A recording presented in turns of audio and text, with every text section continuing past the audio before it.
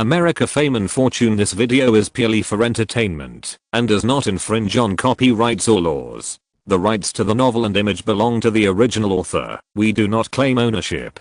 Don't like waiting and want to listen to this fanfic in full now? Subscribe to our Patreon, where you'll find the best fanfics. Chapter 426 Head-on collision. In a small office building on a quiet street in Long Island City, New York, Chuck Hogan's creative studio is just a small office suite. The office assistant is Chuck Hogan's current girlfriend. Many writers or playwrights in the dormant stage are not well off financially. Chuck Hogan came in the morning and turned on his computer to write a column for the New Yorker for the week, but he sat for 3 hours and wrote less than 3 sentences. He was restless and couldn't continue writing. He shouted to the outside, "Alyssa, hasn't Martin Davis called yet?" The door of the suite was opened from the outside, and an ordinary looking girl came in with coffee, comforting him. "Honey, you have been too anxious these days. You have submitted novels to Hollywood many times in the past, including Paramount, Warner Brothers, Weinstein Films, etc., but there has been no news for several years."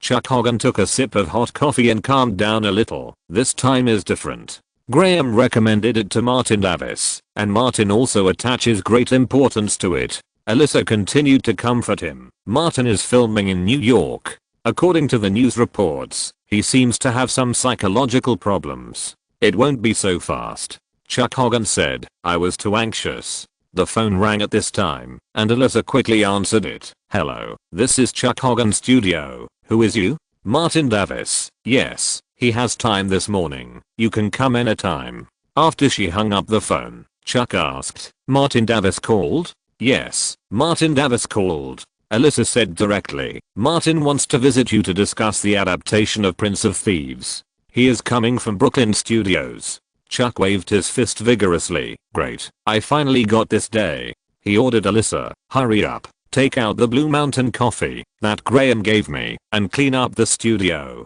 Alyssa got busy. Chuck came to the dressing mirror and carefully arranged his clothes. The person introduced by Graham King is indeed very reliable. Martin Davis came to negotiate with him in person, and he couldn't ignore it. Chuck knew very well that, as long as the first step was taken successfully, it would be equivalent to advertising his other works in Hollywood, and there would be no worries about sales. Preparations here were very fast, because Martin came from Brooklyn, and it wouldn't take long. Outside the office building, a Volvo SUV was parked on the roadside parking space, and brothers Ben Affleck and Cassie Affleck got out of the car one after another. Ben looked up at the nameplate of the office building and asked, "Are you sure this is the right place?" Cassie glanced at the printed address in her hand and said, "Yes, it's here." The idiot at Weinstein Pictures casually wrote down the address, but missed the phone number. Ben took out the novel that Chuck Hogan delivered to Weinstein Pictures from the car. "Let's go up." Cassie followed behind and asked, "Is this book really suitable for adaptation? Are you sure you can do it?" "Of course, crime themes, I'm very good at it." Ben was quite confident. "Stupid, let me tell you a secret of being a director. If you can adapt it, choose adaptation, and never create an original work. Adaptation not only has an audience base, but the author has also planned the plot, which saves time and effort." He added, "It is also easy to get investment from the film company, but if this novel is adapted, Harvey will not be able to fully support it. Weinstein Pictures has limited financial resources, and all resources are concentrated on Quentin's project."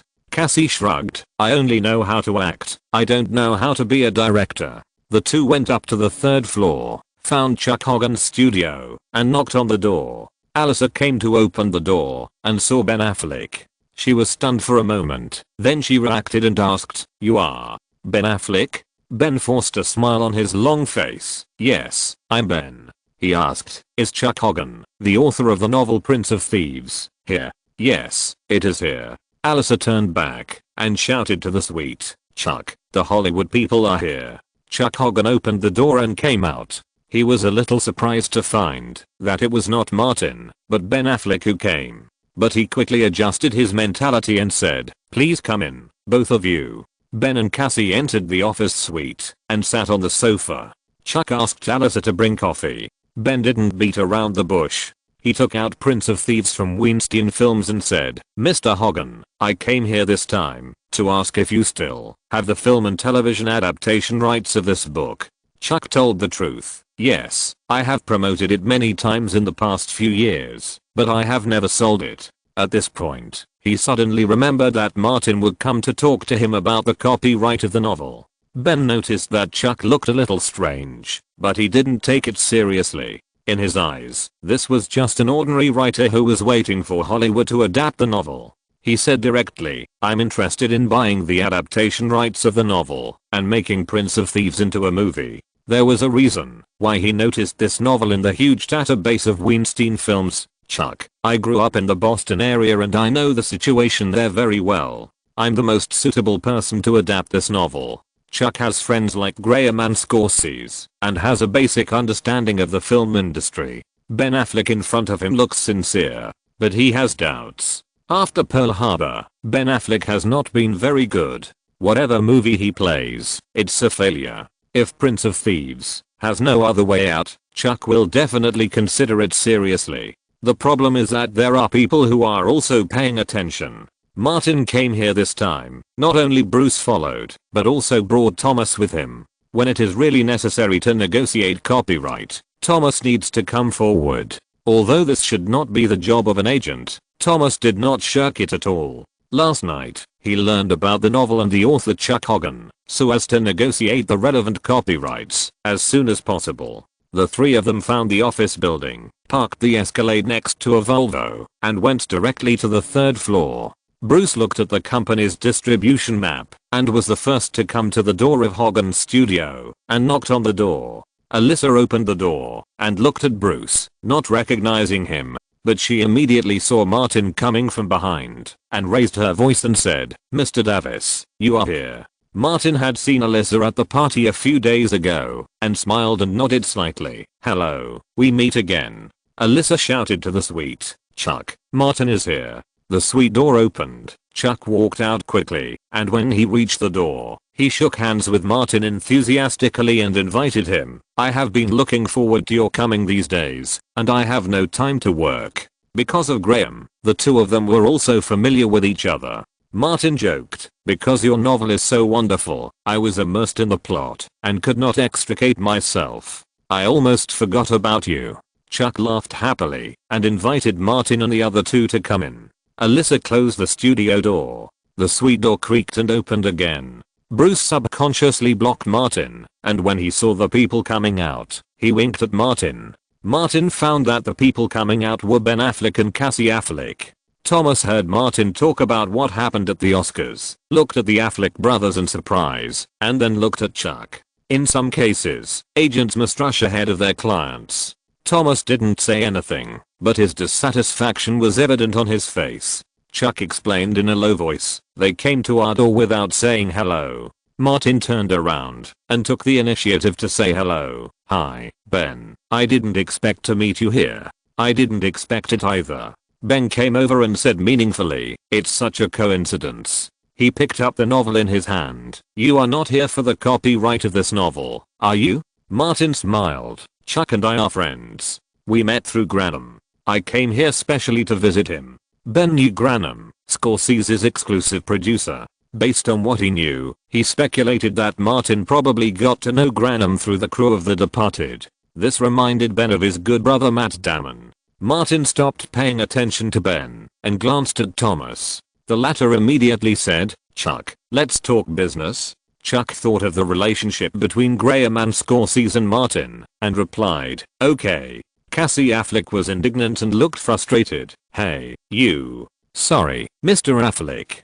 Chuck interrupted them. "I have something to do here for the time being. I'm afraid I can't receive you." Big Ben's face was very ugly, and his long face was longer than a donkey. Cassie did things, not as much as Big Ben thought, and said, "Ben and I represent not only ourselves, but also Weinstein Pictures. You should know Weinstein Pictures, right?" Chuck's heart skipped a beat. He knew the name of Harvey Weinstein. Thomas couldn't help laughing. Martin represents not only him, but also Warner Brothers.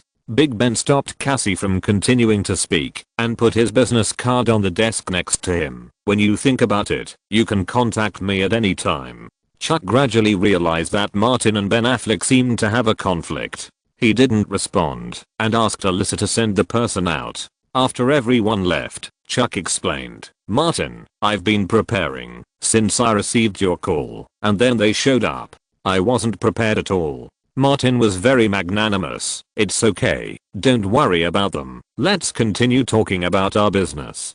Chuck invited them into the suite office and asked Alyssa, who had returned, to make coffee. He said, "I've heard of the bad reputation of Weinstein Pictures. There are many rumors about it in the New York author circle. Even many people who work with him are afraid of their future."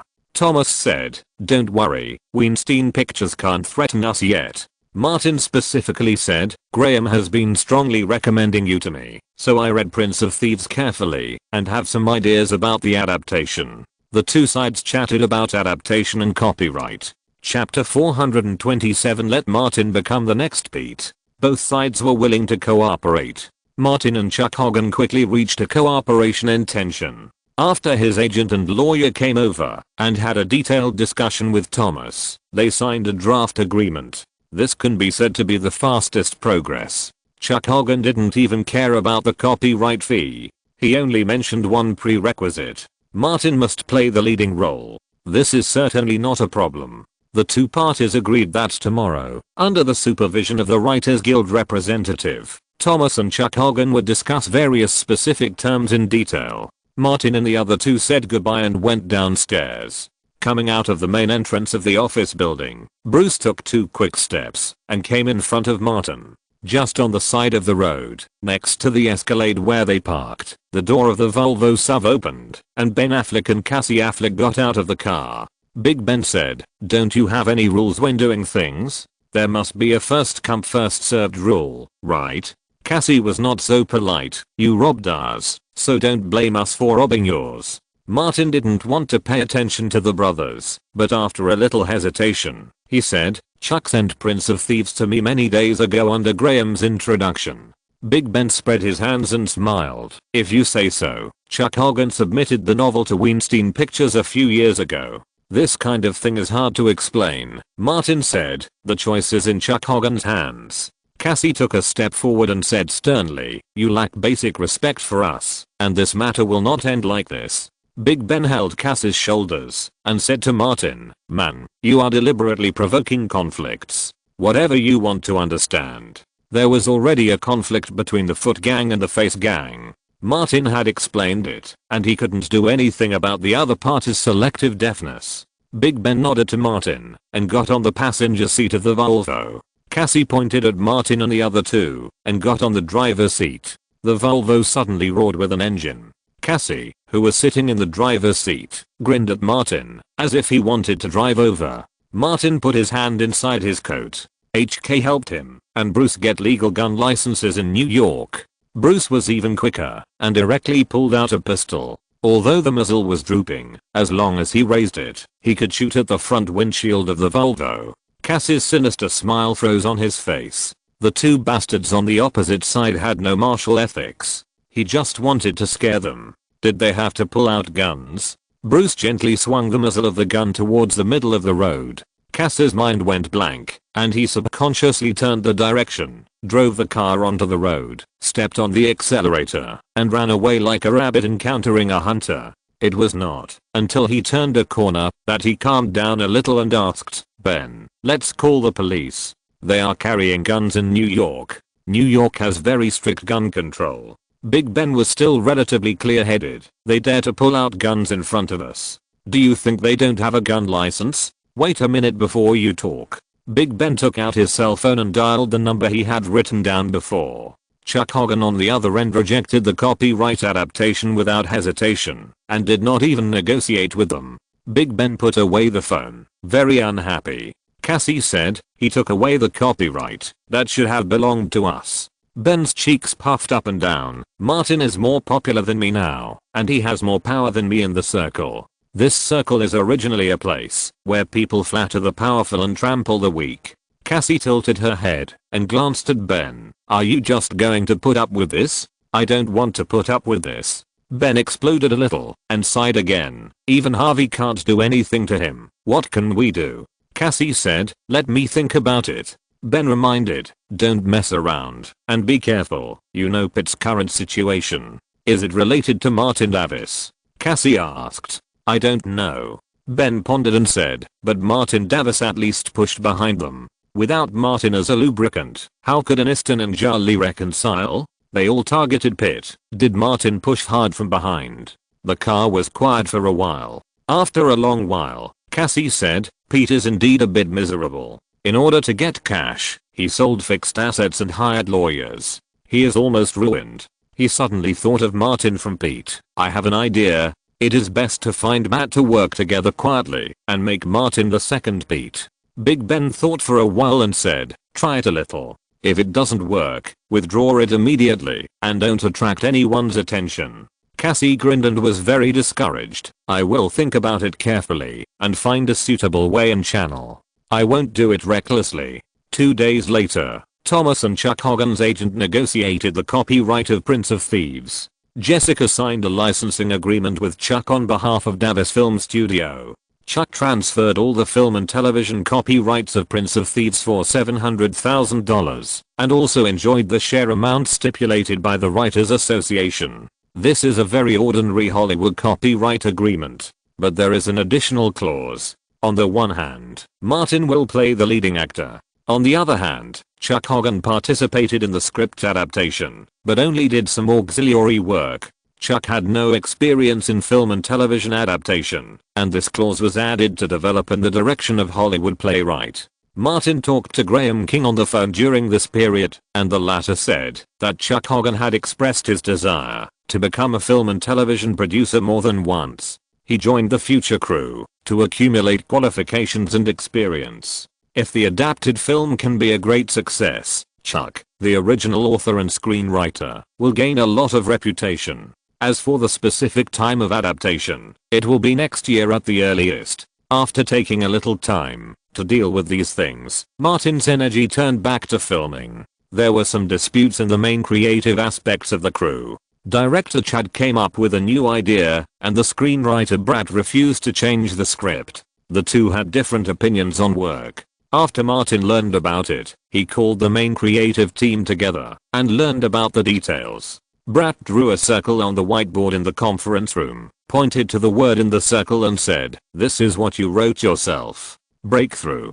Chad, take a look at your new idea. Let the protagonist be caught by the villain, but the villain doesn't kill the protagonist. He talks a lot of nonsense and waits for the protagonist to kill him back." Chad explained, "I just want to make the story more tortuous and the conflict more intense." Martin carefully read the scene ideas written by Chad himself and interrupted. The protagonist is caught by the villain, but the villain never kills the protagonist immediately, and then talks a lot of nonsense, and then is killed by the protagonist. These are almost common problems in all traditional Hollywood action movies.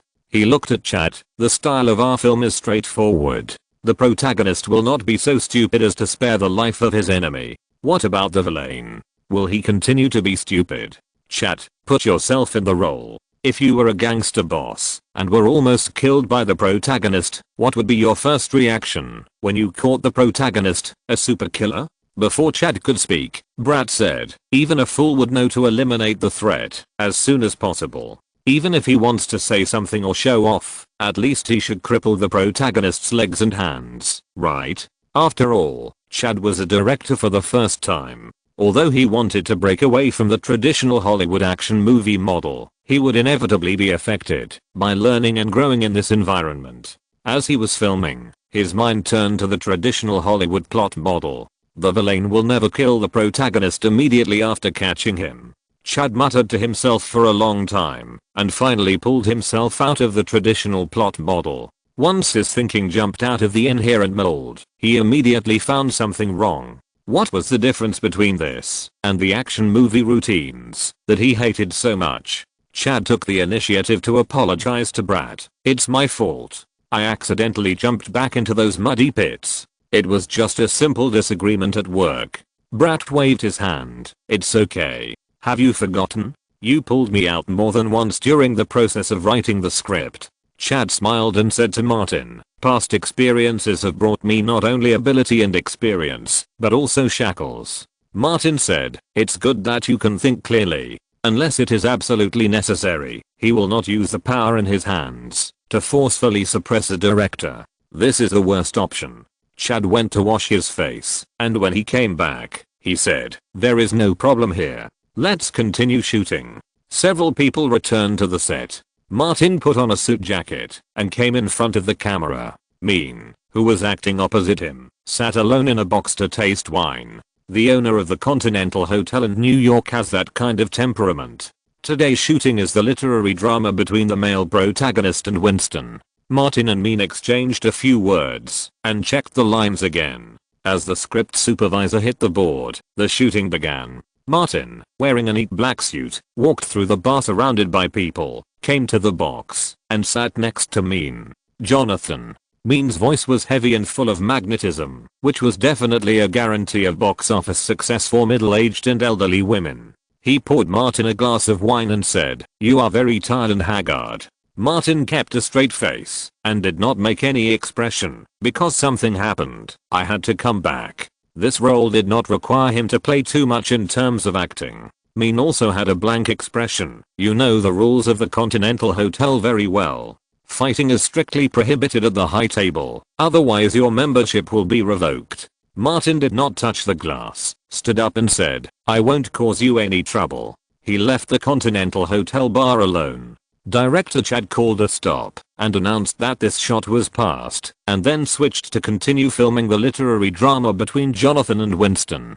Compared with the two crews of The Dark Knight and Benjamin, this film requires much less character creation. Both Martin and Mean can handle it relatively easily. Even though Alexandra Daddario's acting skills are mediocre, some of the shots are very well shot. After all, once she moves, it is easy to attract attention. Chapter 428. Do I look like a person with principles and bottom line? In the Brooklyn studio, in the studio set that was decorated as a hospital ICU ward, Alexandra finished filming the last scene and returned to God's arms accompanied by the sad male lead.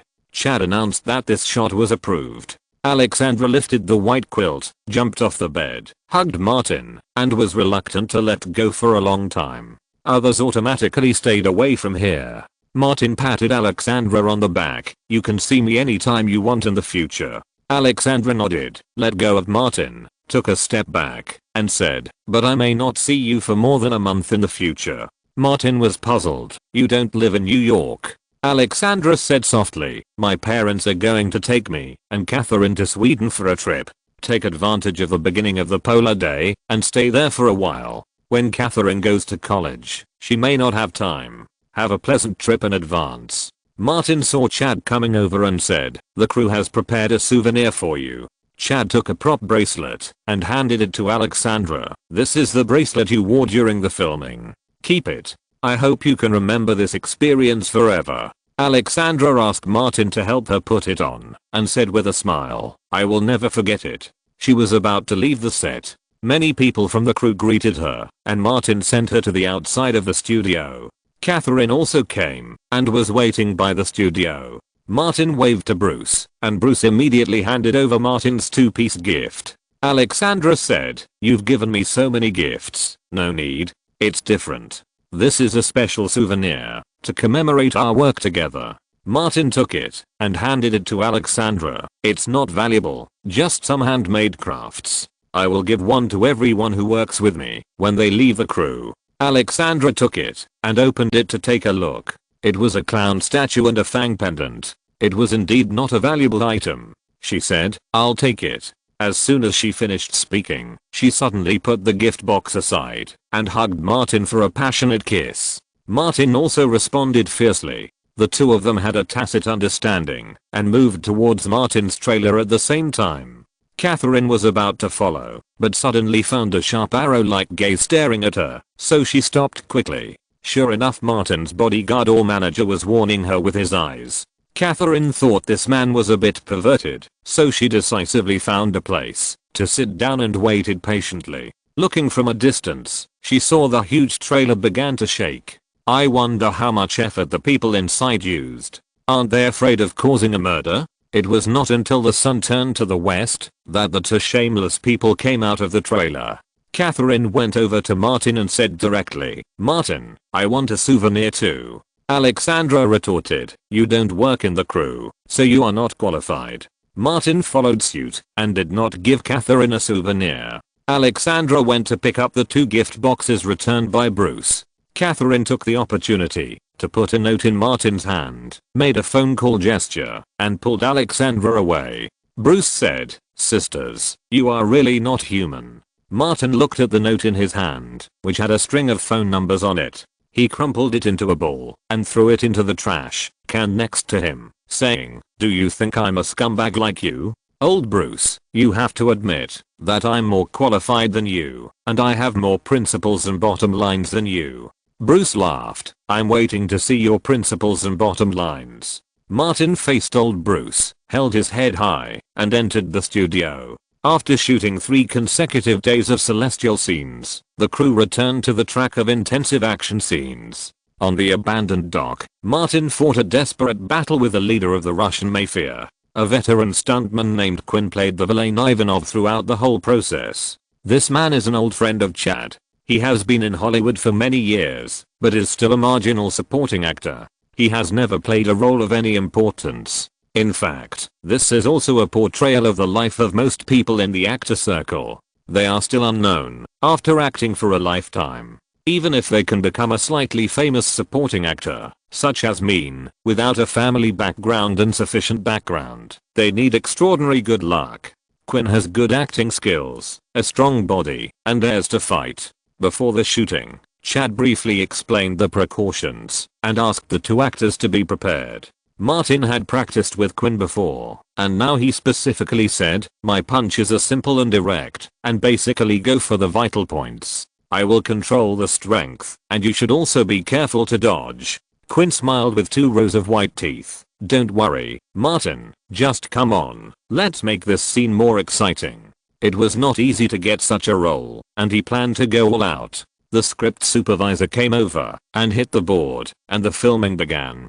Quinn took off his suit jacket and threw it into the garbage pile on the side, saying, "Jonathan, you killed my son. Just because of a fucking dog, you killed my son, you lunatic." Martin had a gloomy face, wiped the wound on his cheek, and slowly said, "Daisy is the last gift Helen left me." According to Chad's setting, the dog is the last side of Jonathan that belongs to ordinary people. The dog died, and Jonathan's humanity that belongs to ordinary people was gone. Quinn was almost mad. "You lunatic, you killed my only son for a dog." He took a boxing stance. "Now it's just you and me, let's end it all." He threw punches one after another, but Martin dodged them. Martin found an opportunity, blocked his fists, and kicked Quinn between his legs. Quinn raised his legs and blocked it with his knees, but screamed in pain. Martin exerted force on his hands, grabbed his wrist, and threw him into the garbage heap with a back throw. The seemingly solid garbage was made of resin, and there was a mat underneath. Martin pounced on him, and Quinn kicked out, and he flew back and fell to the ground. Both of them got up from the ground, punching and kicking each other, hitting each other's vital points. During the fight, Chad called for a stop several times to let the 2 recover their strength, and Chen, who also came over to give instructions so that the fight would be more beautiful. In the afternoon, the scene was filmed to the end. Martin first cut the throat with his palm, then poked the eye with 2 fingers, and finally kicked the villain in the crotch. Quinn gasped and shouted, "Jonathan, we are people who abide by professional standards and have bottom lines." Martin hit him hard in the chest and said coldly, "Do you think I have principles and bottom lines?" He punched Quinn in the chest and asked while hitting him, "Do I have them? Do I need principles and bottom lines?" Quinn hesitated and couldn't speak. Martin hit him again and again. Quinn fell to the ground. Chad shouted at this time, "This one passed. Good. Very good." Martin stretched out his hand, waited for Quinn to hold it, pulled him up, and asked, "Is it okay?" Quinn clamped his legs together and said, "My balls almost broke." Martin couldn't help laughing. Quinn took a few deep breaths, recovered, and said, "Your movements and strength are just right." Chad watched the playback on the director's monitor again, got up and came to the set, and gave Martin and Quinn a thumbs up. "You did a great job. The fight was so exciting."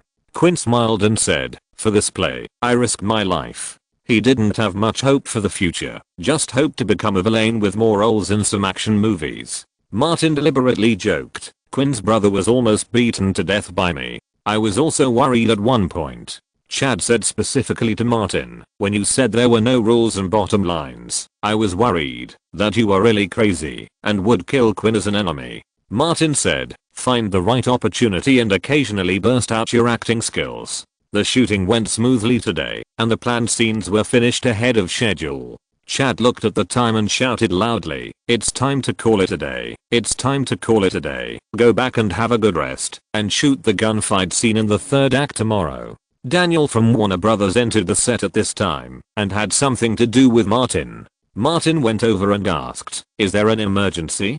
Daniel reminded, "There's the Metropolitan Museum of Art charity party this weekend. Don't forget to attend." He asked with concern, "You need to be high profile now. You need to help The Dark Knight and John Wick attract attention. Have you thought of a plan?" Martin thought about it, but still asked, "Does Warner have any plans?"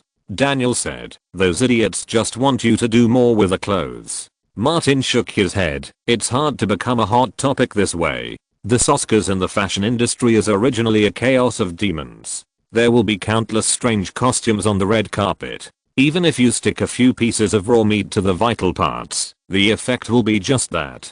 Daniel had no hope for the people from Warner Brothers. "I can only rely on you. If you need anything, just tell me."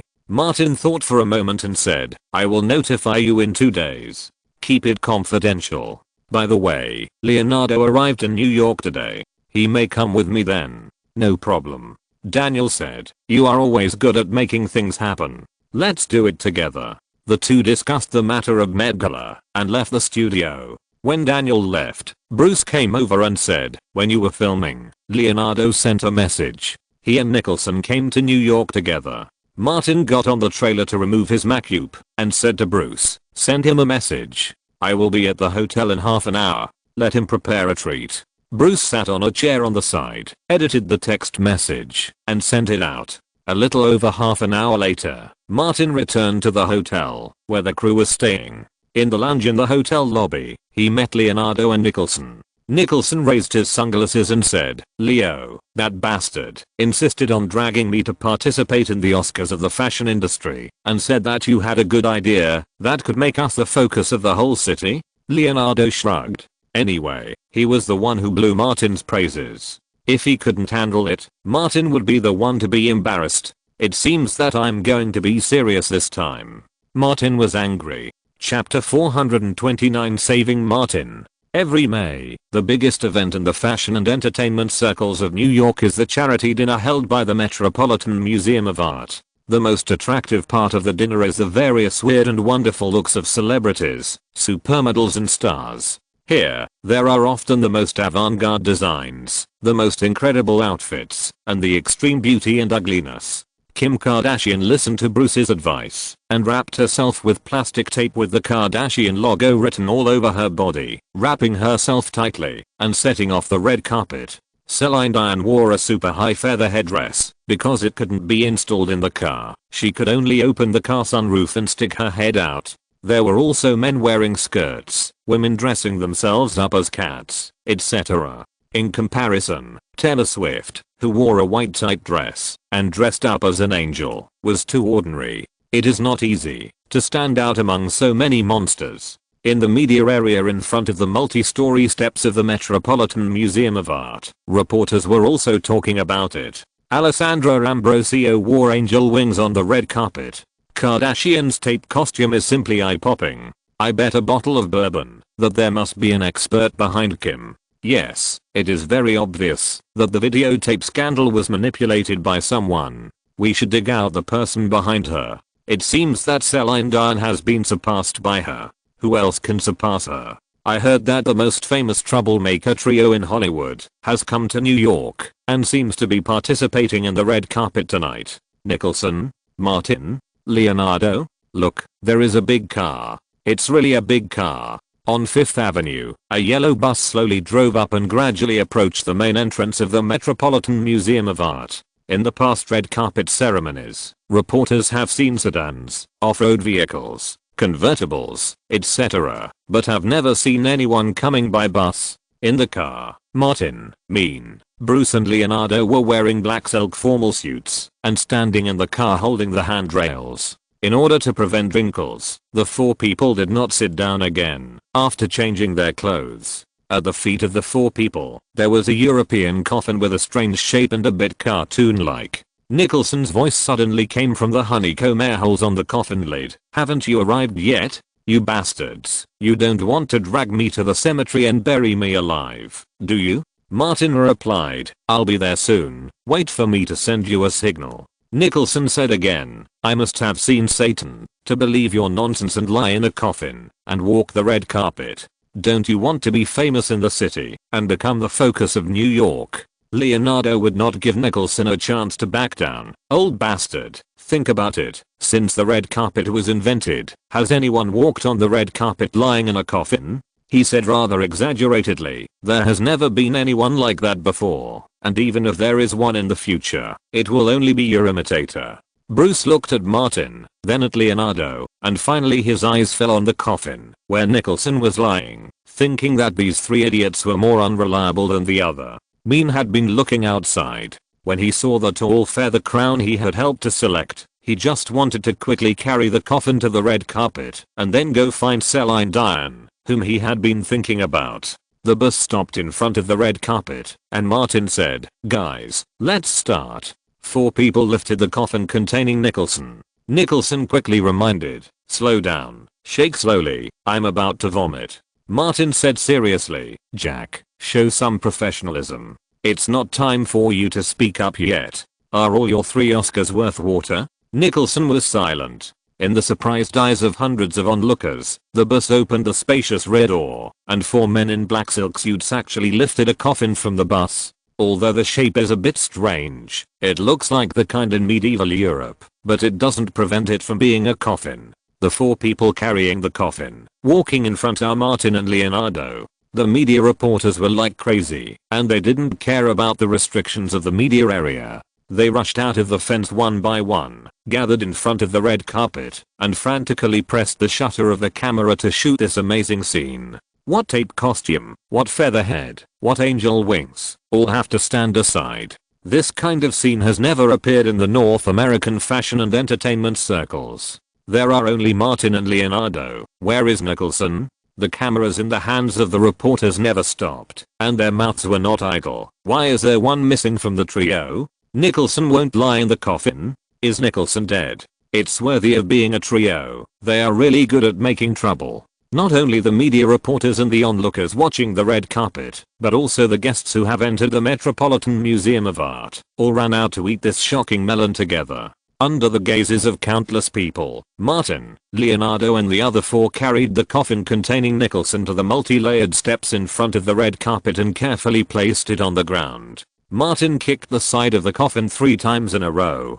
Nicholson pressed the button, and with a bang, the lid of the light plastic coffin suddenly exploded and fell to both sides of the red carpet. Martin said loudly, "Welcome, Lord Count." Leonardo also said loudly, "Welcome, Lord Count." A hand with pale skin and super long nails was raised from the coffin. Under the camera flash, it looked a little creepy at first glance. Looking more closely, it was a little funny, because the hand was chubby. Then, Nicholson, with a big back hair, a black cape and a red cape, and 2 long fangs exposed, sat up from the coffin. The classic Count Dracula look. It can be said that it is not rare at all. Every year in the Halloween parades in New York and Los Angeles, there are at least 20 people dressed like this. But no one has ever crawled out of the coffin on the red carpet. Nicholson grabbed the cape and stood up unsteadily. Maybe he had been lying for a long time. His legs and feet were numb, and he almost fell when he stepped out of the coffin.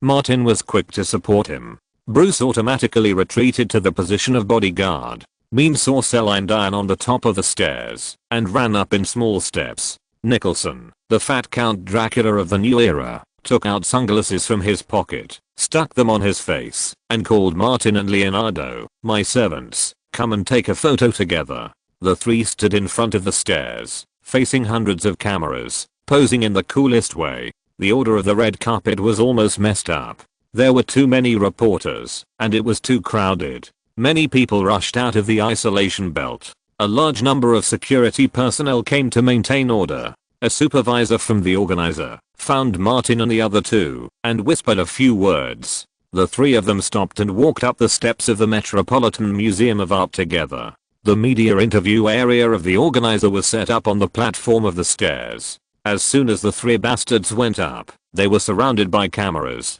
A host from New York asked loudly, "Jack, you guys are so cool today." Nicholson took the posture of the trio's boss and said, "Of course, the three of us are the best partners, the coolest and most fashionable supergroup." The host asked again, "Who planned all this?" Leonardo and Nicholson pushed Martin out to take the blame. "These are all Martin's ideas. He is a top planning master and an expert in ideas for our trio." The host passed the microphone to Martin. "How did you come up with these?" "I think history, fashion, magic and legend can be effectively combined together, and the results have proved to be very good."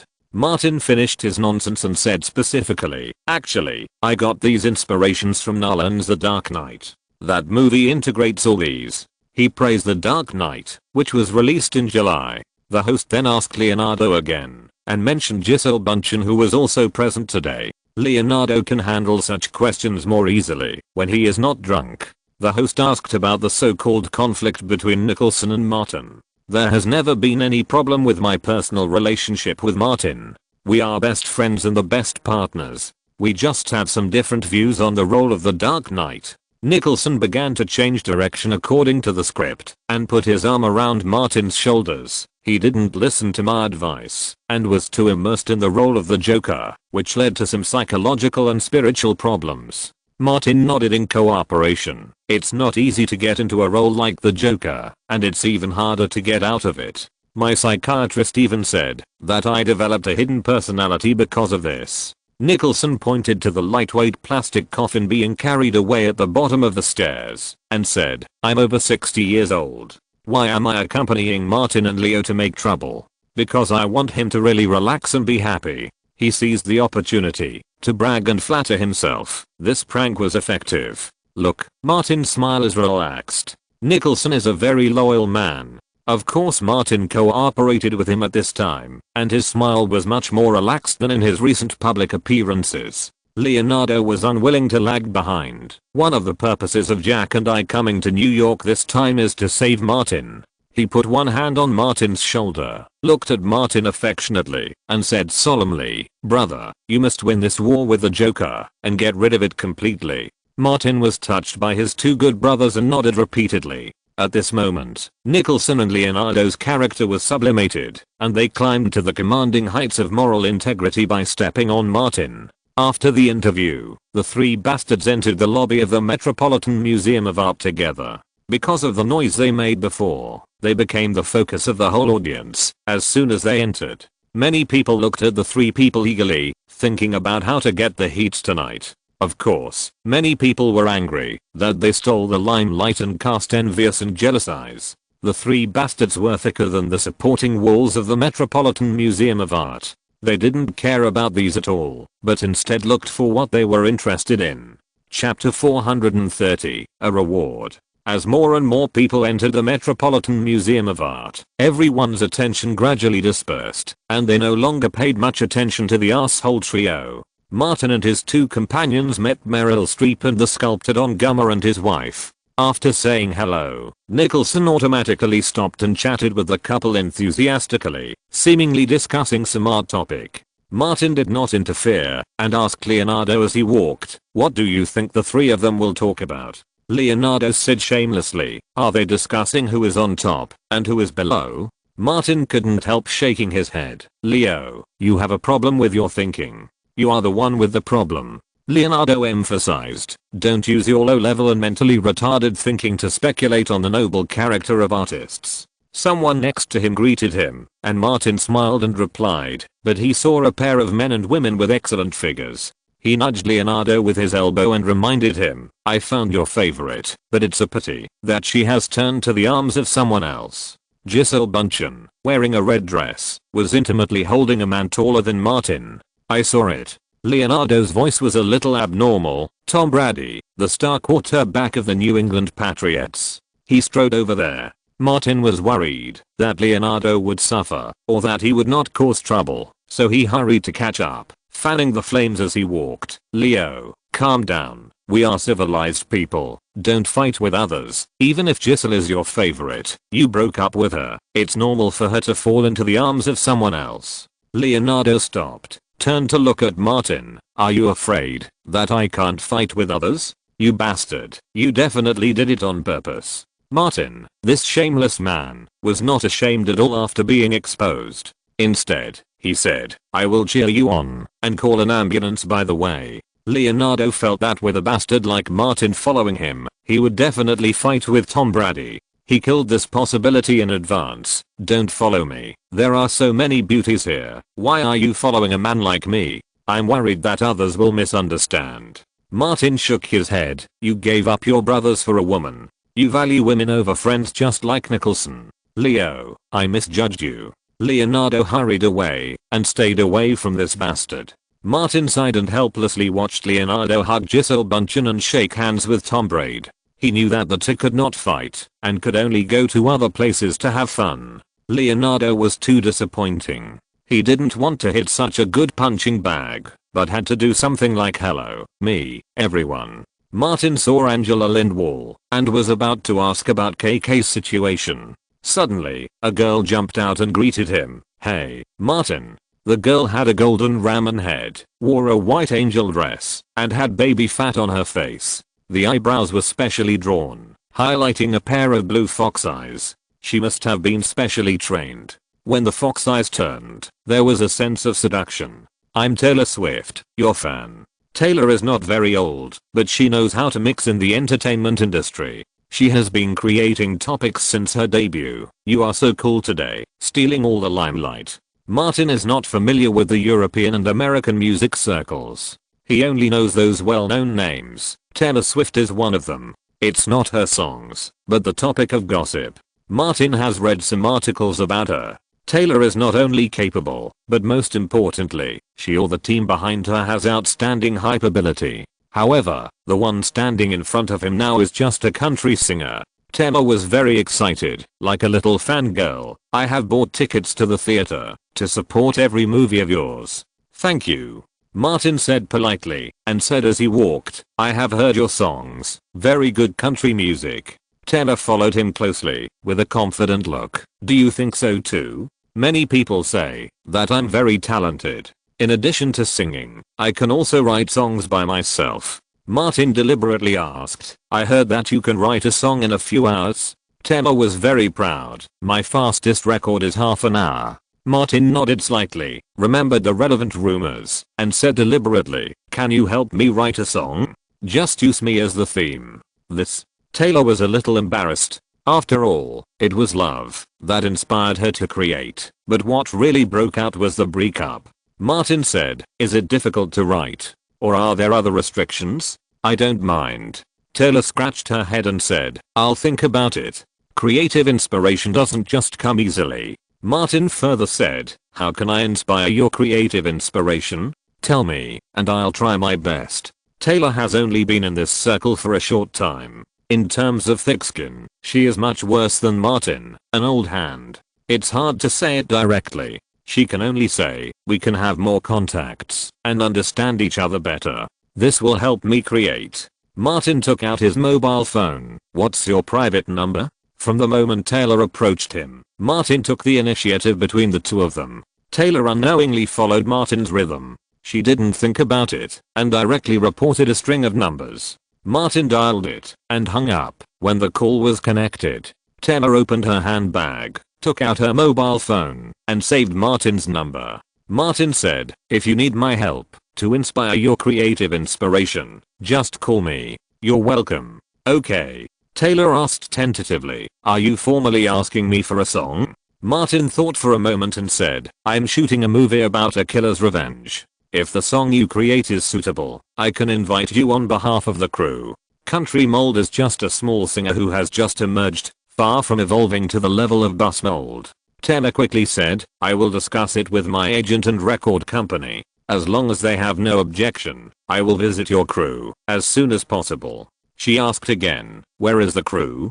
Brooklyn Studios. Martin gave her the phone number of the crew's office on the set. The project is called John Wick. Taylor remembered it firmly and did not stay at the party. She went out to call her agent and hurried back to the hotel. She is a very motivated girl. When her album was on the charts last year, in order to get radio DJs to recommend her singles, she made cakes by hand in every city and sent them to DJs to taste. There are countless such thoughtful little thoughts. It's similar to Hollywood actors. Talent and ability are only the foundation of success. After Martin watched Taylor leave, he found that Nicholson and Meryl Streep were gone, and he couldn't help guessing. The hearts of these artists are dirty, not as pure as his. On the other side, Leonardo, Giselle and Tom Brady were chatting enthusiastically. Martin was angry and couldn't watch the show, so he could only go to KK and Angela. Hi, Angie, you look so beautiful tonight. Martin hugged the old fox, then looked at Carolina and asked with concern, seeing that you are safe and sound, I can finally sleep well at night. KK smiled, you still speak so nicely. Martin looked at her carefully. Are all the idiots in Victoria's Secret blind? Where are you, fat? KK standing in front of him, let alone Kate Winslet, even compared with Jennifer Aniston, is thinner. KK was also helpless. This circle is like this. I personally can't change it. Angela also said, fat or thin, whether the body shape is appropriate or not, although we are the masters of our bodies, we have no say. KK was sad. Victoria's Secret terminated her contract, which was a huge blow to her career. Martin opened his arms, and KK threw herself into his broad and warm embrace regardless of the number of people at the party. It doesn't matter, at worst you can change your career. Martin comforted, follow me to make movies. Even if you are of ours, the income will not be less. Although KK knew that Martin's words were just comfort, she still felt much more comfortable. Compared with those brands and companies that terminated their contracts with her and stayed away from her so-called sisters, Martin is really a good person. KK wiped the tears from her eyes on Martin's silk coat and said, if I really have no other choice, I will definitely come to you. It hasn't come to that yet. I will try my best to get myself back. Martin encouraged, come on. Angela said from the side, Martin, you have more conscience than those bastards. Martin said half seriously, because I'm only after your bodies. KK deliberately hit him lightly, can't you let me be moved for a few more seconds? Martin put away his joke and said seriously, if you want to make a cameo in the film industry and make some extra money, just come to me. I definitely won't have the leading actress or supporting actress, but other small roles with lines are not a problem. You're so calculating. Angela took one of his arms. He must be trying to use names to create topics and attract attention. KK took Martin's other arm. I've asked a few friends. Martin is not only an actor in Hollywood, but also the owner of a film production company. Angie, for the sake of the future, should we please him? Angela lowered her voice a little. Just say what you think. There is no need to make excuses. I understand you. After all, your endocrine system is active now.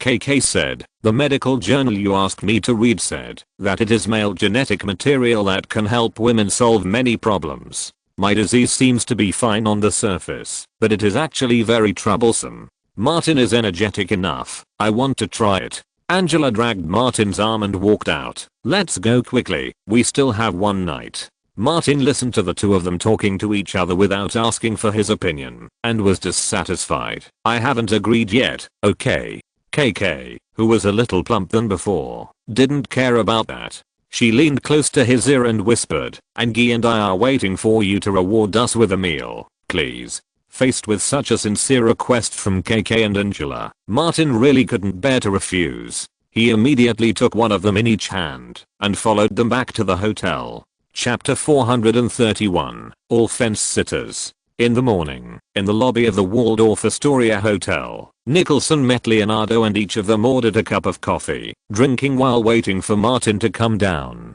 They all came to this hotel last night. When it was almost 9 o'clock, Martin went downstairs with Angela Lindwall and Kiralina Kirkova, hugging each other. He saw Nicholson and Leonardo, waved, called the hotel car first, and sent the two supermodels away. Angela and KK were in high spirits, and even the latter was no longer depressed, as if she had taken stimulants. You should supplement more high-protein food these days. KK was in a good mood, and felt that the effect was good.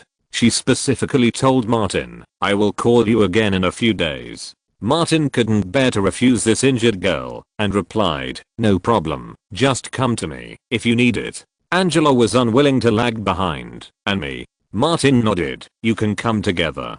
After they left, Martin came to the rest area, ordered a cup of tea, and sat down. Leonardo said, "Did you see that? The first one to leave last night and the last one to come out this morning was Martin, the one who forgot his principles for the sake of beauty." Nicholson nodded repeatedly. "Martin, this bastard, has stopped being a human being. He has taken possession of two supermodels." Hearing the two bastards singing the same tune, Martin immediately fought back, "I'm not a human being. Haha. Jack, did you sleep between Meryl and her husband last night? Leo, you rekindled your relationship with your ex-fiancée in front of Giselle's current boyfriend. Do you still have any morals or bottom line as a human being?" Leonardo frowned, glared, and roared 3 times in a row, "Stop slandering me. I didn't." Strangely, Nicholson actually shut up and didn't refute. Martin reacted very quickly and immediately gave Leonardo a look. The three of them were all fence sitters when it came to the internal situation, and their positions were changing at any time. Leonardo stared at Nicholson with disbelief on his face. "No way, Jack. You were with Meryl and her husband last night. God, how could you do such a lousy thing? You are destroying other people's marriages." Martin patted Leonardo on the shoulder. "Jack, you are so inhuman. You didn't even call Leo." "Yeah, actually." Leonardo subconsciously agreed with Martin, but after he finished the first sentence, he realized that Martin, the bastard, was plotting against him again. He immediately glared at Martin. "You didn't call me either." Martin spread his hands. "Wait until one of them gets engaged again." He then turned his fire on Nicholson. "Jack, you are worthy of being the leader of the trio. Leo and I now admit that you are the top artist." Leonardo gave a thumbs up. "You are better than Martin and I combined." Martin hit him on the left and right. "It's mainly because you ran 100 meters in 11 seconds, which is too much of a drag." Leonardo wanted to stand up and fight with Martin. Unexpectedly, Nicholson said leisurely, "Last night was the last time I had sex with Meryl. She said that she is old and doesn't need it anymore. She wants to return to her family in the future." Leonardo didn't bother to trouble Martin and comforted him. "You can go find Naomi Campbell. If you go find her, Jack will only get screwed." Martin remembered something. "You are still supporting Jennifer Lawrence?" Nicholson said, "I introduced her to a crew and a role this year. I used to be bold, but I have become cautious after hanging out with you for the past few years. Jennifer Lawrence will turn 18 in August. I have been free and easy all my life, and I can't let others screw me when I'm old." Martin has always been honest with his own people. He put away his jokes and reminded, "Get a camera ready, you will be passive then." Leonardo gave a thumbs up. Martin is worthy of being the despicable one. He considers everything first. Nicholson listened to Martin's words and thought further. Lorraine and her friends are stupid and have no future or talent. They might empty the fund I set up for them in the future. I'll shoot more videos and store them in the safe. When they run out of money, they can secretly sell the videos to the media for money. Martin was convinced. "Jack, you are so far-sighted. Leonardo and Martin have no children, so they don't have to consider this aspect for the time being." The three of them drank tea and chatted for a while, during which they talked about Leonardo's new film that he was going to cooperate with Scorsese. Martin asked, "I heard from Graham that you are going to a mental hospital to experience real life." Leonardo nodded. "It is divided into 2 stages, and the total duration cannot be less than 1 month. I have experience in this area." Nicholson also experienced life before filming One Flew Over the Cuckoo's Nest. "Good luck to you. If you become a mental patient, Martin and I will visit you every month." Martin said, "Don't let Jack and I down. You must become a mental patient." Leonardo really felt the sincerity of the two people. There are really two good people around him. Nicholson added, I traveled across the United States from Los Angeles to New York just to have fun. Martin had a lot of fun yesterday, but Leo, who pulled me here, didn't perform well. It was so disappointing. Martin said, there will be more fun next. Let's continue to mess with people. Nicholson asked, who? The Affleck brothers. Martin reminded emphatically, remember the Oscar night?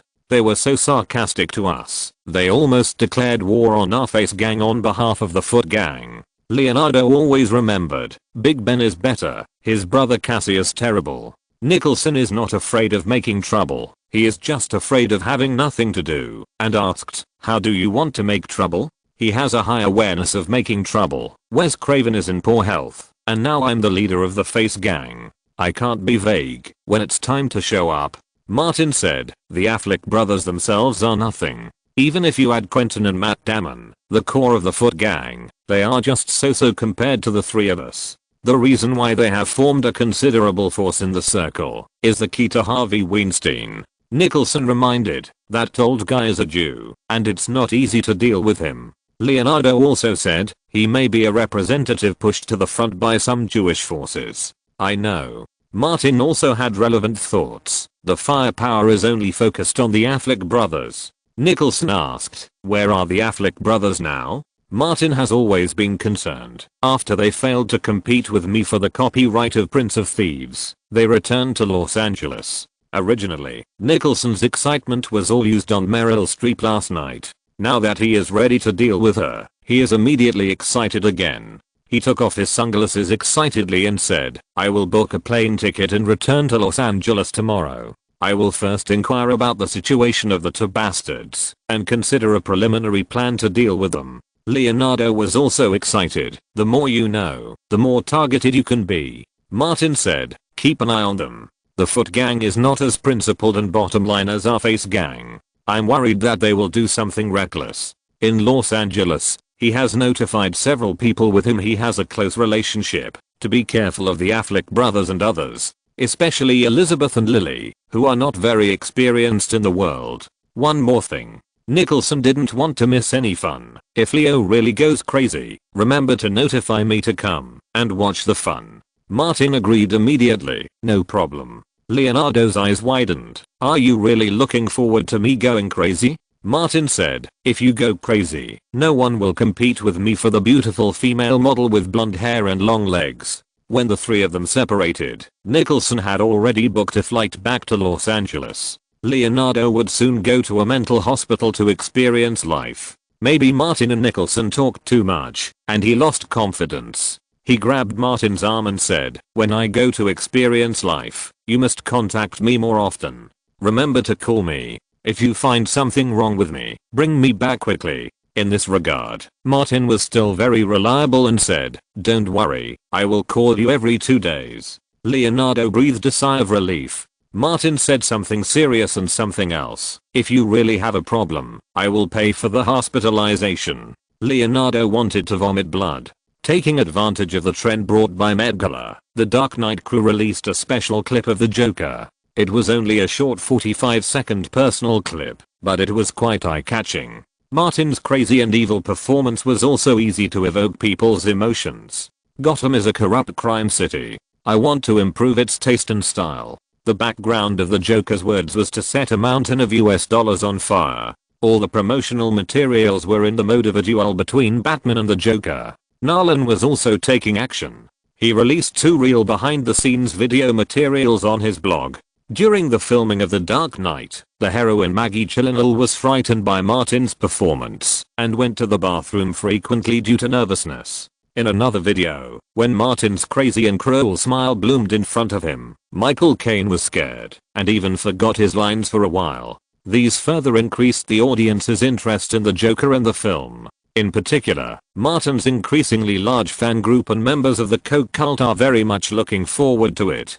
Don't mention the 2 actors on the scene. I was scared by Martin's performance across the screen. This character is very interesting, different from any clown. I can't wait to see the film. Nolan's tidbits are real, interesting and attractive. The Dark Knight crew released promotional materials step by step to stimulate the market and the audience, and the rhythm was well controlled. In addition to doing their own work well, the director and the leading actor can also make waves in publicity and marketing. By the way, Martin's The Curious Case of Benjamin Button and John Wick have also received great attention. Although the former will not be released until next year, it still took advantage of this craze to release the poster of the old Benjamin. When the latter was filmed on the streets of New York, a media open day event was held to let more people know that such a film is being filmed and produced. If you're listening to this novel on a channel other than Fanfic World, it means they downloaded and uploaded it without effort. We cordially invite you to visit our channel, Mundo Fanfic Novelos. There you'll find the original version of this story and you can explore many other novels of various genres.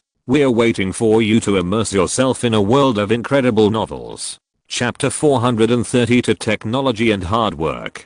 On Long Island, New York, two newly built roads near the docks were authorized by the crew for filming some street battles before they were officially opened. Because of Martin, many entertainment reporters came to the media day, and even some of them covered social and political news. Martin performed all the action scenes today. He climbed high and jumped low, used bayonets, pistols, automatic rifles, and sniper rifles, and single-handedly broke into the safe house where Ivanov was hiding. Even an amateur can see that Martin is very skilled with standard tactical movements and has obviously undergone long-term training. In this scene, the products of HK, the sponsor, once again made a big splash. When Martin broke in from the periphery, he used the G22 sniper rifle, HK-416 carbine, and dust pistol. Hoffman, who came to HK to visit the scene, was extremely satisfied. The guns looked good, the people looked good, and the various tactical movements were also good to use. The visual effect was not ordinary. As for the performance of the gun, that was secondary. As the script supervisor hit the board, another scene began to be filmed. Martin quickly changed the pistol magazine and rushed into the house. Evans, the young actor who played Ivanov, ran away. Martin raised his pistol, and with a gunshot, Evans fell down. He looked at Martin and said loudly, "It's just a dog. I'll compensate you, pay you money." Martin didn't say a word of nonsense, shot Ivanov's head off, turned around and strode away. Chad was very satisfied and shouted, "Very good, that's the feeling." This shot passed. This shot once again highlighted the dog element and showed the action style of the film, neat and tidy. The crew will then move to another factory to shoot, and the actors will have a longer break. Martin came to the temporary media area, let the reporters take pictures, and went to the rest area to rest. Bruce came over and said, "Kim and the others are here. Let them come." Yesterday, Bruce told Martin that the Kardashian sisters were coming to visit. For Bruce's sake, Martin would also chat with them. As for hype, when has he ever cared about it? Bruce made a phone call, and Kim and Chloe came from a distance, followed by a middle-aged woman. At first, Martin thought it was the assistant or bag-carrying aunt of the Kardashian sisters, but after a few glances, he found that it was not. Bruce was also a little surprised and said, following behind is Kris Jenner, the mother of Kim and Chloe. Martin looked at Bruce in surprise. His eyes were extremely strange. Bruce knew him very well, and hurriedly said, "Things are not what you think. Don't talk nonsense." "What am I thinking?" Martin asked back. "It's obviously you who have the idea, but you blame it on me." He shook his head and said, "Old Bruce, you are depraved." Bruce didn't want to explain anymore. The more he explained to Martin, the more new words he could come up with, so he simply stopped talking. Martin took advantage of the fact that the people were still a little far away and didn't let Bruce go. "With your experience, if you put it in the Saint Valley Industrial Park, you will definitely be a template for the male lead. When we return to Los Angeles, do you want me to ask Jenner to come over and let him adapt a movie based on you? I can collect copyright fees. It seems that your experience is more suitable, right?" Bruce finally couldn't help it. "I have thought of a name for you. Martin's Hollywood Life." Martin didn't respond, but stood up and walked out a few steps. Jin quickened her pace, and before she got close, she shouted, "Martin, long time no see." Martin shook her hand and said, "Nonsense, Jin. You are more beautiful than before." Compared with the last time they met, Jin's back was much bigger. Whether it was due to training, technology or hard work, Martin didn't know. Jin pulled the two people behind and introduced, "This is my sister Chloe, and this is my mother Chris." Martin greeted them one by one and chatted with them with a smile. Because the crew was not filming at the moment, reporters were allowed to take pictures. In the media area, many reporters using long lenses were shooting here crazily. Kim had chosen the crew's media day to come visit the set. Neither Martin nor the crew minded, because the crew could benefit from the media topic. Since the videotape scandal, Kim has been a hot topic in the entertainment media and on the internet, completely crushing Paris Hilton. Martin made a few polite remarks and said to Bruce, "Old Bruce, take Kim and Chloe around and have a look." Bruce nodded and took them to another place. Many of Martin's matters were brought to Bruce's attention, such as the matter about Ivan and Kim's videotape scandal. Brat got off a trailer and approached Martin. He asked, "Did you mention that you had just obtained the copyright of a novel when we were having dinner yesterday?" Martin searched in his bag and took out Prince of Thieves and handed it to Brat. "Take a look first and come up with a preliminary plan for adaptation. I've read this book." Brat read more widely than Martin. It involves some community conditions in the Boston area. "After this film is finished, I will go to Boston for a field survey." He thought carefully and said, "The social background of the novel is relatively realistic. I think the background of the script should not be out of touch with reality." Martin nodded. "Let your agent discuss salary and other issues with Jessica later. The studio will also allocate an advance fee." Brad responded, "I'll call my agent right away." 20 minutes later, the assistant director came to inform Martin to enter the set and continue filming. Before noon, the Kardashian mother and daughter, who had shown their faces enough in front of the crew and the media cameras, were ready to leave. A little girl who came behind asked Martin for a photo and autograph. "My name is Kendall, Kim and Chloe's sister." The teenage girl looked much slimmer than Kim and Chloe. "Martin, can you sign my t-shirt for me?" "No problem." Martin first let Bruce take a photo of him and Kendall, then took the signature pen handed by Kendall and signed his name on the back of her white t-shirt. Kendall asked Martin to sign on her chest, but Martin was not stupid, so how could he agree? When Bruce sent them away and came back, Martin pointed to his chest and said, "This family is not easy to deal with. Even teenage girls have 10,000 tricks." Bruce said, "Chloe's a little better." Martin reminded, "Don't let them peel off your skin and eat you clean." "How is that possible?"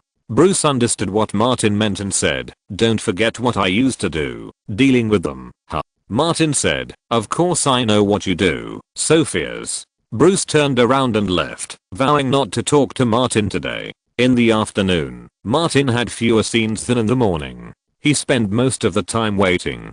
The scenes he filmed were mainly about showing off cars. The film has not been released yet, but it has already recovered $12.5 million in investment, all from advertising sponsorship. Martin acted very seriously, and director Chad also filmed it seriously. The plot was originally caused by dogs and cars, so Cadillac's advertisement would not be abrupt. Martin was filming a refueling scene, and Taylor Swift and her agent came to the crew. After the scene was finished, Martin introduced them to the production crew and Chad, and also talked about the situation of the song in the film. The crew and Taylor had to discuss the details. Martin only made an introduction, and he would not interfere if the two sides were not suitable and could not reach an agreement. Taylor's agent went to discuss with the production crew, and she stayed in the lounge to chat with Martin. "How long can you stay in New York?" Taylor asked. Martin calculated, "My remaining scenes can be shot in 10 days at most, and then I will go back to Los Angeles, where there are still many things to deal with." Taylor couldn't help but frowned. "We have been together for too short a time. You can't inspire me, and it is difficult for me to create a good song with you as the theme." Martin asked, "Where do you spend most of your time?" Taylor scratched his ramen head. "Nashville. It's the holy land of country music." Martin remembered that the place across the street was a country music place. Taylor felt that he should take the initiative. After all, he wanted to take advantage of Martin's popularity. "I can go to Los Angeles. I saw the special edition of your new film, The Dark Knight. The Joker you played was great and fascinating." "Thank you." Martin said politely. Taylor asked, am I honored to attend the premiere of The Dark Knight? Martin had multiple invitations to the premiere, which he could not use at all, so he said, leave me your contact address, and I'll have someone mail you an invitation later. Taylor didn't think much about it, and left Martin her home address in Nashville, saying, I'll stay in Los Angeles for a while, and I'll get to know you better, so inspiration will come naturally. Martin smiled and said, I'm looking forward to being the male lead in your song. Taylor was also looking forward to it. Although she couldn't think of anything specific, she felt that she could gain many benefits from writing songs for Martin. The crew reached a preliminary agreement with Taylor's agent, and the specific terms would be discussed in detail later. The interlude and ending songs of the film have not yet been determined, and which one is suitable for Taylor's style cannot be decided for the time being. On the way back, Taylor talked to her agent again about writing songs for Martin. The agent said directly, this is a great opportunity for you. If it goes well, your next album will get more attention. Country Mold is also expanding his horizons, and thinking little by little, I won't let the opportunity slip away. Taylor planned to bake some snacks, to give to Martin and the main creators of the crew, to leave a good impression first. In the next few days, Martin received cakes specially sent by Taylor twice during the filming. Many people in the crew praised her for being a girl next door. After work that afternoon, the main creators of the crew held a meeting in the studio. Martin came out a little late. When he got in the car, he always felt that he had forgotten something important, and asked Bruce, who was driving, did I forget to do something important? Didn't you go to find Angela and KK? Bruce replied casually. Martin said, the night you went to have a tryst with Cola, they came to the hotel to find me. He thought of Angela and KK and that day in the hotel lobby, and suddenly remembered, Leonardo has been in a mental hospital for more than a week to experience life. I forgot to call him to ask what happened.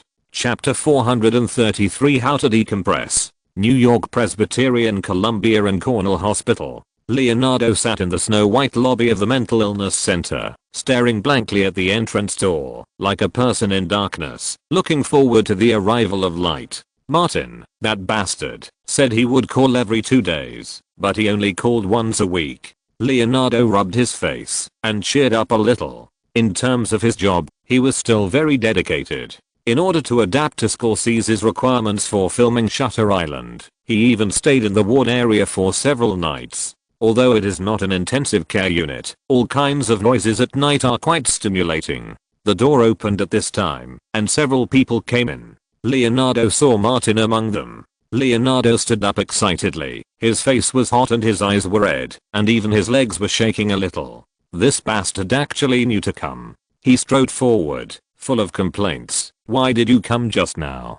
Do you know how I survived this week? Martin did not respond, but asked, you didn't go crazy? I'm so disappointed. The doctor who accompanied him said, you guys chat, I still have work to do. Martin smiled and said, drive Fletcher, you are busy. Fletcher nodded slightly, pointed to another doctor and said, if you have anything, just find Oshie. Oshie was wearing a white coat and sitting behind the medical reception desk in the distance. After Fletcher left, Leonardo questioned, you promised to call me every 2 days, but what happened? You only called me once a week, and it was last night. Martin said seriously, because I have confidence in you. The two left the lobby in trance and sat down in the bench area. After chatting for a while, Leonardo insisted on taking Martin to the patient area to experience life. As he asked the two to change their clothes, get a temporary pass, and walk through the building to the garden area at the back. Many patients would relax and have fun here during the day.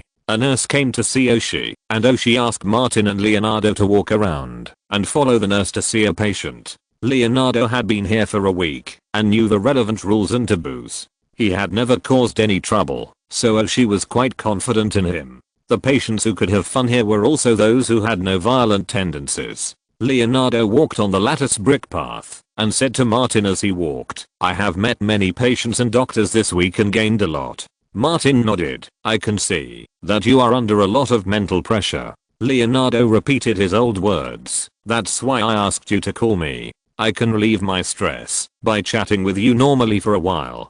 Martin helped Leonardo relieve stress in his own way. I saw reports in the media that Tom Brady returned to Boston and Giselle stayed in New York. Go find her to relieve your stress. I will keep it a secret for you. Leonardo shook his head. Am I the kind of person who would go back on my old ways? He asked Martin in return. If I asked you to go back and find Anne Hathaway, would you go? Martin insisted on his principles. Unless she takes the initiative to find me. An old man in a daze was sitting under a tree by the roadside. When he heard the voices, he looked at Martin and the others and greeted Leonardo. Hi, Leo, you are here again.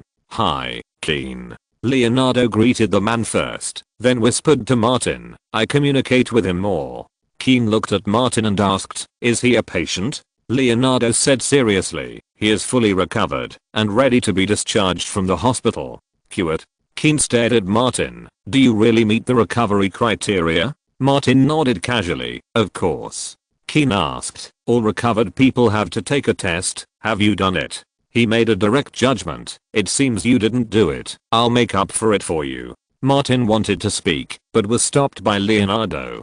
Keen took out a glasses case from his pocket, took out his reading glasses, and put them on. As serious as a knowledgeable professor, the test is very simple, and only by passing it can you be sure that you have recovered. So, a swimming pool full of water needs to be emptied. You are given a spoon and a bucket. What do you choose to use to drain the water? Martin knew there was a problem as soon as he heard it. After a slight pause, he decided to follow the other party's train of thought. Of course it's a bucket. Keen took off his glasses and shook his head. Normal people open the floor drain. Leonardo patted Martin on the shoulder. Man, you need to be hospitalized. Keen said seriously, Dr. Leo, this man does not meet the rehabilitation standards, and he must continue to be hospitalized. Leonardo grabbed Martin and left. Don't worry, he can't leave. When they came to a place where there was no one, Martin said, it's really a special experience. Leo, you are a good actor. Leonardo raised his chin, quite proud. In terms of professionalism, there are few people in the circle who can compare with me. The two entered the room and found that a guy in the entertainment area had hung himself in a net bag hanging from the beam. Martin was surprised. What is he doing? Leonardo understood the situation. He thinks he is a chandelier in this house. The doctor doesn't care. Aren't you afraid that something will happen to him? Martin was quite receptive, so it wasn't too strange. Leonardo asked back, how can that be? Without the chandelier in the house, wouldn't it be completely dark? Martin looked at him. Are you Leo? Or some ghost from hell? Leonardo nodded. Of course I'm Leo. Martin automatically took a few steps away. Leonardo laughed. How is it? Did you get scared?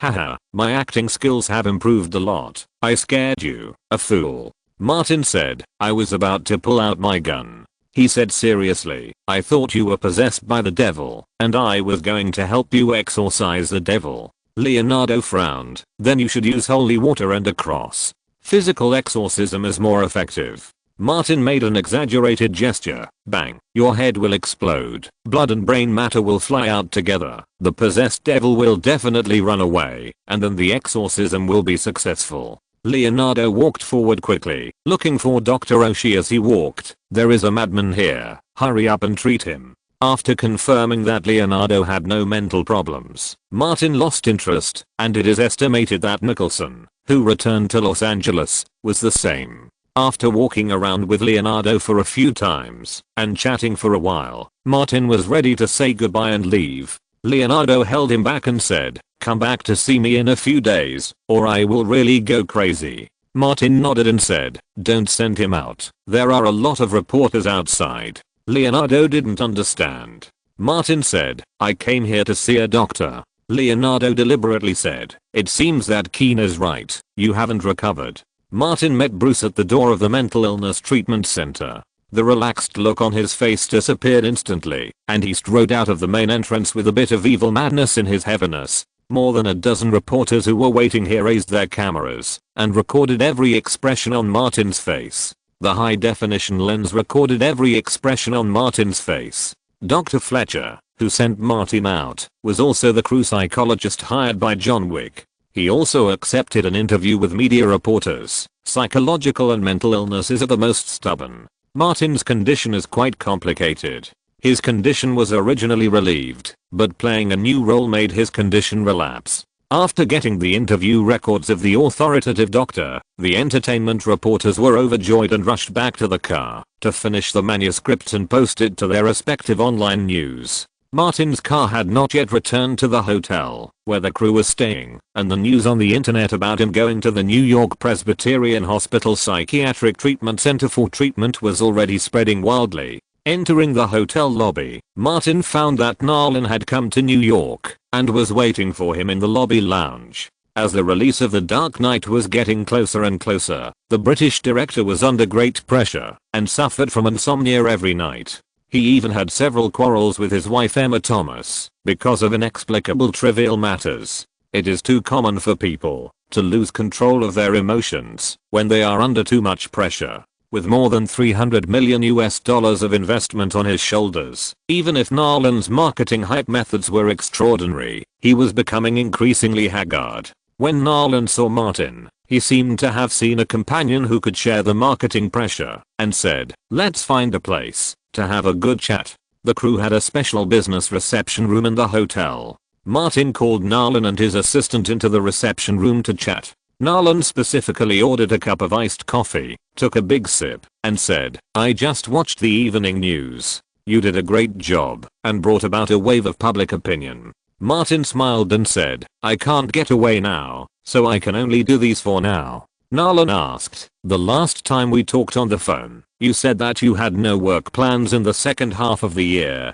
Martin stopped laughing and said, "After this movie is finished, I plan to take a few months off." "Okay, then, I have a suggestion." Nolan has always been particular about authenticity in what he does, and his suggestions are also real. "When you finish filming and return to Los Angeles, announce to the public that, because of the psychological and mental pressure brought by the Joker, you have to take a temporary break for treatment, and you will not accept any new film contracts before the end of this year." He thought a lot about it. "Martin, including The Dark Knight, you have 3 films that have not yet been released.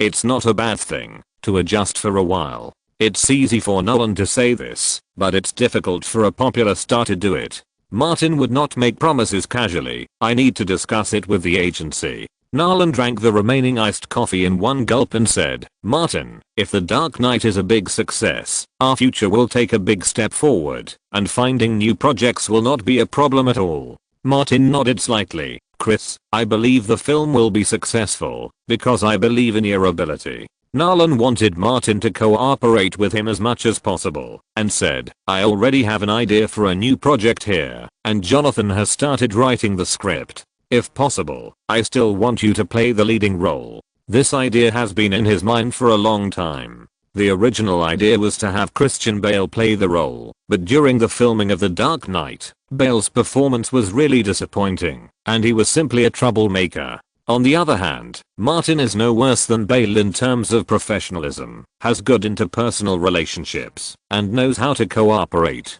The most important thing is that he has strong commercial appeal. Of course, The Dark Knight failed, so there is no need to think about these. Nolan took the initiative to invite Martin. Of course he would not refuse. "A good actor definitely needs a great director," he said. "I also want to continue working with you and continue our perfect cooperation in The Dark Knight. You are a very good actor, the kind that every director will like." As for commercial mutual flattery, Nolan is no worse than Martin. "Ever since the filming of The Dark Knight started, I feel that we can become long-term partners like Scorsese and Leonardo." Martin laughed. "Chris, we can be the best partners." Nolan nodded and talked about the marketing hype of The Dark Knight again. "Next month, Bale will come to Los Angeles from the UK. According to the crew's publicity plan, you will meet at a public promotion event." He made an explosive gesture. Bang. Batman and the Joker are head on, and justice and evil collide fiercely. Martin showed a crazy smile like the Joker. "I have been looking forward to this day for a long time." Nolan said, "Also, when will you start Nicholson?" Martin knew what he was asking, and said, "I talked to Jack. He plans to attend the preview of Warner Brothers, and a special interview will be arranged after the preview." Nolan said, "No problem." The two chatted for a long time and exchanged many ideas on publicity and marketing. Chapter 434 Cassie in action. At the Brooklyn studio, Martin's leading role came to the last day of filming. Lewis drove the scarred Cadillac Escalade into the studio. Martin came from the rest area, with scars all over his face and body, and blood oozing from more than one place, as if he had just returned from the killing field of hell. Chad came to the studio and looked at Martin carefully. The last scene, starting from when you get off the car, all use long shots and try to finish it in one take. Martin has been in good shape recently and said, "I'll try my best." Chenu came over and said, "It's not suitable for the male lead to survive 100 battles now." Martin was prepared. "You guys shoot the car crash scene first. I'll go out for a few laps." Chad never worried about Martin and called Lewis to get in the car and prepare to start filming. Martin left the studio before the crew started filming and ran alone at an almost sprinting speed. When he ran around the studio for a long time and came back panting, Lewis drove the car and crashed it on the steps in front of the clinic. This shot has been shot. Chad saw Martin coming back panting and shouted, "All departments, get ready, shoot now." Chen, who looked at Martin briefly and saw that he was sweating and panting, so he asked Martin to get in the car quickly. As an action director of close combat, he knew Martin's physical endurance and knew that at this level, he must have done a lot of exercise in a short period of time in the form of sprinting. Martin got in the car and sat in the driver's seat. The car door closed and the shooting began immediately. This was the ending scene of the male protagonist. In just a few days, Jonathan had experienced several fierce battles. His body was covered with scars and his physical strength was exhausted. Seeing the clerk outside the car, Martin pushed open the car door and got out of the car panting. His body was injured and dirty, his head was covered with sweat, and his hair was stained with blood and mud, all sticky to his head. He staggered a few steps and fell to the ground, and the Nokia N97 concept phone in his hand fell to the ground in front of his face. This is a Nokia advertisement, so of course the large screen of the mobile phone will not be broken. Martin stretched out his trembling fingers and pressed the play button, and a video of a wedding photo shoot began to play. Alexandra Daddario ran towards Martin in a wedding dress. In the collapse of the sky and the crack of the earth, Martin was knocked to the ground. She got up and stretched out her hand to pull Martin. "Get up, Jonathan, get up quickly." Martin supported himself on the ground with his hands, as if he had used up all his strength, and then he stood up staggeringly. The heroine's video stimulated the hero's desire to survive. In the plot and character setting, this is a killer who quit because of love. Also because of the heroine's love, he wants to live. Martin picked up the Nokia phone, grabbed the handrail, and climbed up the stairs with difficulty, opened the door of the clinic, and searched for medicine. Suddenly, the door that smashed the glass window opened, and Mean walked in. Martin turned around, with a pistol in his hand, and the black muzzle pointed at the newcomer. Mean pulled out a chair and sat down, his tone heavy and full of magnetism. "Jonathan, welcome back alive." Martin sat opposite him, ripped open his shirt to clean his wound. "Thank you for the news, Winston." "Stop." Chad called to stop shooting. "This one is past." Martin took off his dirty suit jacket, threw it to the crew assistant who came over, stood up and moved a little, took a breath, and felt inexplicably relaxed. After shooting a lot of action scenes for many consecutive days, people always feel tired. The work was completed smoothly, and the mental relaxation even made Martin stretch. Chad came over and presented Martin with a concept version of N97 that he had just used in the shooting on behalf of the crew. Martin waved to Bruce, and Bruce dragged out a large suitcase. The workers in Hollywood always feel something is missing without the confirmation personally sent by Martin. Martin did not remove his MacBook for the time being and started the gift distribution mode, personally delivering 2 sets to everyone. Some well-informed people in the crew, such as those who have close ties with Warner, have heard rumors that the hand-carved version of the Joker is worth a lot of money. People like Maine, Chad and Brad, who have worked with Martin many times, are already preparing to install a display cabinet at home. After handing out the gifts, Martin and Maine left the set together. Although the crew will continue filming for a few more days, the two have finished their scenes. Martin asked, "Are you going back to Los Angeles tomorrow?" Mean shook his head embarrassedly. "I'm going to Las Vegas." he explained. Celine and I have an appointment to spend a few days together at Caesar's Palace. Martin was very impressed. Remember to ask me for an autographed photo. I really like the song My Heart Will Go On. It's a classic. It's a piece of cake. When facing older women, Uncle Mean was very confident, even if she goes to Los Angeles in person, to take a photo with you and get an autograph, it won't be a problem. Martin gave Mean a thumbs up. Old man, you're awesome. Uncle Mean's confidence was forged through one verbal battle after another. It's mainly because Celine has been very depressed in the past few years, and I can help her resolve her depression. Good luck. Martin got on his trailer. After removing his makeup, taking a shower, and changing his clothes, he got on Bruce's Escalade, but he didn't go back to the hotel. Instead, Bruce drove straight to the wealthy area of Long Island. The car arrived at the villa community in Nassau County, and Bruce quickly found an independent villa. Martin made a phone call and drove directly into the yard of the independent villa. Angela Lindwall was sitting by the outdoor swimming pool in a bathrobe. Carolina was practicing yoga on a yoga mat nearby, posing in various incredible poses with her flexible body. Martin got out of the car and Bruce drove away immediately. Angela shouted from under the parasol, "Martin, come here quickly, KK needs an assistant to help her do more difficult movements." Martin came over quickly and said, "I love helping you the most." Angela also came out from under the parasol and said to KK, "If you want to recover soon, you have to accept more help. Martin and I will help you together." Carolina looked at the two wolf-like people and asked, "Can I object?" Angela said, "Yes, but the objection is invalid." Martin said, "I will leave New York tomorrow and return to Los Angeles so soon." Carolina is also a ruthless person, saying, "You can come."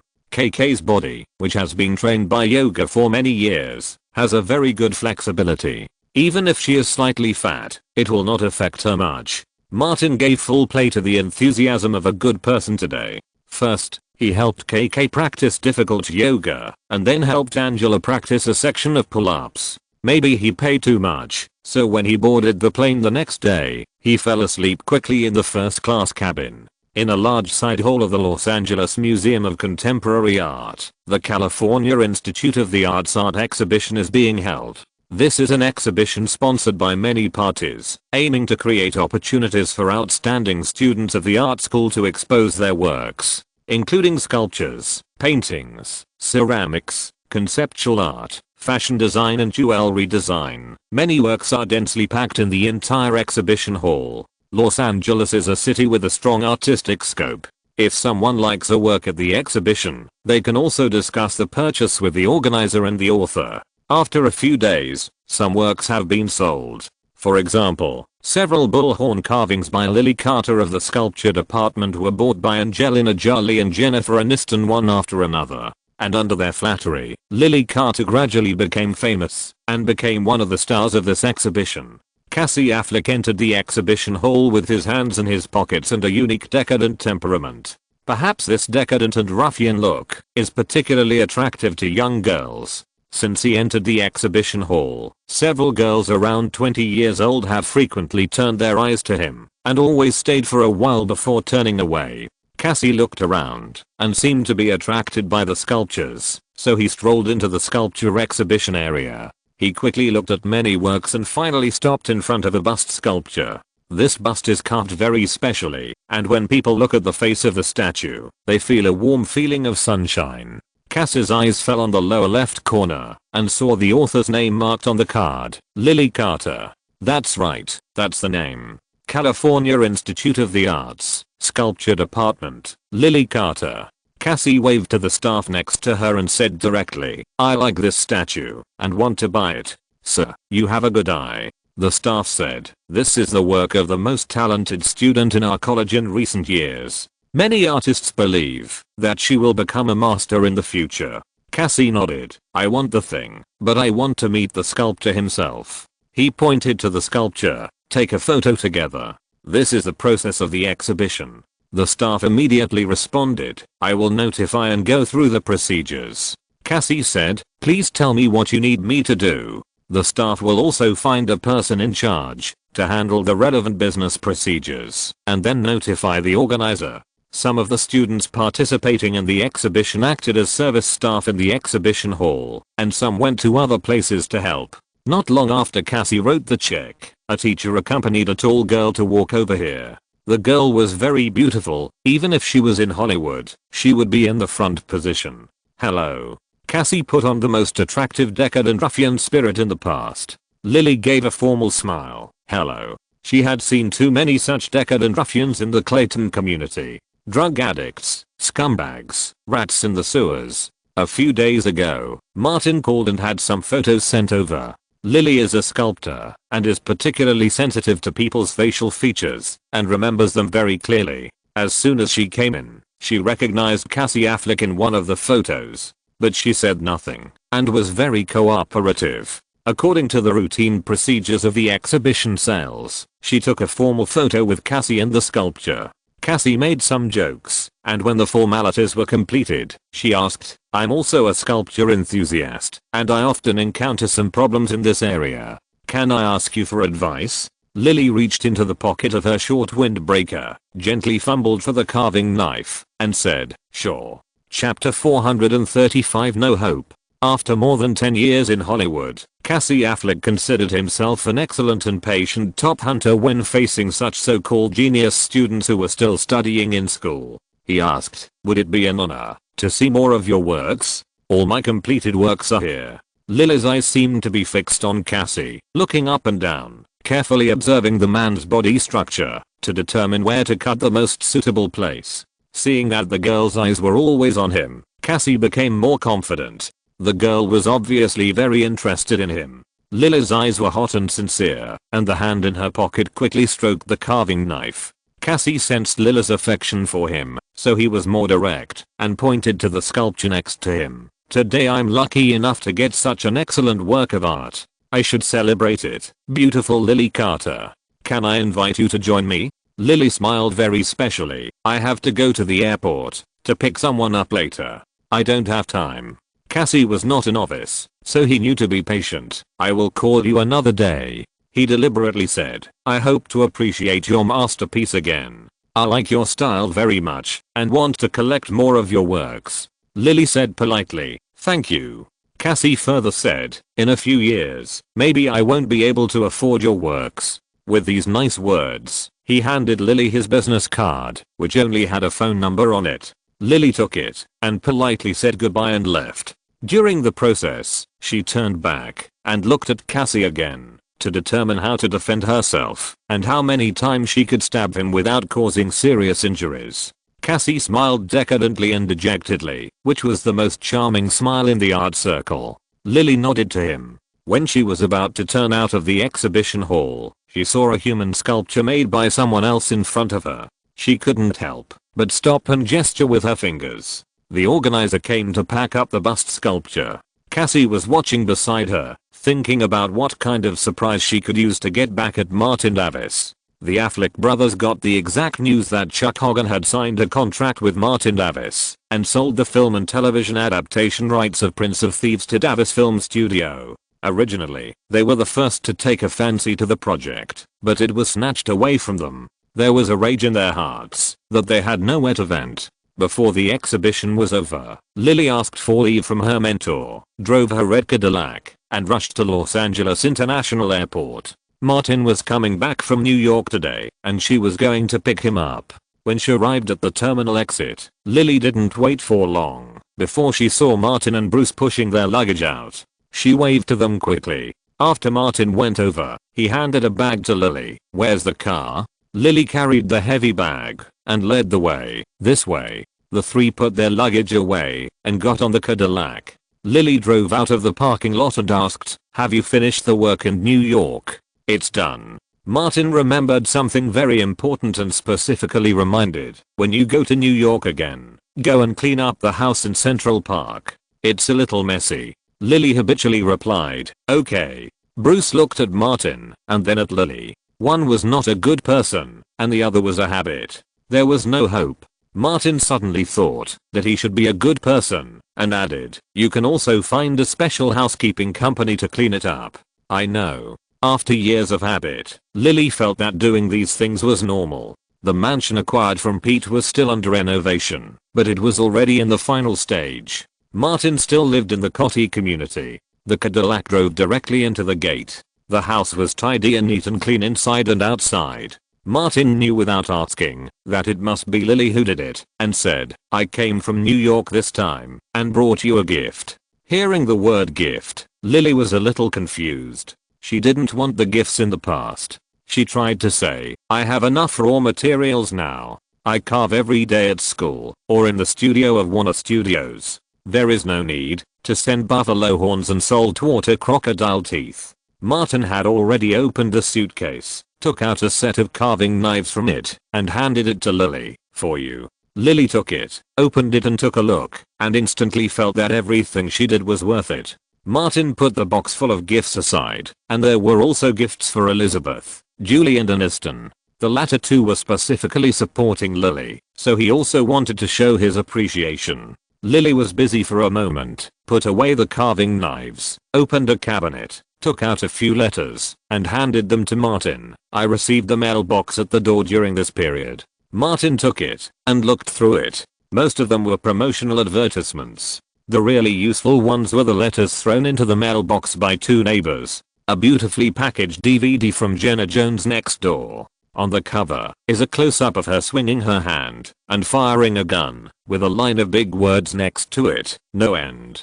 There is also a note attached to the back of the DVD. Jenna told Martin that the film was finished and she sent a collector's edition. Martin was very curious about the process of the heroine's search for smart drugs after the protagonist of the sanguine version was changed to a woman. Searching for smart drugs from genetic material. This idea is also invincible.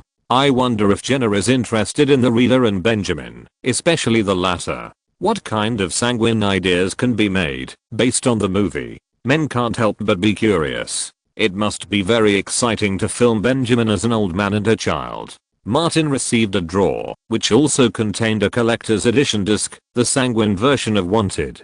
Lily came over to take a look and muttered, "How can you give something like this as a gift?" Martin said, "The Geneses are artists, and their ideas are different from others. I'm an artist too." Lily finished her self-proclaimed speech and said, "My ideas are very normal." Martin looked at Lily and didn't bother to say anything to her. He had known that she always had a carving knife in her pocket. Another useful email came from Gillian Flynn, the neighbor across the street. It was a handwritten note. Gillian didn't call Martin rashly because she didn't want to disturb Martin's filming in New York. She had written an opening for the novel mentioned last time. If Martin came back, she planned to show Martin the first draft of the opening. Martin took the phone and called Gillian. When she answered, he told her directly that he had returned to Los Angeles and was currently at home. Lily helped Martin and Bruce pack their luggage and talked about the previous events. "You sent me photos of the Affleck brothers last time, remember?" Martin immediately asked, "Why, are they bothering you?" "Cassie Affleck bought a sculpture for me today." Lily quickly recounted what happened before. Bruce took over and said to Martin, "They know you are difficult to deal with, so they targeted the young and inexperienced people around you." Lily stretched out a hand from her pocket, and the small carving knife circled around her fingertips like a dancing butterfly. Martin asked, "What do you think?" Lily actually had a lot of ideas. "I was planning to find a place and use a carving knife to poke 108 holes in his body, or it was self-defense." Bruce reminded, "Don't mess around. I've seen too many ruffians like him since I was a child." Lily grew up in a different environment. Just take the Clayton community. There are a lot of people who are more dangerous than him. She suddenly laughed. "Cassie Affleck paid a high price to buy one of my sculptures and said he was interested in my other sculptures. I think people like him, even if they can't compare to Ben Affleck, must be very rich." Martin knew Lily too well, and he knew what she wanted to do as soon as he heard it. Lily said, "I have been studying and practicing for most of the past 2 years, and I have accumulated a lot of practice works. I'm very poor, and Cassie Affleck is a rich man. In order to be financially independent as soon as possible, I want to try to sell him a few more sculptures." Bruce finally understood why Lena always showed her iron fist of care for her sister. If you don't care, she will grow up completely crooked. Martin couldn't help shaking his head. I remember that the Dark Knight crew paid quite a bit. It's different. Lily knew very well that the work and pay of the Dark Knight crew had a lot to do with Martin. She thought for a while and said, "Let me try. If something happens, I'll withdraw." Martin looked at Bruce, who nodded at him imperceptibly. "Okay, be careful." Martin thought that people couldn't live in a greenhouse forever. Lily nodded repeatedly, thinking about how to use this to sell more sculptures at a high price. A stupid customer who took the initiative to deliver himself to the door should not give up the opportunity to empty his wallet. Bruce sent a message to the 2 bodyguards he hired all year round and assigned one person to follow Lily. In Los Angeles, the work of a bodyguard would be much easier. The doorbell rang at this time, and Gillian Flynn was outside the door. Bruce opened the door, went out to greet the guests, and soon came in with Gillian. Martin stood up and shook hands with her. "I just saw the letter you left. I'm sorry for not contacting you in time. You are busy with work. It's my fault." Gillian held some manuscripts in her hand. "I wrote part of the manuscript and wanted to share it with others, but I couldn't find the right person. The writer circle is in chaos, and infighting is too common. I dare not show it to my colleagues." Martin smiled and said, "It seems that my neighbor is trustworthy." Gillian took the initiative to hand over the manuscript. "The value of my manuscript is at most a few days' pay for your film, or even less." Martin took it and asked, "Is this the work you mentioned to me, which was inspired by Agatha Christie's real-life case?" "Yes, it's the one I mentioned to you."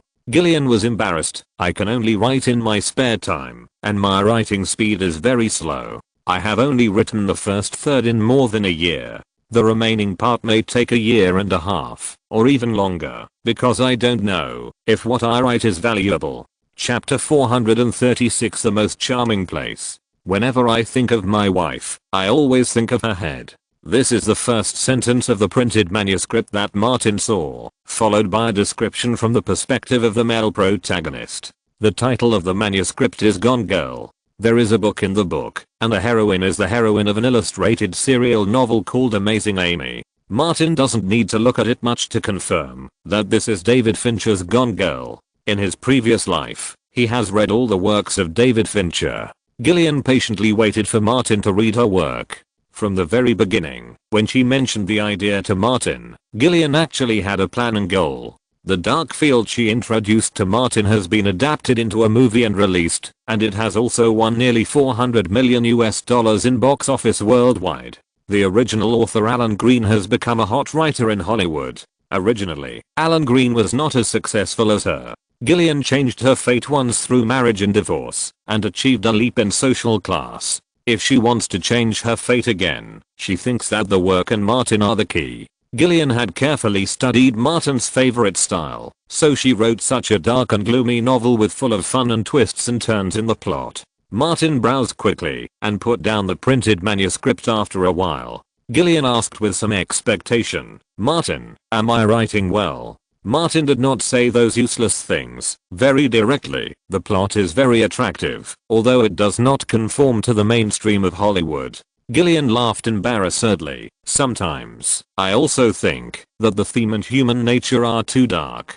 But writers often have their own persistence." She added, "I always think that even between the closest lovers, there will be some trembling secrets. These secrets may be suppressed in the heart for a lifetime, or they may break out of the ground at any time, thrive and become creepy." Martin knew that Gillian was divorced, and the failed marriage would inevitably affect her. The gloomy chill and dark humor are precisely the most charming parts of this work. The work has a sinister atmosphere, and there is no blood spraying between the lines, but the violence is vividly written. The most valuable thing is that it is not only thrilling, but also funny. In fact, I also like the thrilling dark style," Martin said sincerely. He took a photo of the printed manuscript and said, "Gillian, we are old friends. Limitless also came from your introduction. If you agree, Davis Studio can now invest in the film and television adaptation rights of this work, and invest resources to promote its publication and large-scale release and listing.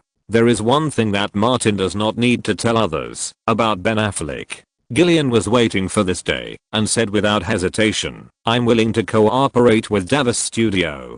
It has always been my dream to adapt my work into a movie. Martin reminded, we have to wait until you finish writing it all and the novel is published and listed before we can promote the adaptation. It may take several years.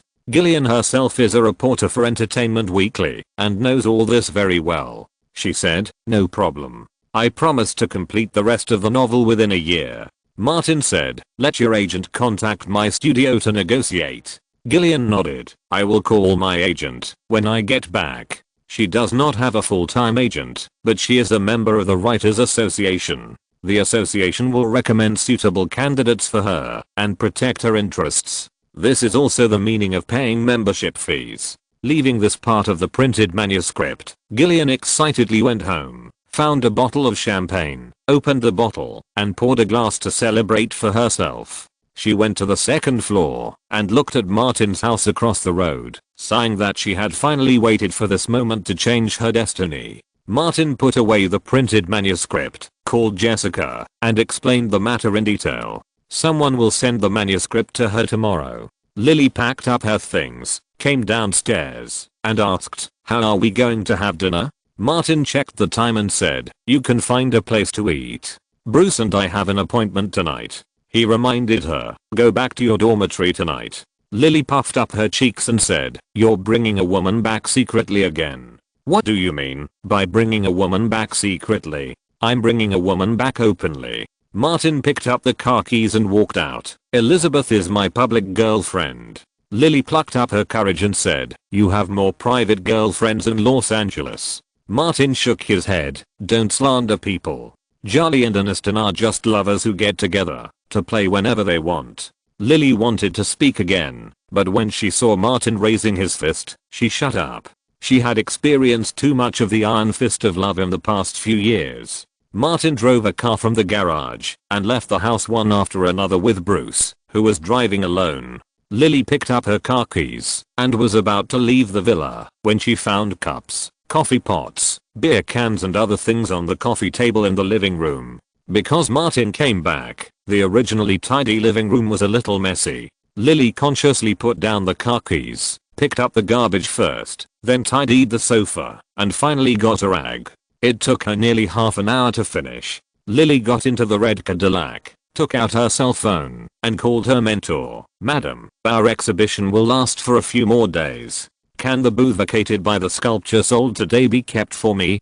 Thinking of how Lily had become famous after Charlie and Aniston's praise, and how she had sold her work at a high price today, the mentor said, that booth was originally yours. As long as you have the right work, send it over before the exhibition tomorrow. Lily thought of Cassie Affleck's generosity today, and asked tentatively, can the price be raised a little? I may have a suitable customer to buy it. Artists are originally praised, and the mentor is accustomed to this, and replied, that's no problem, I will communicate with the organizer. Lily said in the sweetest voice, thank you, ma'am. The female mentor in her 50s suddenly made a request. I heard that the big star Mean and Martin are good friends. Can you help me get an autographed photo of Mean? Recently, she attended several gatherings of successful women in the art circle, and often heard people mention Mean. She also watched the movies he acted in, and was very interested in this person. Lily knew Mean, so she just went directly to ask for it, and agreed immediately. Halfway through the drive, Lily's phone received a text message from Cassie Affleck. She thought for a moment and replied, I'm going to turn off my phone and concentrate on my work. The Academy has reserved a booth for me tomorrow, and I'm going to finish carving the few works that are almost finished. The other party quickly replied, I'll go see your new works tomorrow. Lily drove back, thinking about how to make a big deal without making Cassie Affleck so sad that he would disappear. Because Bruce had made an appointment with Chloe to watch the Lakers game together, Martin came to the Griffith Observatory alone. After waiting for a while, Elizabeth Olsen, who had just finished class, came to the agreed viewing platform and almost ran to Martin. Martin had already opened his arms and was waiting. Elizabeth knew Martin's physical strength, so she jumped up and threw herself into Martin's arms, wishing that her whole body could get into Martin's body. Martin hugged her and turned around, saying, you seem to be lighter than before. Elizabeth was very happy and smiled like honey. Really? I'm losing weight. Have I tried to lose weight in other places? Martin kissed Elizabeth. After a long passionate kiss, the two went to a nearby scenic restaurant together. Sitting by the window, they could look up at the starry sky without any obstruction, and look down at the most prosperous night scene of Los Angeles. As for the taste of the food, it was secondary. Couples who came here wanted this romantic atmosphere. Elizabeth peeled a shrimp for Martin, and said apologetically, I went to an acting school to study acting. I happened to have a class in the afternoon. The school invited Judi Dench to come. Martin didn't care about this. It doesn't matter, haven't we met? Elizabeth stuffed the shrimp into Martin's mouth, blinked, smiled sweetly, and whispered, now I feed you, and you have to feed me after dinner. After the two finished their meal, they didn't stay at the observatory for long, and drove back to Martin's home. Before, Elizabeth fed Martin, and now it was Martin's turn to feed Elizabeth. Bruce would not be back tonight. After it was completely dark, Martin simply hugged Elizabeth, and went to the top terrace to watch the stars. Elizabeth poured Martin a glass of wine, handed it to him, and asked, is the house in Beverly Hills almost finished? It should be soon. I haven't been there. Martin took the initiative to invite, shall we go and have a look together tomorrow? Elizabeth said, okay. The next day, it was almost noon before the two of them came out of the house and went to Beverly Hills together.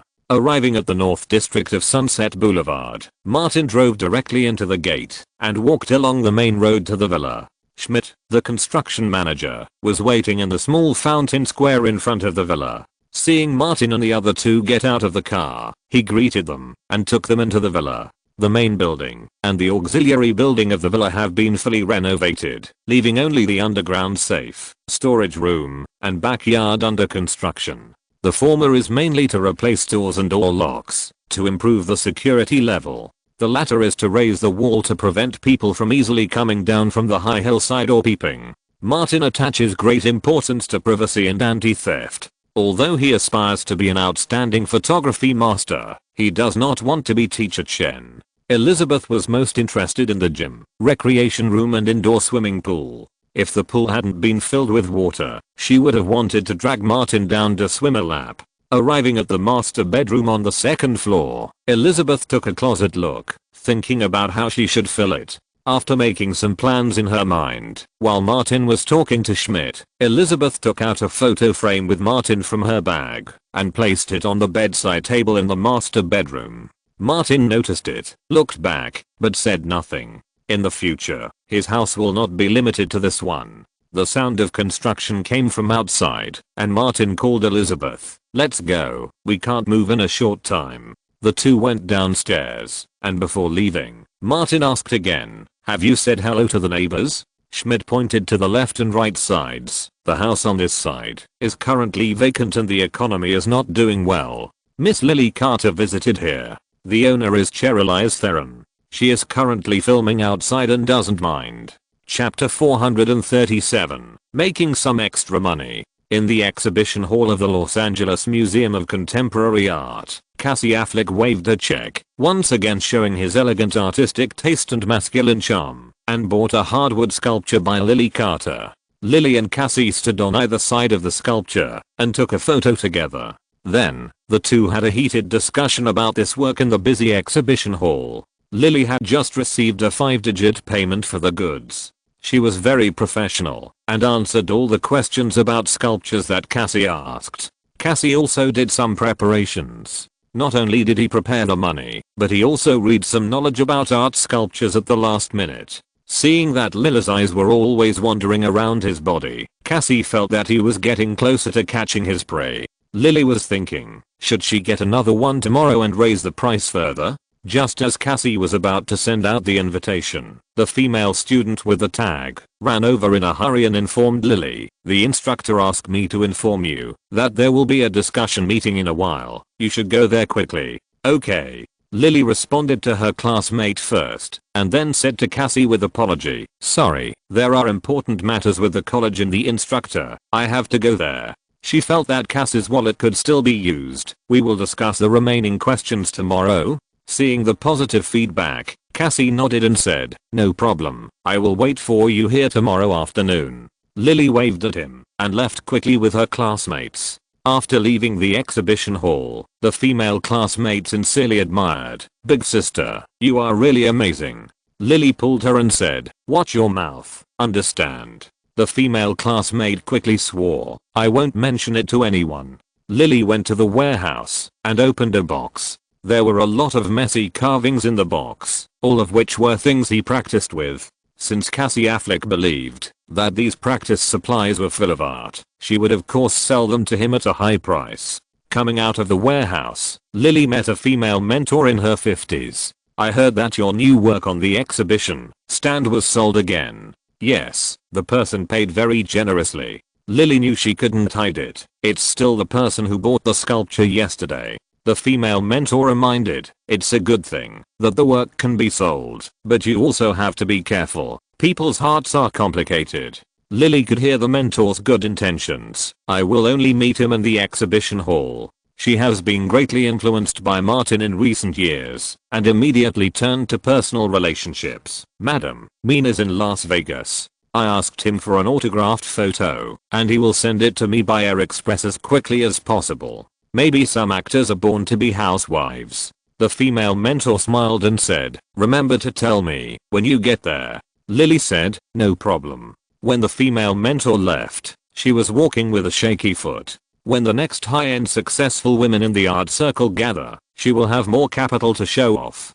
Las Vegas, Caesar's Palace. In Celine Dion's luxury suite, Mean changed into a formal suit, took a Polaroid camera, and went to the living room. "Would you like to take a picture for me?" Celine Dion put one hand on her waist, like a willow in the wind. Mean took a picture of her first, and when the picture was ready, he stepped back a few steps and posed in his most handsome pose. "Take a picture for me. A fan asked me for an autographed picture, and I'll mail it to her." "Your fan? A woman?" Celine Dion picked up the Polaroid camera and took a picture of Mean. Mean was also a little proud. "Although I don't have as high a status in the film industry as you do in the music industry, I also have a large number of supporters." When the picture was ready, Mean signed her name on the back, and Celine Dion called the suite butler to ask the hotel to mail it by the fastest air courier. "As long as you are willing to spend money, these are all trivial matters." After doing all this, Celine Dion took Mean's arm and left the room, ready to go downstairs for entertainment. The two of them couldn't stay in the room all the time. Celine Dion discovered something these 2 days. Because she was worried about edema, she had been strictly controlling her water intake for a long time. Recently, she lost a lot of water, which caused her skin to dry, her hair to split, and her wrinkles to deepen. In order to avoid further loss of water, she had to use other entertainment to distract her energy. Mean accompanied Celine Dion to play all over Caesar's Palace. Anyway, he didn't need to pay for it, so he just enjoyed it. Celine Dion is very rich, and it is said that she has hundreds of millions of assets. But Mr. Mean is not interested in this. He likes Celine Dion as a person. "Just because you have money, you can let Mr. Mean play with you? What a joke." That afternoon, Mean's autographed photo was transferred from Las Vegas to Los Angeles by Air Express and delivered to Lily at the fastest speed. Lily made a special trip to visit the mentor and gave him the autographed photo. The mentor was very happy. In a restaurant in North Hollywood, the Affleck brothers came to the reserved booth together, sat down and waited patiently. Ben Affleck made an appointment with Judi Dench for dinner. Before the people arrived, Ben asked his brother Cassie, "What's going on over there?"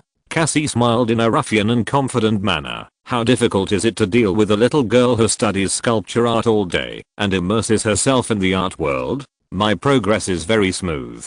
She took the initiative to ask me to meet again tomorrow." Ben nodded. "This Lily Carter is from Atlanta. She must know a lot of unknown things about Martin Davis. Don't be anxious. Wait until the time is right and then take the initiative to ask her. Don't let her become alert. Do you know how many girls like this I have won over?" Cass's past record is the basis for his confidence. It's just spending some money, time, and energy. Ben didn't take it too seriously. After all, she was just a 19-year-old girl who was still in an ivory tower. Cassie asked, "Have you found Judi Dench? Are you ready to take action yourself?" Ben was more cautious. "Let me take a look at the specific situation first." I haven't had anything to do recently, and I can make some extra money. Martin's current girlfriend, Elizabeth Olsen, is at the Adler acting school. Cassie was a little skeptical. The Olsen sisters. It's easier than Julie and Aniston. Ben had also carefully considered. Those two women have a close relationship with Martin Davis. They must have flown together. But what can we do to them? They are the leaders of the Me Too group. If we are not careful, they will bite back, which is very troublesome. Cassie said, it's not easy to make Martin Davis the next Pitt. Ben said, I've inquired carefully. Martin bought Pitt's luxurious manor in Beverly Hills from someone else. It is currently being renovated. You should have heard from Pitt that the male lead in The Crew of Benjamin, directed by David Fincher, was once interested in Pitt, but in the end it was Martin. And Julie and Aniston. Cassie suddenly discovered something extraordinary. Martin slept with Pitt's girlfriend and wife, took Pitt's house and Cadillac endorsement, and also snatched Pitt's role. Ben pursed his lips, although I don't know what he did specifically. Judging from the results, Martin Davis is too evil, and our actions are naturally just. Judi Dench came in from outside at this time, and Ben went to greet him. The two came back and sat down together. After ordering, Judi Dench took out a cigarette and lit it, and asked directly, Ben, do you want to talk to me? Both sides are members of Weinstein's circle. Although Judi Dench is not as close to Harvey as the Affleck brothers and Matt Damon, in order to impact the Oscars, she specially tattooed Harvey's name on her buttocks, and even declared that, as long as anyone wants to see it, she is willing to let them see how much she admires Harvey. So, Ben said directly, I heard that you are a part-time teacher at the Adler acting school. This acting school was founded by Stella Adler, who is the most famous acting teacher in Hollywood. People like Marlon Brando, Robert De Niro, Al Pacino, Meryl Streep and Jack Nicholson are all students who have graduated from her acting class. Judi Dench understood Ben's words and asked, why, are you also interested in doing part-time work? Ben was helpless. There are no projects to do recently, and it costs money to support my family. I want to make some extra money. Judi Dench really didn't think highly of Ben's acting skills, and even thought that people like Ben didn't even understand what acting was, let alone teaching students. But the other party was Harvey's best friend, and one of the core members of the Foot Gang, so she decided to help. I will say hello to the school. Adler Acting School is also changing with the times. In order to attract students and earn high tuition fees, the teacher's acting skills only need to meet the basic line, and fame is the key. Judi Dench took out a business card and gave it to Ben. After you receive my message, call her in person. With your fame, it won't be a big problem. Ben smiled and said, thank you, Judi. He raised his glass. I toast to you. Cassie also raised her glass. The three of them drank a glass of wine together, talked about the interesting stories of the Foot Gang, and enjoyed dinner. The 2008 summer season has already kicked off. In the last weekend, the North American box office of Indiana Jones and the Last Crusade exceeded $100 million, further raising the market's heat. The Dark Knight will be fully launched in North American theaters on July 18th, and various publicity work has been fully launched. Normal publicity is nothing more than those outdoor hard advertising, media soft articles, TV commercials and theater publicity, etc., which have long formed a fixed procedure over the years, and it is difficult to play with flowers. In this regard, Warner Bros. Has been advancing step by step. On the other hand, the publicity team directly led by Nolan himself has continuously released various real behind-the-scenes videos to further attract the attention of passers-by. Batman is one of the top 2 comic book superheroes in North America. As long as the film is not too bad, the box office is basically guaranteed. However, if the box office wants to really explode, it also depends on the appeal to passers-by. The various unconventional publicity and hype discussed by Martin and Nolan are also aimed at passers-by. This week, Warner Bros. Held a preview for The Dark Knight. As the previous Joker, Jack Nicholson also appeared at the preview. Chapter 438 infused with soul. In Warner's #1 film room, many high-level executives affiliated with Warner Bros., including Warner Bros. CEO Barry Meir, Warner Pictures President Alan Horn, and DC Creative Director All-In, were all staring at The Dark Knight being screened. Behind them were the main creators of the crew, such as Martin and Nolan, as well as Jack Nicholson and Warren Beatty, who were specially invited by the crew to preview the film. Everyone's energy was focused on the movie. The effect presented by The Dark Knight was too amazing, far exceeding the average superhero movie. Although it was dark, heavy and depressing, it was full of charm. It was like a peerless sexy beauty wearing a black tight leather jacket and holding a whip in her hand. Everyone could see that she was black from the inside out, but they couldn't help but want to look at her and stare at her. It was not the signature character Batman of Warner and DC that brought this feeling, but the Joker. Almost everyone who watched the film had a similar idea that the number one protagonist of the film was not Batman at all. Bruce Wayne was just a tool man for the Joker. After the preview ended, the screen went out, and when the lights were turned on, warm applause broke out in the screening room.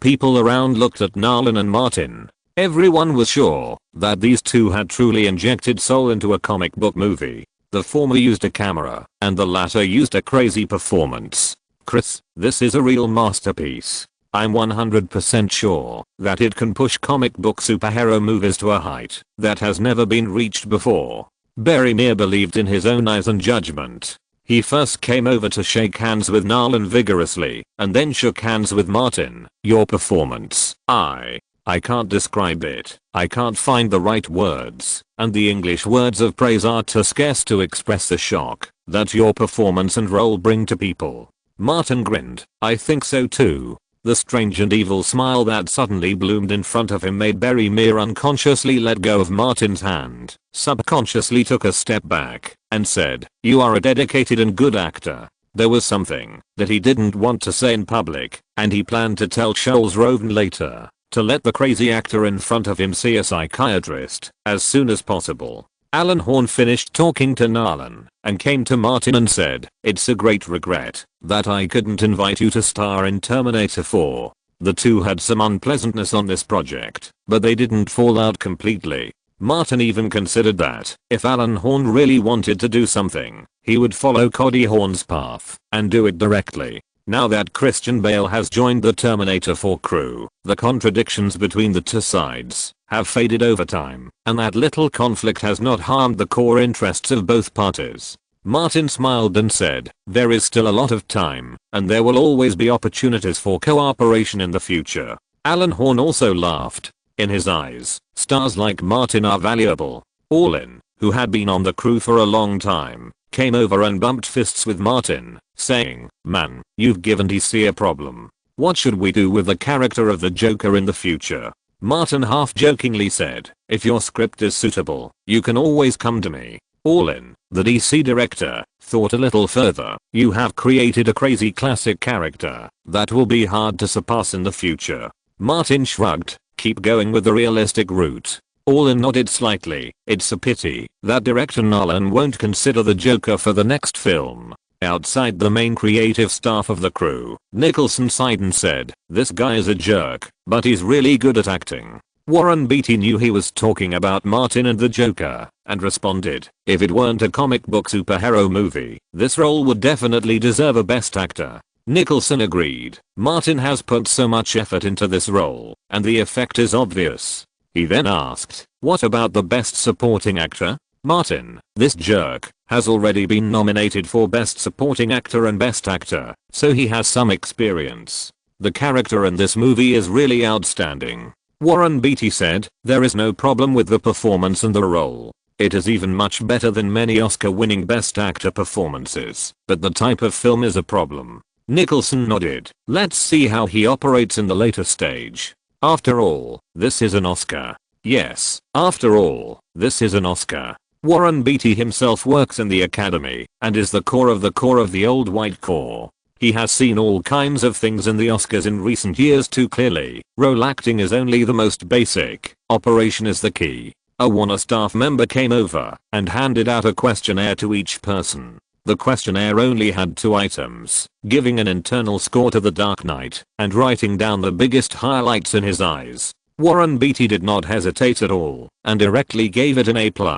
As for the highlights of the film, he only thought about it a little and wrote down a word, Joker. He turned to look at his old friend Nicholson. and the answer was exactly the same. All the questionnaires were taken back by the Warner staff and handed over to the crew producer Charles Roven. Today's internal audition ended here. Warren Beatty had something to do and left the Warner building first. Nicholson and Martin went into a reception room and had a brief chat. "You did a really great job.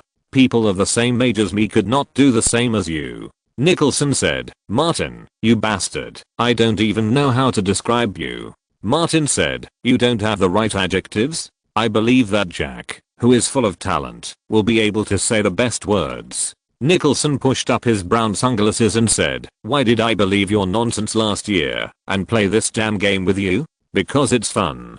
Martin said confidently, "You need fun, and I will provide it for you." Nicholson said, "Well, it's really interesting to tease public opinion and the public. It's better than Leo suffering in a mental illness center." Martin couldn't help but sigh. This guy didn't go crazy. "I think you're going crazy." Nicholson patted Martin on the shoulder. "If you can't hold on, go see a psychiatrist. Don't force yourself." Martin was helpless and spread his hands and said, "Am I that fragile?" Nicholson laughed. "I think you will be admitted to a mental illness center earlier than Leo." He returned to the point. "Let Warner and the crew arrange an interview program as soon as possible." Martin said, "It has been arranged." Nicholson was not polite to Martin. "Although it is fun, I want something more fun." The old bastard had nothing to say to his best friend, and Martin agreed. "Let me think about it and see where I can find something more fun." Nicholson was about to leave and sighed. "Without Meryl, there is less fun." Martin reminded, "You still have Naomi Campbell." Nicholson raised his middle finger to him and said, "It's 3 for you." Martin sent him down, and when he came back, he found Narlan and Emma Thomas, who seemed to be in a good mood. Charles Roden was also there, holding a questionnaire for the internal preview. Martin asked, "It seems that our internal preview was quite successful." Narlan seemed somewhat relieved. The overall evaluation of all guests in the internal preview was A+. Charles added, "A total of 23 people participated in the preview, and 17 of them thought the Joker was the biggest highlight." Martin let out a long sigh. "The results of our work have been initially recognized, and our hard work has paid off." Narlan nodded frequently. "I can feel that we are getting closer and closer to success." The commercial response of the previous The Prestige was not good, and it was even a bit bad. "If this one is not successful, it will be really over." Charles Roven asked, "Have you talked to Jack about this?" "No problem," said Martin. "Jack thinks it's fun, but he wants even funnier awards, which worries me." Charles Roven thought for a moment and said, "Warner Brothers can also provide you with some help when necessary. I can still make the decision on this." Martin smiled and said, "I won't be polite to you when I need it." Charles Roven said, "The internal preview of the film received very good response. We must release this news as soon as possible. The next publicity is divided into 2 parts, regular and unconventional." Narlan said, "Martin and I have communicated everything." Martin also made an OK gesture. Charles Roven said, "The preview will be officially released to the media tomorrow, and a new movie trailer will be released at the San Diego Comic-Con. It will still focus on the duel between Batman and the Joker. There will also be a viral marketing gift that will be sent to major entertainment media." Martin added, "Nicholson will attend the Helen show on Warner TV this week and completely change the view of my version of the Joker." Narlan said, "Your meeting with Bale will be before the Helen show, and the San Diego Comic-Con will be right around the corner. Both of you must attend. This is your first meeting after the filming of The Dark Knight, and Batman and the Joker will have a head-on confrontation." Martin was mentally prepared and said, "No problem on my side." Narlan nodded. "I've already communicated with Bale." After discussing for a while, the few people left the office together. When they left, Narlan and Charles Roven walked in front. Emma Thomas deliberately fell behind and asked Martin in a low voice, "Where is your friend Mean? He didn't answer my calls recently. Do you know where he went?" Martin knew, of course, but he could only vaguely say, "I haven't contacted him since I separated from him in New York. I don't know where he went." Emma Thomas complained, "This guy." Martin left the Warner building, asked Bruce to contact Ivan, and then reported to the psychological clinic on time to continue to brush up the character's psychological problems. In the next 6 months, Martin will have clown syndrome. Relying on the powerful media under Warner Brothers, it is easy to create momentum in this regard.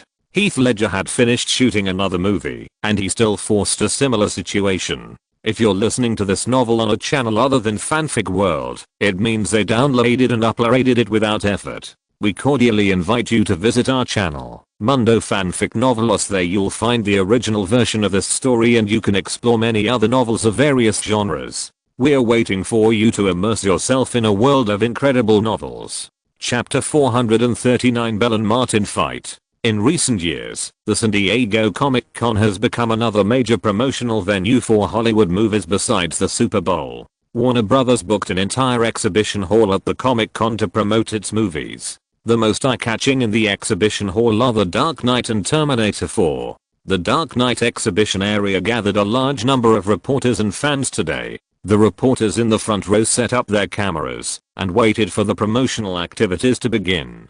Cole, a reporter from Empire, was chatting with several colleagues. Warner Brothers announced that Bale and Martin will be on stage together for promotion today. Do you remember the news last year? Martin and Bale had a fight on the set because they were too involved in the role and were affected by the character's emotions. Yes, Bale was hospitalized for mental illness. Martin has to see a psychiatrist every week. When filming a new film in New York, he even went to the mental illness center of Presbyterian Hospital. Have you seen the latest trailer? The Joker is a lunatic who is extremely evil. It's normal for Batman to be unable to bear beating him. You are confusing filming with reality. Isn't this what the top character creation and performance are like? The surrounding voices suddenly disappeared, and the entire media area and audience area became quiet. It was the film director Nolan who walked onto the stage. In the waiting area on one side of the backstage, Martin was accompanied by Bruce and was ready to go on stage. On the other side, Bale, who had not been seen for a long time, slowly walked to the waiting area opposite. Nolan's voice came at this time. Please welcome Batman Christian Bale to the stage. Bale turned off the stage and went backstage. He cooperated with Nolan and answered some questions from media reporters and fans. Bruce listened to the voices in front and said to Martin, Bale seems to be much more stable. Martin said, you didn't stimulate him continuously. Bruce reminded, be gentle, don't beat him up. Martin said, today's theme is fighting. Batman and the Joker fighting each other, not a one-sided beating. After a long period of preparation, it is widely known that he and Bale have psychological and mental problems because they are too deeply involved in the role. But the media and the public do not know how serious the impact is. Soon, Nolan's voice came from the front of the stage. Now, please welcome Martin Davis to the stage. Martin slightly adjusted his suit, walked onto the stage quickly, and waved to the media reporters and the large number of red t-shirts below. The applause rang out, which was much more enthusiastic than when Bale came on stage. Martin put down his hand, turned his eyes to the front, and saw Bale in a handmade suit. Almost at the same time, Bale turned his face and looked at Martin. The two looked at each other, and the air seemed to be distorted and ignited. The media reporters with a particularly keen sense of smell seemed to smell a burnt smell. These two seem to be natural enemies, whispered Cole, a reporter from Empire. On the stage, Bale looked serious, resolute and fearless, like a natural messenger of justice. Martin suddenly laughed. At first, his smile was very bright, comparable to the midday sun in Southern California. When he laughed the brightest, his smile became crazy and evil, which made people shudder. Martin said to Nolan and Bale, why are you so serious? Nolan didn't say anything. He had already arranged the script. Bale suddenly strode towards Martin, walking faster and faster, and roared, "Arsehole, you sold your soul to the devil. You are an evil and chaotic devil." Martin was still laughing. Although there was a script, Bale was furious because of the new hatred and old grudges, and the anger on his face was not acted. He always wanted to beat this bastard. Bale rushed up, like Batman, and swung his fist at Martin's head. Martin stretched out his hand to block it, and Bale's fist hit his shoulder, but he laughed even louder. Bale threw a second punch. If it weren't for the need to promote the film, and Batman couldn't be beaten unilaterally, Martin could have kneed Bale in the vitals, and turned him into a cooked shrimp. He struggled to hold Bale's arm, and the two of them turned into a wrestling posture. The media reporters and fans below the stage were stunned. What's going on? The two protagonists of the film fought on the set. These people have all seen the trailer released by the crew, and there is an illusion that Batman and the Joker have fought from the screen to reality? Not only the reporters were stunned, but even Nolan and the staff on the stage were stunned. For a while, no one stepped forward to separate Martin and Bale. The cameras and video cameras of the reporters were always in shooting mode, and the quick reacting fans took out their mobile phones to take photos and videos. With a plop, Bale and Martin on the stage fell to the floor one after another, entangled tightly together. Bale kept roaring, "You chaotic and evil devil." Martin just laughed happily. Nolan seemed to have just realized what was happening and shouted, "Quick, separate them." His voice was so loud that it spread throughout the audience through the microphone on his collar. Damn, those two characters are still affecting them. Several staff members ran over to separate them.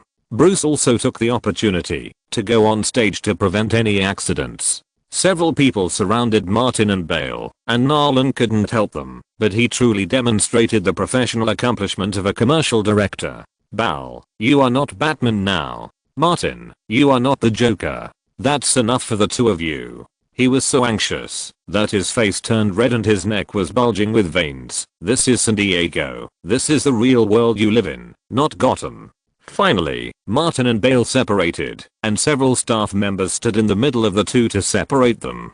Bale's face was full of anger. Martin was still laughing. His smile was wanton, crazy and evil. It was time to end this unique publicity event. Nolan ordered people to take Martin and Bale away, and specifically reminded them through the microphone, "Go separately, don't let them meet again. They are still affected by the emotions of Batman and the Joker." After the two were persuaded to leave the stage, Nolan said apologetically, "I'm very sorry, some unexpected situations occurred, which prevented the interaction from continuing. We can only stop here in the morning." Many reporters shouted below, "Did they fight because of Batman and the Joker?" Nolan said again, "I urgently need to understand their situation now. Please pay attention to the announcement of the crew. We will inform you of the specific situation as soon as possible." Ignoring the surging reporters and fans, Nolan hurriedly left the stage. In a lounge backstage, Martin took off his torn coat and threw it aside casually, saying, "Sure enough, luxury goods are disposable."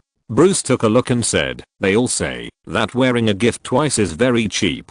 He saw Martin shaking his hands and asked, "Are you not hurt?" Martin rubbed his fingers and said, "I pinched Bell's wrists when I was holding the support. Maybe I used too much force, and my fingers hurt." He rubbed his hands. Bell's wrists were too hard, and not soft enough. Bruce felt infinite sympathy. Poor Bell. In another lounge, Bell put his hands in front of him, and grimaced at his wrists in pain. Both wrists were blue, and some places were purple. How much strength did that bastard use?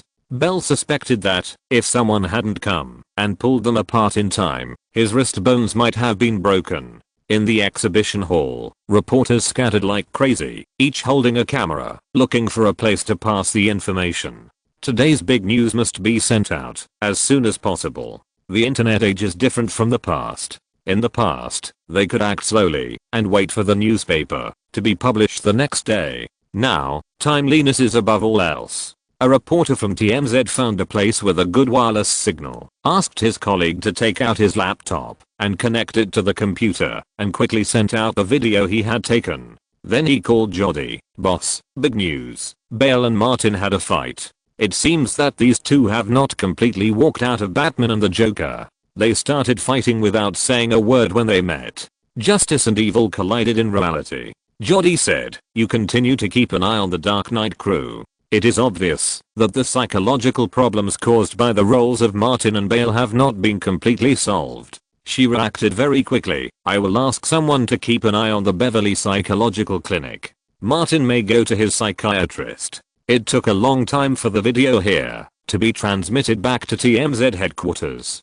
Jody edited the news herself, so there was no need for too much text. She retrieved the video footage of Martin and Bale's conflict on the set because they were too involved in their roles from the behind the scenes video of the crew being hacked. In addition, she combined the news that Bale received psychological treatment and Martin went to the psychological clinic every week into a column. She called the editor-in-chief for instructions, and TMZ added a small section to publish news videos related to The Dark Knight, especially the illnesses of Martin and Bale. Once the video news was released, it aroused the curiosity of the audience. Under the deliberate guidance of the professional team hired by Warner Brothers, the focus of the audience became what kind of plot and role of The Dark Knight had such a huge impact on the two protagonists. At the same time, under the attention of countless media reporters, Martin, accompanied by Bruce, boarded a helicopter to leave San Diego in advance and return to Los Angeles.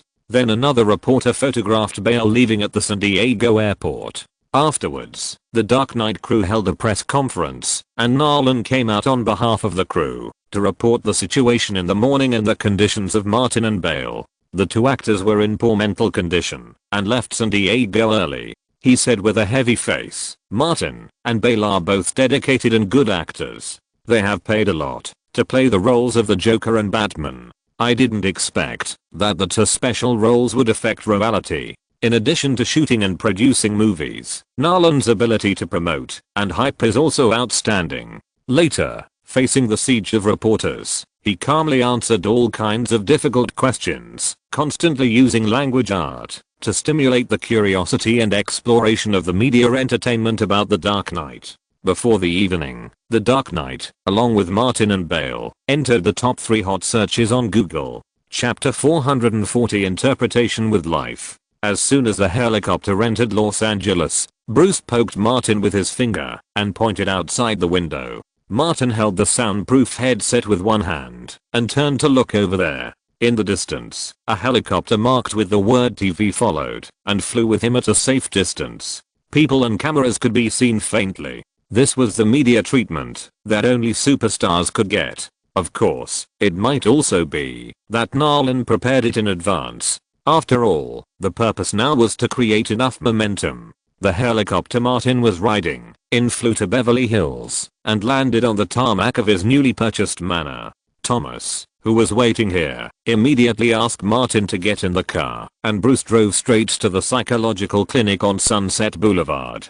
The helicopter in the sky followed behind. In front of the psychological clinic, more than 20 entertainment paparazzi who had received the news were waiting here. Ivan released the news before the helicopter took off from San Diego. Several male staff members of the clinic maintained a passage, and when Bruce's Cadillac arrived, they immediately blocked the crowd of reporters and let Martin enter the clinic as soon as possible. The door was flooded with camera flashes. In the office on the 3rd floor facing the street, the clinic's largest partner was grinning from ear to ear. Is there a better way to promote than this? Hollywood stars are under too much pressure per person, and they are all high quality customers. The partner picked up the phone and dialed the number of Martin's exclusive doctor. After the call was connected, he said, "Laura, no matter what Martin asks, you have to accept it. Do you understand? Even if he asks you to do a striptease to relax, you have to cooperate." But the other party hesitated. That's it. The partner hung up the phone directly. In the clinic downstairs, Laura saw Martin coming in and said, "Sit down anywhere. What can I do for you?" Martin pointed to the cabinet behind her and said, "Where's my blanket?" Laura opened the cabinet and took out a blanket for Martin. "Don't you need psychological counseling?" Martin came to lie down with long hair and said, "Unless you are willing to help me form an army of beautiful women, and together we will march into Washington, capture the White House, and dissolve the United States." Laura was relieved to see that Martin did not do anything excessive, and smiled and said, "Aren't you the leader of the Coke God cult? Call on your followers to go with you." Martin said, "Nonsense, we are short of a saint who can brainwash people." Laura was very curious, "Does the saint do anything else besides brainwashing?" Martin said casually, "If you are willing to do something else, I don't mind. What about the saint's salary?" Laura was very curious. In fact, if the salary is high enough, it is not impossible to consider changing careers. After all, it is just a job, just to make money. Martin laughed. "Of course it's free. You have to understand one thing. The saint is engaged in the great cause of dissolving the United States Federation. It should not be measured by money. Many people are even willing to give up all their property to join this great cause. Laura shrugged. Your brainwashing skills are very poor and lack temptation. So, I need a professional like you. Martin stopped talking nonsense and covered himself with a blanket to sleep. After Laura sat back on the treatment table, she took out a book and slowly read it. 40 minutes later, Martin woke up from a light sleep, folded the blanket, and handed it to Laura, and went to the accompanying bathroom to wash up and prepare to leave. Laura suddenly said, "Remember to come on time every week." Martin replied, "No problem." The phone on the table rang, and the partner asked Laura to go to the reception room. Martin had already coordinated with the Dark Knight crew to let Thomas hold a press conference about him, and Laura would attend as his psychologist. Because Martin was generous and paid enough, Laura almost didn't think much about it and agreed. The next morning, Thomas held a press conference on behalf of Martin in the press room of the Warner building. Laura, wearing a black suit, was somewhat lacking in confidence in front of many media cameras, but she still had the basic psychological quality, and she only needed to introduce Martin's illness. In Laura's introduction, Martin's condition was not particularly serious, but it could not be ignored and must be resolved as soon as possible. Thomas announced on behalf of Martin that Martin would not accept new roles or take on new movies for the rest of 2008. In the second half of the year, Martin would participate in the post-production of Benjamin and John Wick and discuss new projects and new roles with Nolan, and there was a lot of work to do. As the North American premiere of The Dark Knight was getting closer and closer, Warner Brothers and the crew tried every means to create momentum and attract the attention of passers-by. In order to promote The Dark Knight, Warner Brothers designed nearly 30 websites related to the plot of the movie, covering the police station, railway company, taxi company, bank, church, newspaper, TV station and other aspects of Gotham City, where the movie took place. Even on the Gotham City TV station website set up by Warner, netizens can also see a series of programs produced around the main characters of the movie such as Batman and the Joker, and their realism is like operating a real TV channel. Martin calls Nolan at least once a day to communicate marketing hype in a timely manner. The quality of The Dark Knight is guaranteed, but there are too many examples of good movies failing. Good movies can only become a big hit if they are accompanied by good publicity. In order to create topics, Nolan even used all his strength. He even claimed that he did not want to shoot a Batman sequel at first, but to make an original police and gangster movie, but the script and plot fascinated him. On the weekend, Jack Nicholson sat on the scene of the Helen show on Warner TV on time. Helen became famous for the news she bravely filmed behind Martin, and later used this popularity to establish this show, which is now no less popular than The Ellen Show. The two chatted about Nicholson's glorious past for a while, and the topic soon turned to the asshole trio, especially Martin. Helen came with a mission and asked very directly, "Last year, you publicly declared that Martin should not accept the role of the Joker. You had a quarrel in the media and many people said that you broke up. It's normal to have a few quarrels, but we won't break up." Nicholson looked like he was thinking about Martin. "I said those things because I was considering Martin, because I know Martin. He takes every role very seriously. He always does a lot of work and gets deeply involved in the role. The Joker is dark and crazy, and it is difficult to get out of it once you fall into it. Play is play, and quarrel is quarrel. The boss of the trio will not make mistakes." Nicholson first had to affirm his own correctness. "What I said was right. Martin has a problem now." The hostility between him and Bale has even continued from fantasy to reality. "Hey, this idiot didn't listen to my advice." Helen asked, "Do you think there is a problem with the role played by Martin?" "No, there is no problem with the role. It is even better than I expected." Nicholson raised the banner of self-correctness and then got to the point. "I went to see the internal preview of The Dark Knight held by Warner Brothers. Martin's Joker scared me and made me unforgettable. This Joker is real but shocking." He didn't need Helen to ask, and continued, "Martin's performance is absolutely top-notch. I can't ask for better from him. Every look, every movement, and even the breath of the Joker he created is perfect for the role, without the slightest burden." Helen asked appropriately, "Is it really that good?"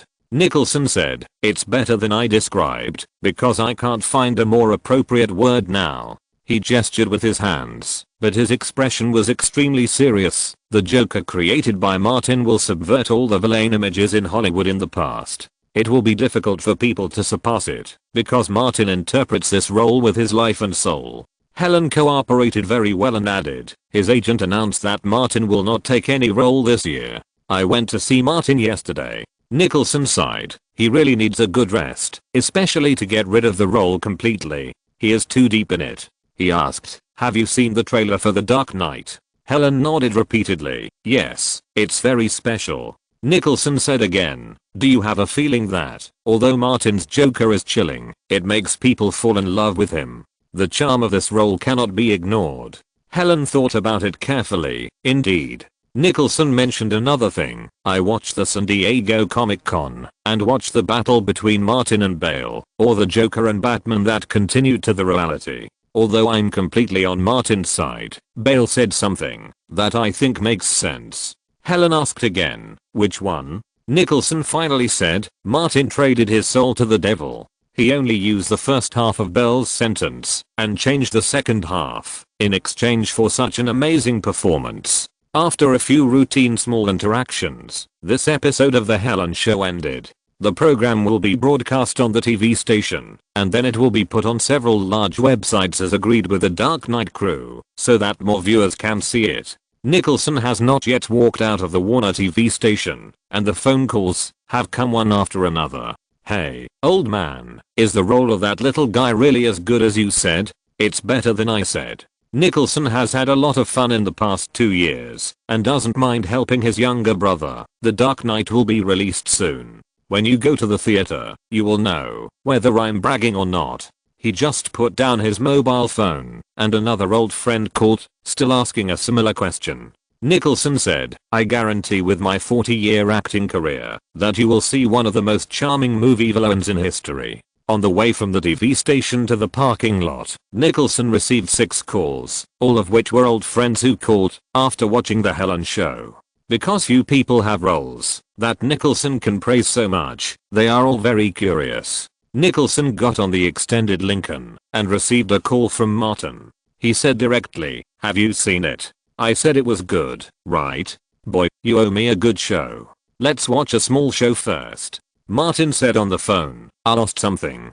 Chapter 441 Diary Gate. After leaving Warner TV, Nicholson did not go home, but went to Martin's place, where he found him sitting in the yard with Elizabeth and Lily Carter, drinking tea and discussing when to move. Martin asked Nicholson to sit down, and Elizabeth poured him a cup of black tea. Lily held a pen and turned it on her fingertips like a carving knife, saying, "The decoration is all finished, and you can move out anytime you want. Let it ventilate for a while." Martin's words were in line with his habitual thinking. "Let's talk about it in 2 months. Elizabeth nodded. "That's good too." Lily would not refute, so as not to attract the iron fist of care. "It's up to you." Nicholson knew that Martin had bought Pitt's mansion on the north side of Sunset Boulevard in Beverly Hills. He drank a sip of black tea and said, "It seems that we are not far away. I set up a cannon on the roof and can shoot fireworks to your new home." Elizabeth almost choked on the tea in her mouth.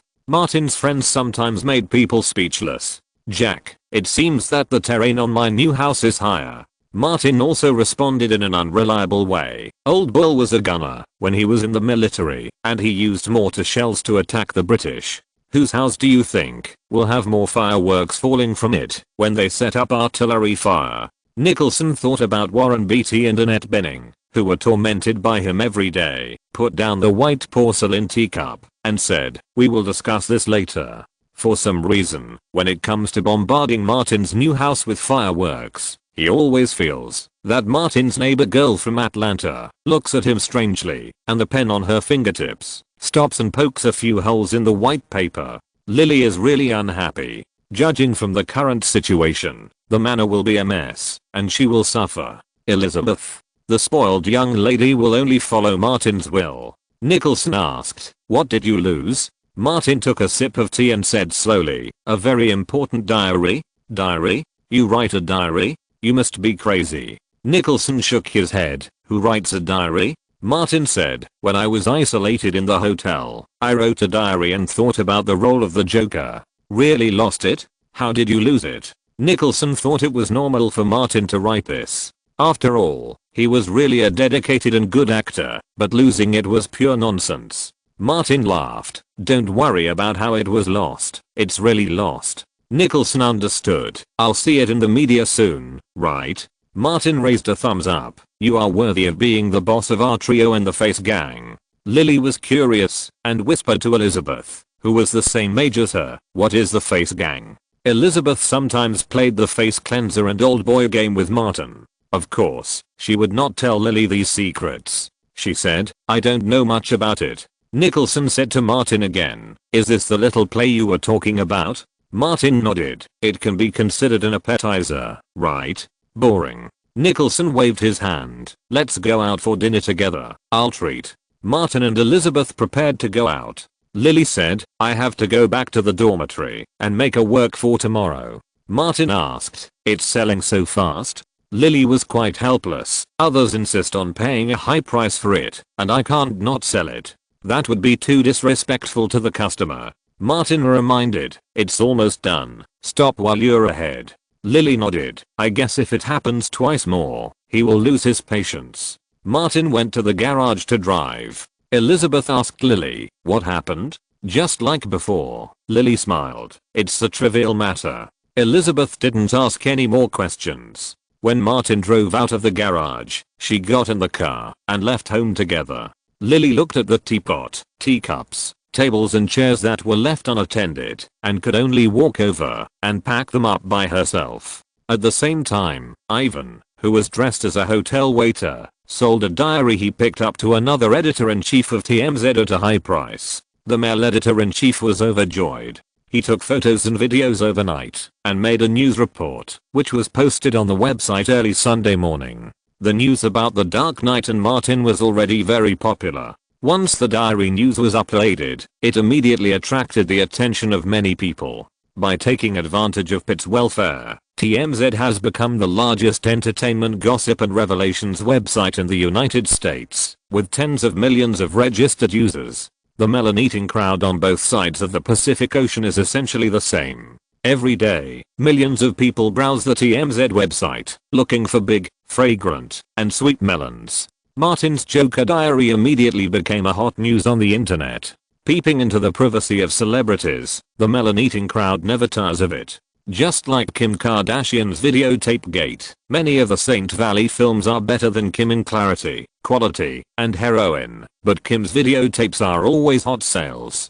So, TMZ gave birth to Martin's Diary Gate. Martin is definitely a veritable gate event maker. The entire diary records Martin's feelings and thoughts about the Joker during the more than 1 month he locked himself in the hotel. He used the Joker's personality and worldview to record events in the real world, and also presented his feelings and analysis of the Joker one by one, gradually pushing himself to integrate into it. He even fantasized about throwing himself into the same Gotham hell. Once the diary was exposed, it caused a strong response. The comments section of the TMZ news column was almost paralyzed by crazy messages. One thing is obvious, Martin Davis did not play the role of the Joker at all. He turned himself into the Joker. I completely agree with Nicholson's words. Martin is interpreting the Joker with his life. To what extent can an actor be dedicated, crazy, and capable? Come here to see Martin Davis. Although I have only watched the trailer, and am not very interested in Batman, I will buy tickets to support Martin Davis. Just the preparations Martin has done are worth the price of the ticket. A large number of passers-by were gradually attracted by the news about Martin and the Dark Knight, and the desire to buy tickets was also accumulating rapidly. Since the summer season officially began, Martin and the Joker have completely overshadowed Bale and Batman. This is also the push of Nolan and the crew. They all think that Martin can easily stir up eye-catching news. After the diary scandal became popular, Martin called Nolan several times in succession, and the publicity went further. The fire is burning, of course. It needs to be poured with oil to make it burn more vigorously. Now it is not convenient for Martin to come forward, but with Thomas charging forward, all is not a problem. When Thomas was interviewed, he spoke on behalf of Martin and wanted to get the original diary back from TMZ, even if it cost a lot of money.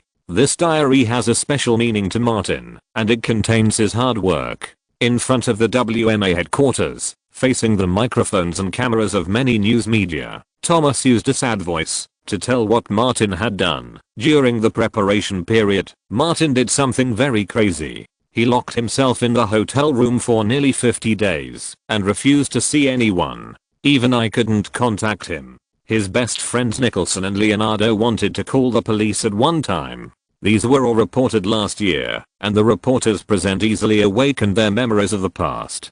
Thomas added, Martin doesn't go online, doesn't watch movies, doesn't contact the outside world, and all his thoughts are recorded in the lost diary. Now he is eager to get the diary back. I believe everyone can understand that we are willing to pay enough money. TMZ is still considering that as the website becomes larger, the response speed of some things will inevitably slow down a little. For TMZ, the news report has come out, and the traffic has also been generated, so there is not much significance in leaving the diary. But at this time, Nolan has already transformed into a hype director, and he has kept in touch with Martin, so his response speed is much faster than TMZ. During a promotional event for The Dark Knight, Nolan was interviewed by reporters and said that the crew would help Martin get the diary back and pay all the expenses incurred. This diary is of great significance to Martin and the crew. We will try every means to buy it back. When talking about Martin, Nolan also emphasized the background of the diary's birth. Martin was self-enclosed, trying to figure out the Joker's last week.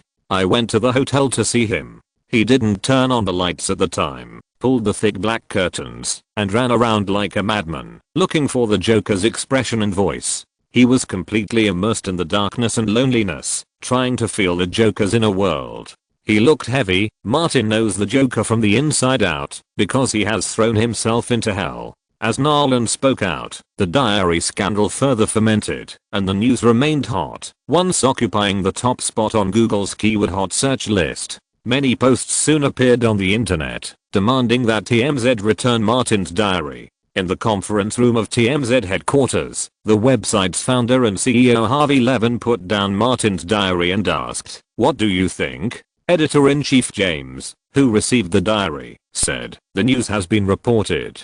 The diary is of no use to us. We can return it to Martin and Warner, and perhaps get a news channel." Jody and James are competitors, and he does not completely agree with his opinion. "I think we should keep the diary for a few more days." Harvey Levin looked at Jody. "Why?"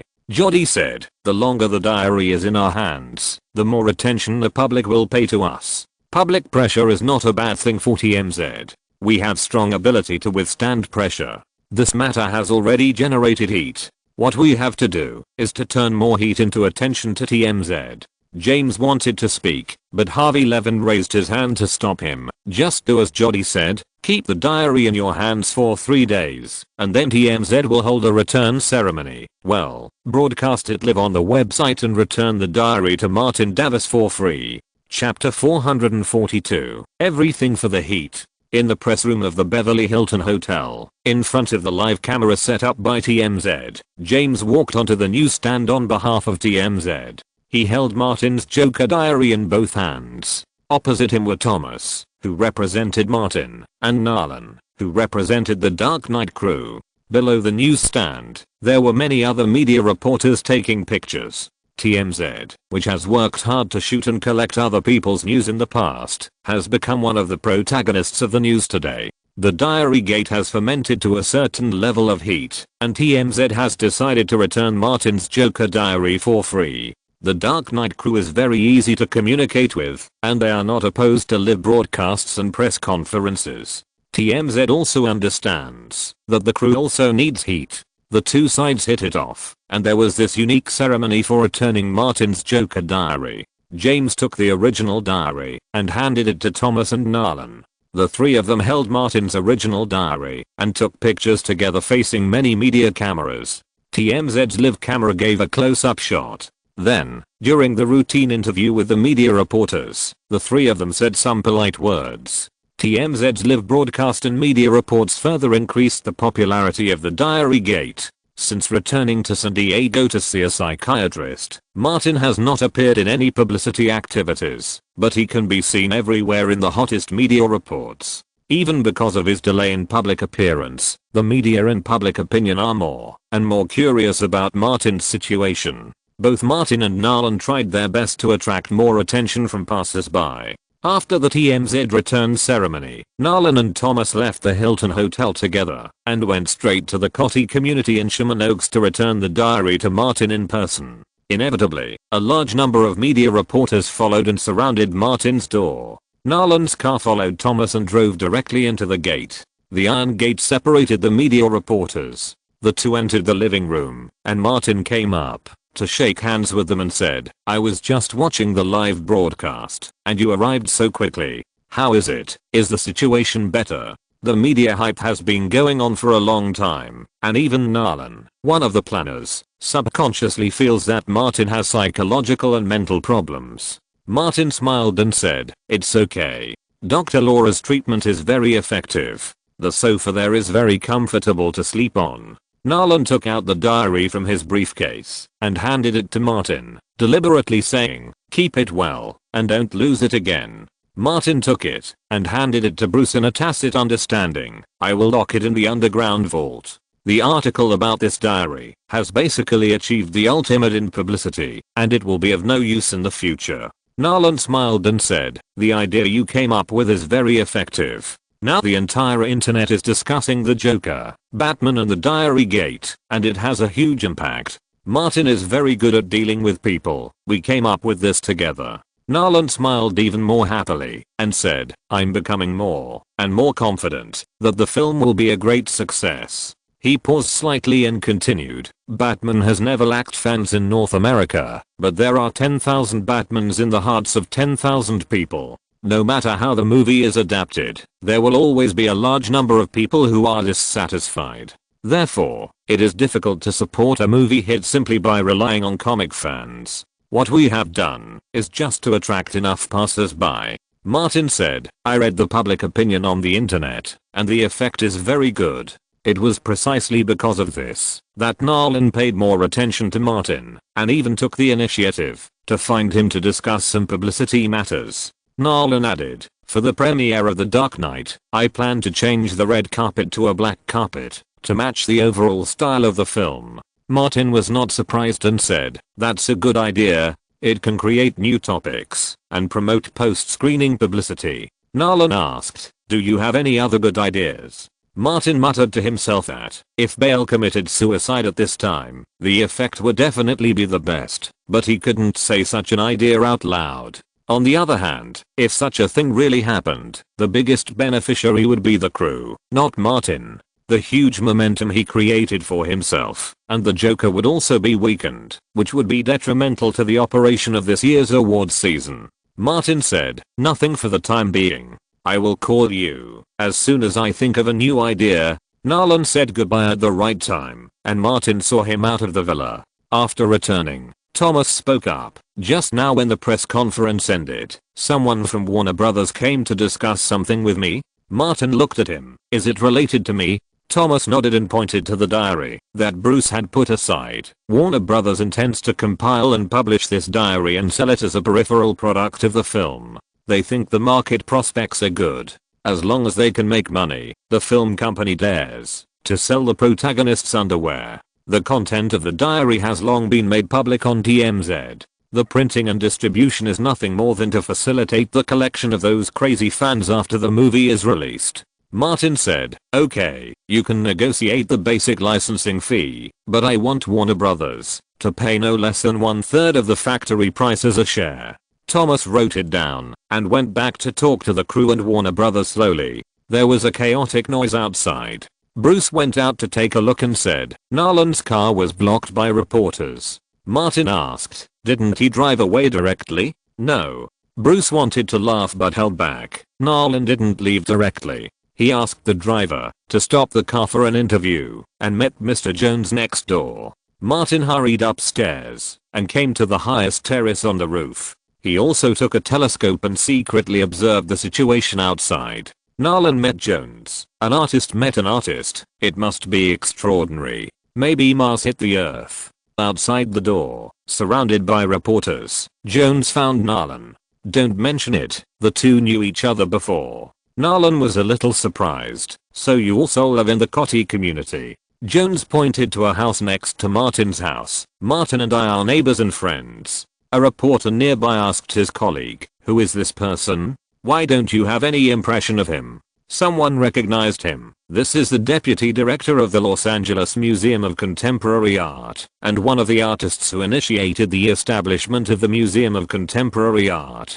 Jones finally met Nolan, so he couldn't help but say a few more words. I watched the 2 trailers of The Dark Knight. It's really a masterpiece, especially the Joker. It's so brilliant. Nolan and Jones just knew each other and didn't know Jones' situation at all. He smiled and said, "Thank you for your support. I have a suggestion about The Dark Knight and the Joker. Director Nolan can consider it. Jones is a good father and always thinks about his daughter. My daughter Jenna is the co-founder, director and actress of a company in the Sacred Valley. She has won the AVN Best Director and Best Actress." The reporters who were originally not interested in the chance encounter between the two realized that there might be hot news, so they all picked up their cameras, video cameras and recorders. Jones said loudly, "Director Nolan, can you, Warner Brothers, and DC Comics consider giving Jenna's company the relevant authorization to shoot the Dark Knight Sacred Valley version? With Jenna's ability, she will definitely be able to shoot a masterpiece that will win the AVN award and become a classic." These words were too unexpected, and Nolan was a little stunned. Even the well-informed reporters were a little stunned. How could things develop so strangely? Nolan's first reaction was to refuse and get in the car to leave, but when he saw the eager looks of the reporters around him, he immediately changed his mind. He came to Martin, on the one hand, to send the diary to create news, and on the other hand, to find a new hot topic. Isn't the topic right in front of him? Nolan immediately said, "I'm just a director. I can't make the decision on these things. I will report your proposal to the crew and Warner Brothers." Jones stepped forward and shook hands with Nolan vigorously. "Thank you." Nolan let go of his hand and got in the car quickly. Although he wanted to create hot news, he was not as thick-skinned as Martin. Watching Nolan's car start, Mr. Jones waved and reminded loudly, "Director Nolan, please help me give feedback. My daughter can definitely use this theme to make a masterpiece of the Holy Valley." The car finally got out of the circle of reporters and disappeared at the end of Cotty Road. Not long after, the latest news broke out on the internet. The Dark Knight has become popular. Before it was released, the Holy Valley manufacturer took the initiative to find director Nolan to negotiate the adaptation and filming of the Holy Valley version. Shocked, the Holy Valley has set its sights on the Dark Knight. Batman and the Joker may love and kill each other. The reports published later are more reliable. Jenna, a famous actress, director and producer in the Holy Valley, is interested in adapting The Dark Knight. Director Nolan gave a positive response. In June, various news about The Dark Knight and Martin flooded the internet and traditional media, and the popularity even surpassed the currently popular Kung Fu Panda and Indiana Jones 4, becoming the #1 entertainment hotspot. Its influence has long been out of the circle and has become a major social hotspot in North America. Compared to Martin, Christian Bale is much quieter. The British movie star's commercial appeal is not particularly strong. It is enough for him to follow the crew's plan and participate in the crew's various normal publicity notices step by step. For this film, Bale's role in publicity is to ensure the basic base of Batman fans.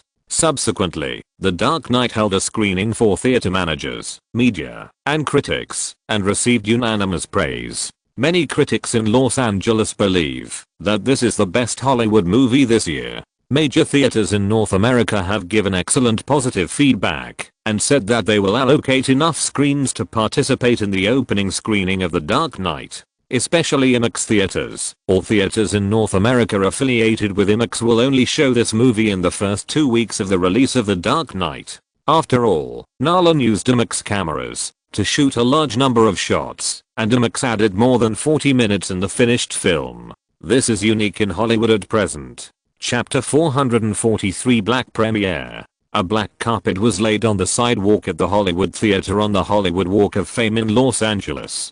Black was the theme of the day, and most of the guests attending the premiere wore black dresses. In addition to the main creative staff of the crew, Warner Brothers also invited many stars to come to support, such as the previous Batman actors starting with Michael Keaton. However, George Clooney refused to attend. The big-name movie star publicly expressed more than once that he regretted taking the role of Batman. The invincible Batman suit is still a tool for the media to ridicule and mock Clooney.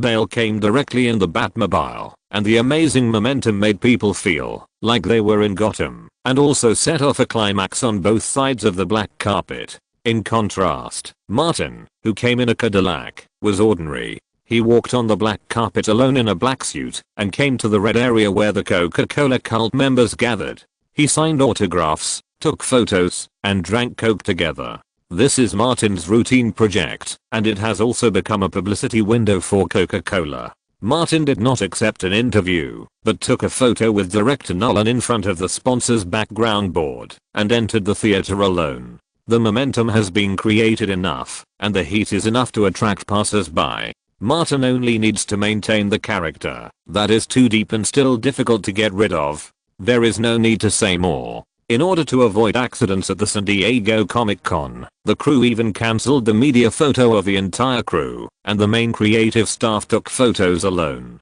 Martin entered the lobby of the theater, and Mean walked over quickly and said, "Boss, are you okay?" "No." Martin asked, "When did you come back?" Mean said, "I have nothing to do with the publicity, so I stayed in Las Vegas for a few more days. Mainly, Celine Dion refused to let me come back. You manage it yourself." Martin also admired Mean very much in this regard. Mean followed and said, "I will accompany you tonight and be your bodyguard. If Bale dares to come over again, I will make him pay." As soon as the voice fell, Emma Thomas came over quickly from the side, looking straight at Mean. Martin patted Mean on the shoulder and said, "Stay." Mean could only stop and talk with Emma Thomas. Emma Thomas asked, "Where have you been? Why can't I contact you? I always get a busy tone when I call you." Mean said, "I also have to work. I have to get a new job. I have to earn money to support my family. It's not easy for an actor like me to stay in Los Angeles and develop in Hollywood."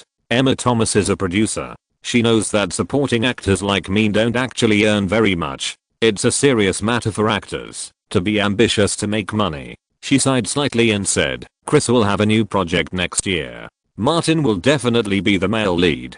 I will organize your information and submit it to the casting team. With your strength, you will definitely have no problem getting a heavyweight supporting role." Mean nodded repeatedly. "Thank you, Emma. I don't know what to say. I will definitely thank you." Emma Thomas said again, "It's mainly because you have such strength. If your acting skills are not good, I won't help you." The two made an appointment to go out for dessert tomorrow. In the theater, when Martin approached the front row, a tall girl waved at him. It turned out to be Taylor Swift, who came with his invitation letter. The latter's appearance seemed to have changed slightly. Martin didn't know whether it was makeup or minor adjustments. Minor adjustments are very common in Hollywood.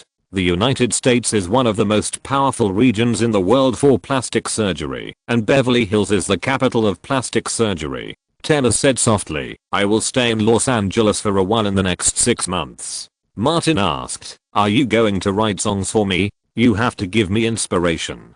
Taylor was much more direct than when he was in New York. "If I don't give you enough inspiration, I can't write it." Martin asked knowingly, "How can I give you inspiration? This is not a good place to discuss." Taylor touched his waist and took out a card from somewhere and stuffed it into Martin. "I'll tell you when you come." Martin took a look and found that it was the room number of the Ritz-Carlton Hotel. He immediately put it in his suit pocket and said, "I have always wanted to see with my own eyes how musicians create songs when inspiration bursts out." Taylor smiled with fox eyes that were particularly charming. "You will see it soon, I promise. It will be a very special memory." However, after not seeing each other for a few months, Martin felt that country style seemed to have evolved a lot. Come to think of it, in a place like the entertainment industry, only the fittest survive. Since releasing his first album last year, Taylor has adapted very quickly, and his unique way of writing songs has also ensured the vitality of the person and the work.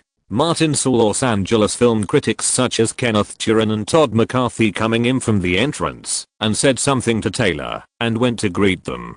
Just like Daniel Day-Lewis, these film critics like this type of actor who is not crazy and can't live. They highly praised Martin's spirit of devoting himself to a role. The crew members and guests entered the theater one after another, and the theater became lively. When the audience entered, the theater was as chaotic as a supermarket full of people. Rachel brought a large group of people wearing red t-shirts and holding clown statues, dyeing a large area of black seats red.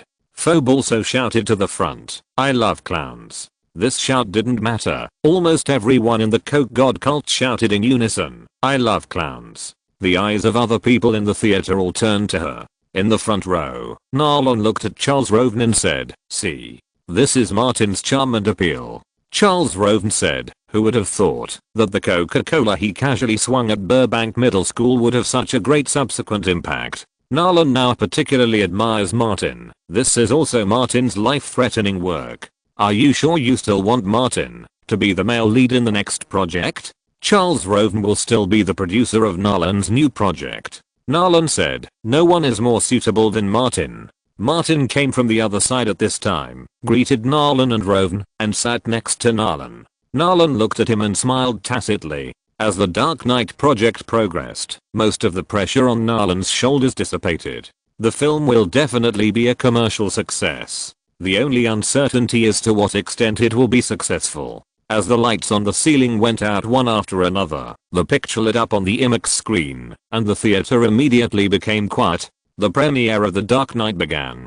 From the first minute, when the Joker robbed the bank, everyone was immersed in the plot. The pattern of two heroes fighting each other is not uncommon in Hollywood movies, and there are many classics. The abnormal duel between Batman and the Joker is particularly charming. The former is still the Batman full of justice. Except for the weakening of his own force value, there is not much difference from other versions of Batman. The Joker is not an ordinary villain. Under Martin's shaping, he shows an extremely crazy evil from beginning to end. Not for money, not for fame, not for profit, just to make Gotham more beautiful. From the beginning of the film, the Joker crushed Batman in all aspects, whether it was the tension of the character or the plot design. On the one hand, the director took the initiative to give the Joker a cheat. On the other hand, Martin's performance made the character full of a chaotic and crazy charm. It was not until the end of the film that Batman took on everything and became the Dark Knight, and he really turned the tables. This is a movie that belongs to the Joker. Watching the injured Batman limping into the darkness on the screen, Kenneth Turan whispered to Todd McCarthy, "Martin has brought one of the greatest villain performances in film history."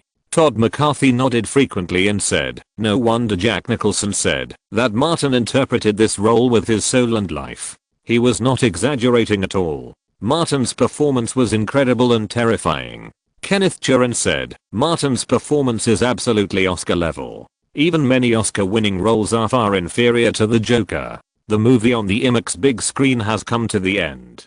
Gordon smashed the bat light, the fire axe chopped it down, and the bat logo and the light perished together. The premiere of The Dark Knight ended. Extremely warm applause broke out like a tsunami, resounding throughout the Hollywood Grand Theater, and even spread to the avenue of stars outside the theater, like a thunderclap exploding on the ground. This is undoubtedly a masterpiece. The applause in the theater rang out one after another. In the red t-shirt area, Phoebe, who was so excited, suddenly stood up, ignoring Rachel's attempts to stop her, and ran to the center of the aisle, shouting at the top of her voice, "I love clowns. I love clowns." The applause drowned out her shouting. But the people around heard it, and more people in red t-shirts joined in the shouting, "I love clowns." The voice spread further, and more people joined in. In less than half a minute, the applause gradually stopped, and the almost uniform shouts of the ordinary audience completely drowned out the applause. Most of the audience in the theater shouted one sentence, "I love clowns." Emotions are contagious. Not only ordinary audiences, but even guests followed suit and shouted. In the front row, Narlon was anxious and asked Emma Thomas, "Where's the camera? Where's my camera? Take these quickly, it's great promotional material." Emma Thomas quickly said, "Don't worry, someone is filming." Nolan nodded, turned around and hugged Martin, saying, "Man, did you see that? We won the whole world." Martin laughed heartily. "We will definitely succeed." Compared to the excitement here, Bale on the other side had a blank expression. He listened to the voices shouting "I love the Joker" in the audience, and felt a little uncomfortable. It was obviously a Batman movie, but the villain Joker was the one who stole the show. The shouting became louder and louder, until Nolan and the main creative staff of the crew came on stage to take a series of bows, and then it gradually subsided. Chapter 444, Crushing Various Records. After the premiere, The Dark Knight opened in 4,480 theaters in North America, setting a new record for the number of theaters opening in the North American film market. Not only Warner Brothers, but the market is also full of confidence in The Dark Knight. The film is of high quality, the publicity and marketing efforts are strong enough, and the audience of this era is much more tolerant than the decade, after being bombarded with all kinds of complex information. On Thursday night, all theaters showing The Dark Knight were flooded with a large number of fans. Some smart vendors smelled the business opportunity. In the bustling commercial district of North Hollywood, street oil artist Lisa came to the theater with carefully prepared tools and set up a stall in a car. The carefully selected location can ensure that she can see the poster of the Joker above the theater door when she turns her head. Lisa erected a display stand with the business content and prices written on it. Before the display stand was set up, two young men came over. The one with long hair looked at the display stand, pointed at the cinema and asked, "Can you paint me as a clown?" Lisa said, "Of course." The long-haired man sat on the folding chair and said, "Come on." Just as Lisa picked up the Macute brush, the other young man said, "And me." $2 fell into a box on the side. Before Lisa finished painting the first person, another couple came. They were also going to the cinema. The man looked at the pale clown Macute that the long-haired man was almost done with and said, "I want to be a clown too." "We need to wait a while," Lisa said. The man looked at his phone and said, "There is still some time before the midnight show. We can wait." Lisa hurriedly worked on her work. When she looked up again, she found that there were a few more people. All of them wanted to become clowns tonight. Only this was a bustling city that never sleeps. If it were somewhere else, Lisa would not dare to stay alone so late. 10 minutes later, there were actually 6 or 7 people queuing up to paint clowns here. As time went on, not to mention the inside of the cinema, even in front of Lisa's booth, there were people surrounding her. Lisa's box was filled with various small denomination US dollar bills. As the showtime of The Dark Knight approached, the people who gathered around Lisa disappeared almost at the same time, as if they had made an appointment. Lisa quickly collected the money and various tools, and put them into the car, parked on the side of the road. She was going to go back and rest early, and to come here again tomorrow. Seeing the hot situation tonight, this business could last for at least a few weeks. The clown oil paint is easy to paint, and the money is easy to make. Lisa made a lot of money by riding on the popularity. Thinking of a few friends, she took out her cell phone and called, "I found a good business." Before she finished the call, the other party said, "Lisa, do you know?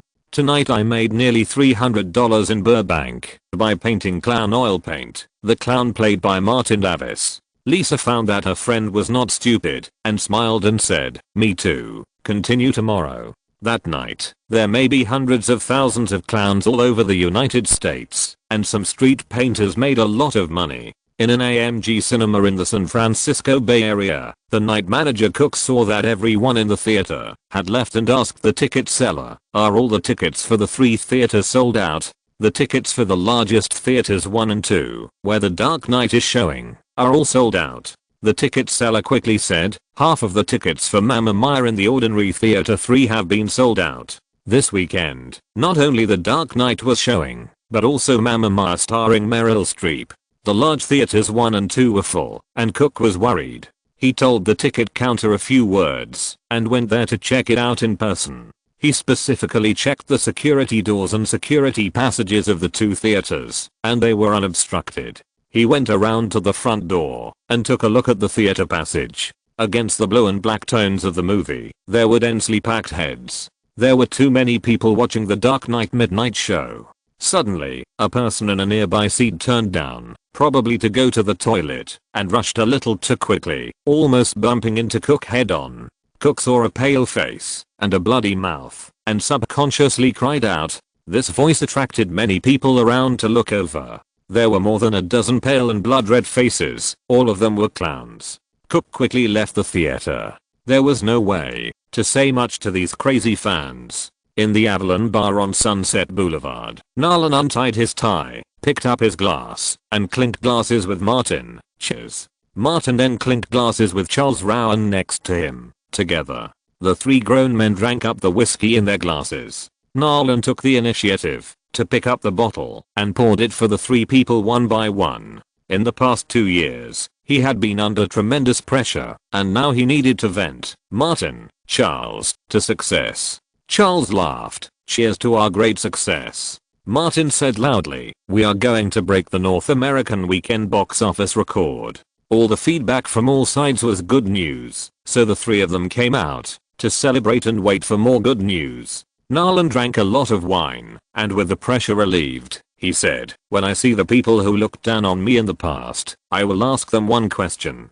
Do you know how much the first week box office of The Dark Knight is? Whether he knows it or not, I will tell him an amazing number in person. Martin put his arm around Nolan's shoulders and said, what do you think, Chris, am I right? He was about to say two, but when he saw Charles Rowan, he changed his words temporarily. The three of us work closely together, and we are invincible, and can shock the world.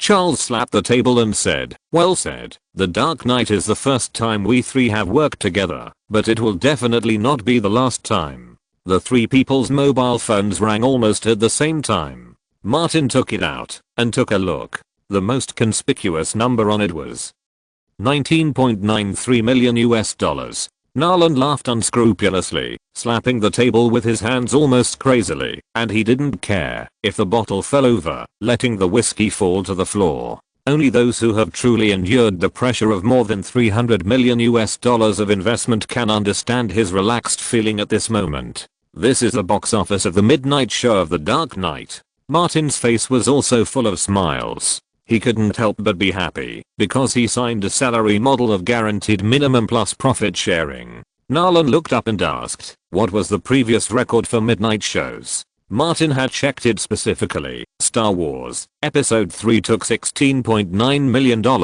We are $3 million more than them. Nolan actually knew it, but just wanted to confirm it. He pounded the table hard and said, we beat Star Wars. Charles said, we are going to set a record. Martin waved his fist hard and shouted, we'll beat Spider-Man 3 tomorrow. The single day box office record in North America belongs to Peter Parker. Charles continued, not just tomorrow, we are going to surpass Spider-Man over the 3 days of the weekend. Martin stood up, pulled Nolan and Charles up, and said, let's change places, we'll celebrate in the second half. Nolan was surprised, how do we celebrate? Martin led the way and walked forward. You'll be tired after the excitement. I'll take you to wash your face and refresh your mind.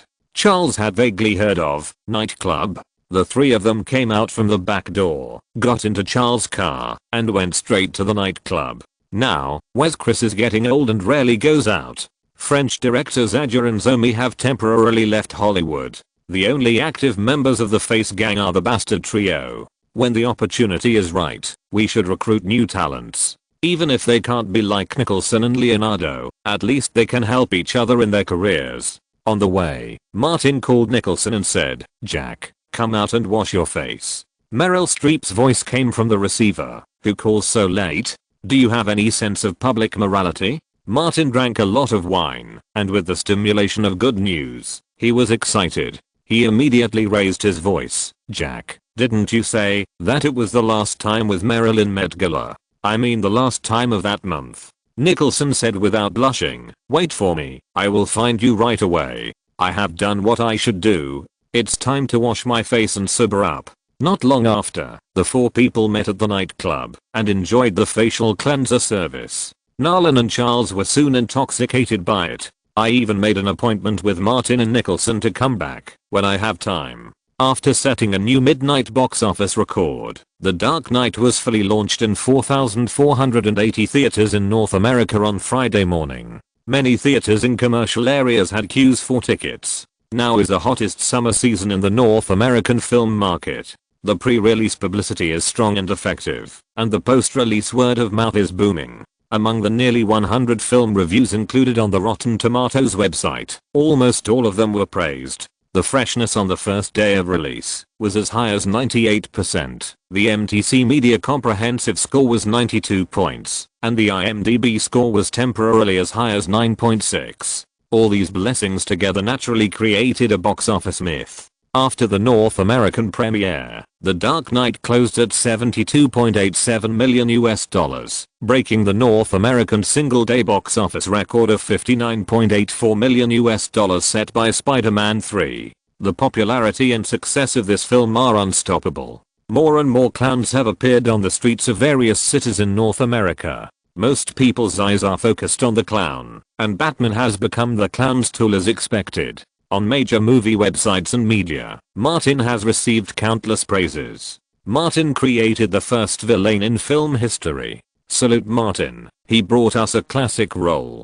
Of course, the overwhelming praise must be accompanied by outstanding box office, otherwise the praise is meaningless. 3 days later, The Dark Knight unexpectedly surpassed Mamma Mia in the same period, and sat on the throne of the North American box office champion. The box office is an astonishing number. The Dark Knight opened with $172 million on its opening weekend, surpassing Spider-Man 3's $151 million, setting a new North American weekend box office record. In the extremely competitive North American film market, The Dark Knight has become the most beautiful one. Star Wars, Spider-Man and pirates have all become defeated.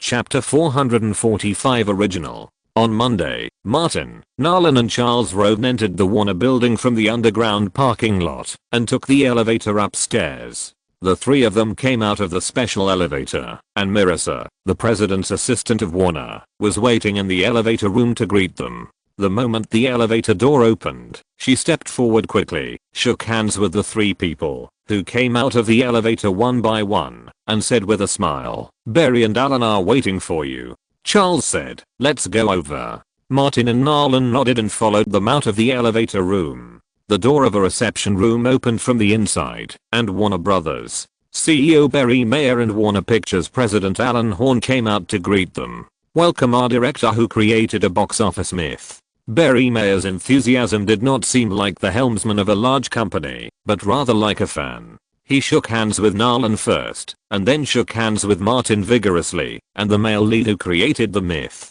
Martin smiled and said, "The script and the role are well written, and director Nolan gave me guidance, so I can bring the role of the Joker." Alan Horn smiled and said, "Martin, you have already left your name in film history. In the future, anyone or the media will mention the Joker and your name when talking about the most classic villains in film history." Martin shook hands with him, and Warner Pictures also participated in the investment of The Dark Knight. In the face of huge commercial benefits, the unpleasantness of the two in the past was all gone. Just like a sports game, as long as you keep winning, no problem is a problem. After Barry finished his polite words, he went straight to the point. "Chris, I heard from Charles that you have a new project." "I had the idea before I filmed The Dark Knight, an original theme." Nolan knew that original big projects were not popular in Hollywood, but he was confident now. It combines element of science fiction, adventure, action and suspense, and the investment may be more than $150 million.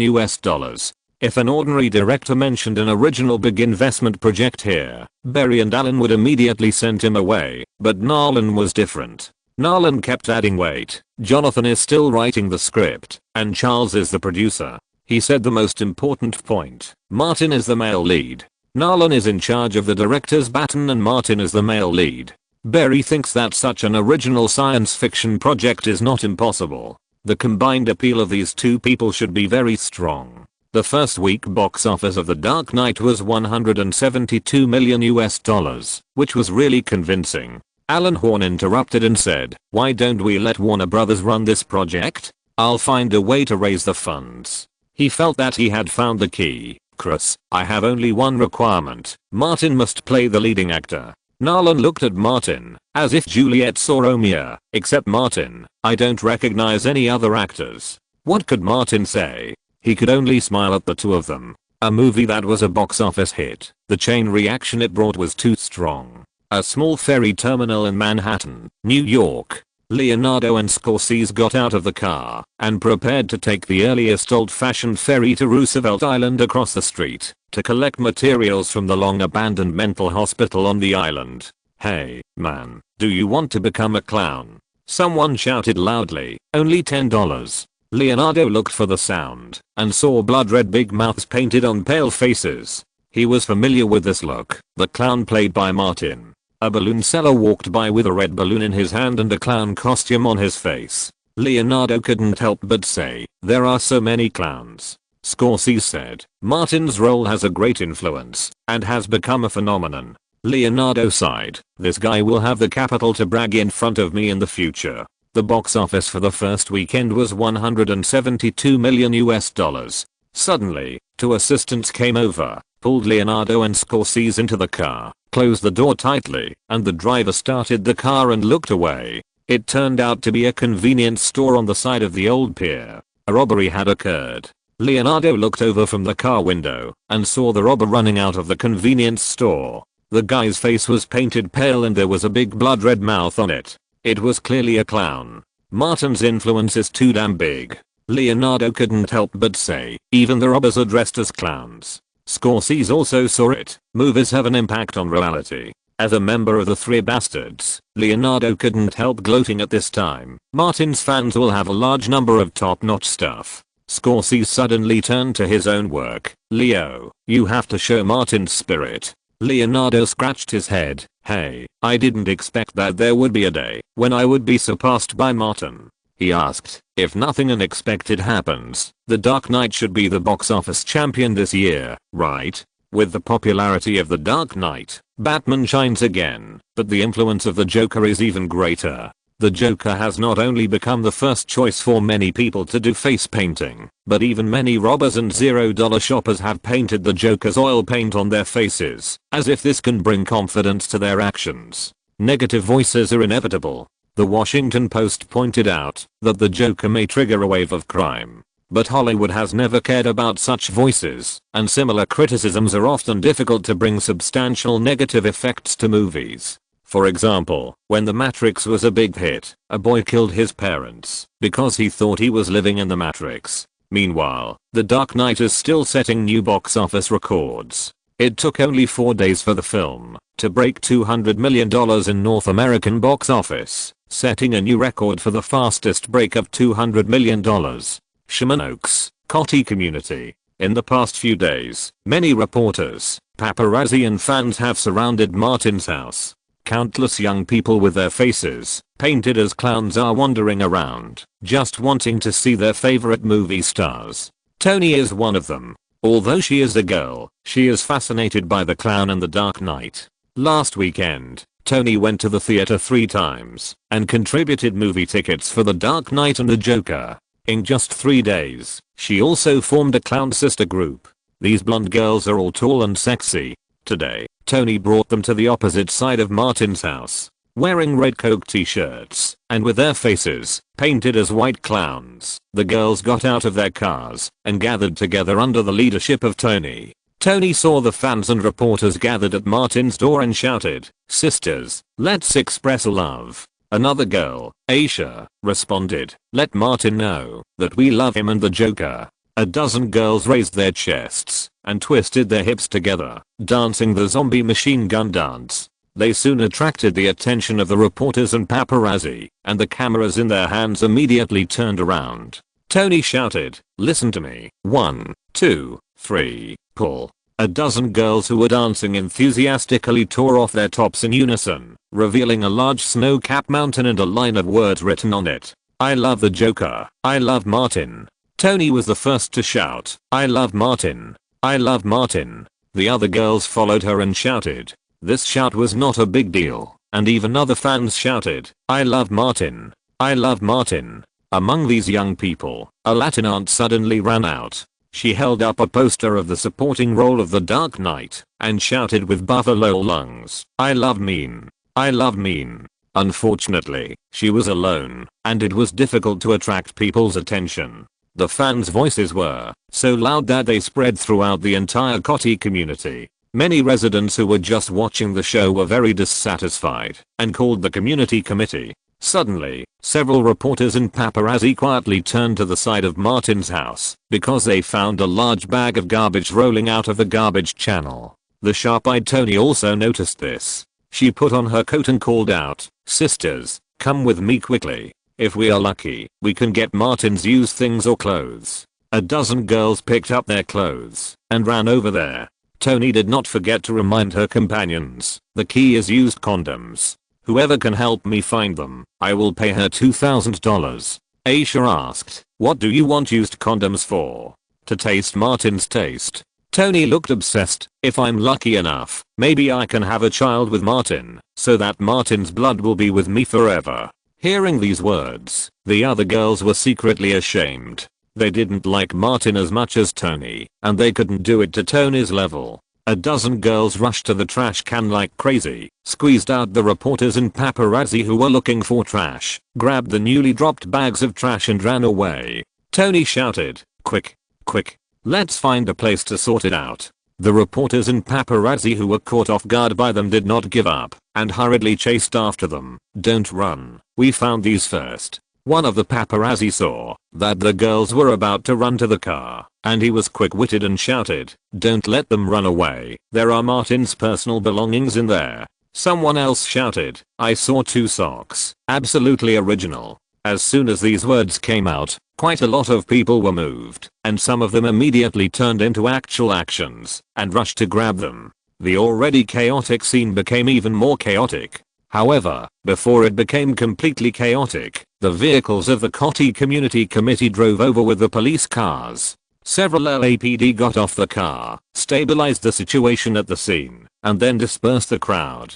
There were too many people gathering in the past 2 days, and Harold, the chairman of the community committee, was also a little headache. Behind the iron gate, Martin sat in front of the attic window, with melon seeds and cola in front of him, eating with gusto. Bruce cleaned up the melon seed shells on the table and reminded Martin, "Did you see that? Those girls were like crazy grabbing the garbage we threw away." Martin asked, "Are there any sensitive things in it?" Bruce said, "Besides household garbage, the rest are the clothes we threw away. These don't matter." Martin emphasized, "Used condoms must be handled specially in the future." Bruce deliberately squeezed him, "Just don't use it." Martin saw the chairman of the community committee walking towards the gate and said, "Harold is coming. Let's go meet him." If you're listening to this novel on a channel other than Fanfic World, it means they downloaded and uploaded it without effort. We cordially invite you to visit our channel, Mundo Fanfic Novelos. There you'll find the original version of this story and you can explore many other novels of various genres. We're waiting for you to immerse yourself in a world of incredible novels. Chapter 446, The First Person of the New Power. Half an hour before I came, the community committee received more than 20 complaint calls. Harold sat on the single sofa in the living room and said to Martin helplessly, "Since last Saturday, a large number of reporters and fans have appeared, which has indeed disturbed the normal life order of the community." Martin knew that this was the sequel of publicity and marketing, and said, "I'm also deeply troubled. Even the garbage I just threw away was scrambled by people. Can you come out and appease them a little?" Harold couldn't force Martin, so he could only try to say, "The Cotty community is an open community. We can't stop them from entering the community." This reminded Martin, and he thought about it and said, "I will leave the Cotty community temporarily and live outside for a few days." Harold asked hurriedly, "Will you come back after the incident is settled?" He wanted to reduce troubles, but he also attached importance to the publicity role of Martin, a celebrity, living in the Cotty community.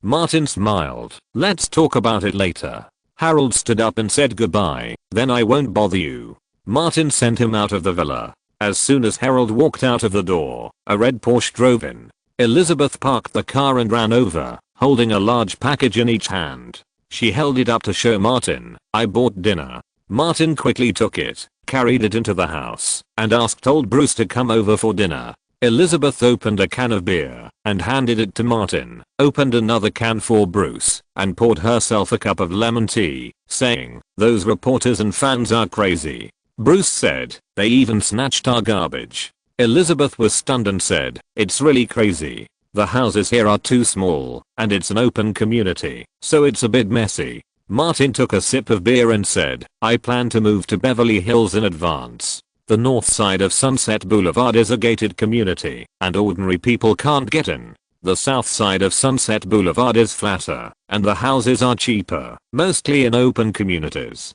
The north side is built on the mountain, all of which are luxury houses worth tens of millions of dollars, and the community is closed. Nicholson's house is in the north side, so the three bastards will not attract paparazzi, even if they make a fuss. Okay." Because of the environment she grew up in, Elizabeth always felt that the space here was too small and the facilities were not perfect. She smiled happily. "I have wanted to move for a long time.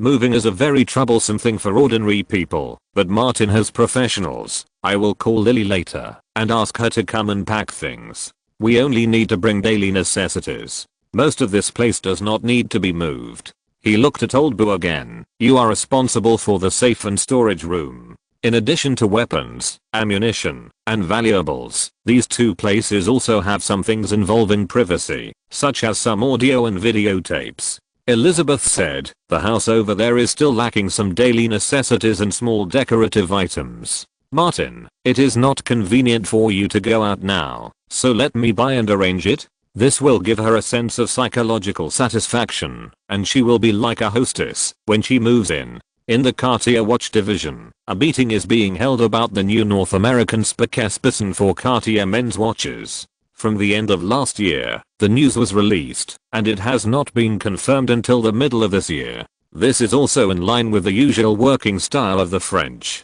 In half a year, 3 candidates were selected, which is already very fast. The final spokesperson will be decided by the end of this year. Butters, the president of the division, asked his assistant to project the pictures of the 3 candidates onto the office screen. Vice President Blanco put on his glasses and saw the people on the screen were familiar: Tom Cruise, George Clooney and Martin Davis. Assistant to the president Thuram said, "Someone first proposed Brad Pitt and Johnny Depp.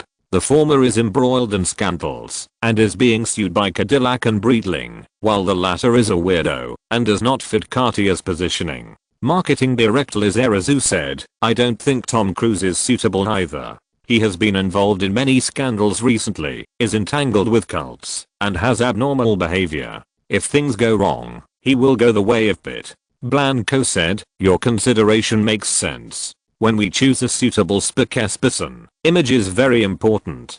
Thuram continued, "For people like George Clooney and Martin Davis, it doesn't matter if they are embroiled in scandals. They can also prove their charm and show the charm of their watches. But Breitling is troubled by the trouble of being ruined. How to choose between George Clooney and Martin Davis? Each has its supporters. The latter is about to become the first person of the new force in Hollywood. But the former has an outstanding temperament and is a model of gentleman image." Liz Erazu tapped the laptop keyboard in front of him, and the projection screen was changed, and it began to change one by one the new photos taken yesterday and today. Times Square in New York, Century City in Los Angeles, Peachtree Center Plaza in Atlanta.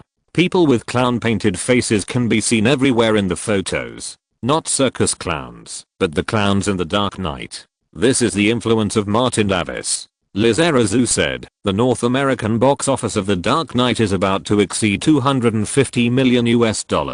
Martin Davis, with a supporting role, completely overwhelmed the protagonist Christian Bale and became extremely popular." Blanco added, "George Clooney's status and appeal are not as good as Martin's. Martin's image has always been good. He has always maintained appropriate exposure since his debut. He has been surrounded by supermodels and actresses one after another. He is full of masculine charm. Originally, they were looking for a spokesperson for Cartier men's watches, but this aspect is actually an advantage." Liz Erazu said directly, "Today, Martin is more famous than George Clooney in terms of fame, charm, image, movie box office and social influence.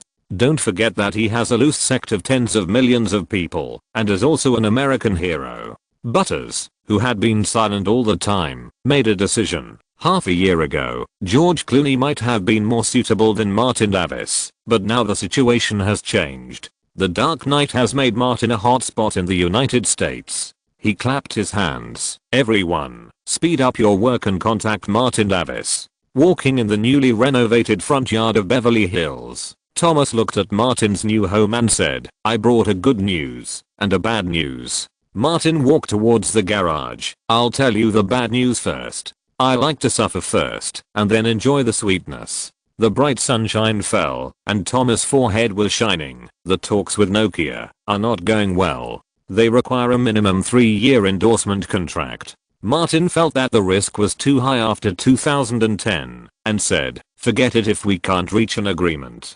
Thomas added, "The good news is that Cartier has contacted me. They want to invite you to be the spokesperson for Cartier men's watches." He roughly said, "I have talked to them once. It's a 3-year contract with an annual endorsement fee of $10 million plus an award incentive clause, but the awards are only the Oscars and the 3 major European film festivals." Martin said, "You should talk to Cartier." The two talked and chatted and came to the palm tree next to the garage. Looking inside the open garage door, the garage was full of cars. Brand new Cadillacs of various models, from Escalade to flagship sedans. Although Martin has not moved yet, Cadillac has already sent the new models. In addition, Martin also bought a few ordinary Chevrolets and Volkswagens for private use in the future. Martin pointed to the garage. "Do you want to give someone a car? Pick one at random." Recently, Thomas relied on his glittering bald head and approachable money ability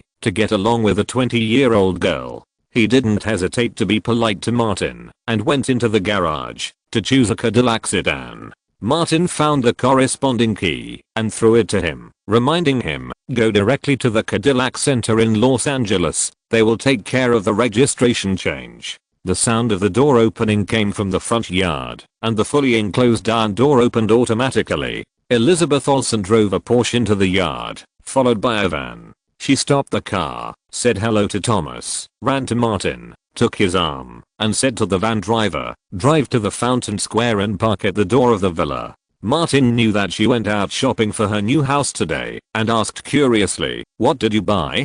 Elizabeth took Martin's arm to the house and said as she walked, "Some ornaments, decorations, daily necessities, and some clothes and shoes for you and me. Although the big furniture and appliances are complete, many small decorative items need to be bought by ourselves." The van stopped, and the driver and loader got off and moved the packed goods into the villa one by one according to Elizabeth's requirements and placed them in the lobby on the first floor. As for some clothes, Elizabeth took them directly to the cloakroom on the second floor. Bruce came over to pay the freight, and the driver drove away in the van. Elizabeth came down from upstairs and said, "Martin, help me unpack the boxes." Martin found a utility knife and unpacked the boxes one by one.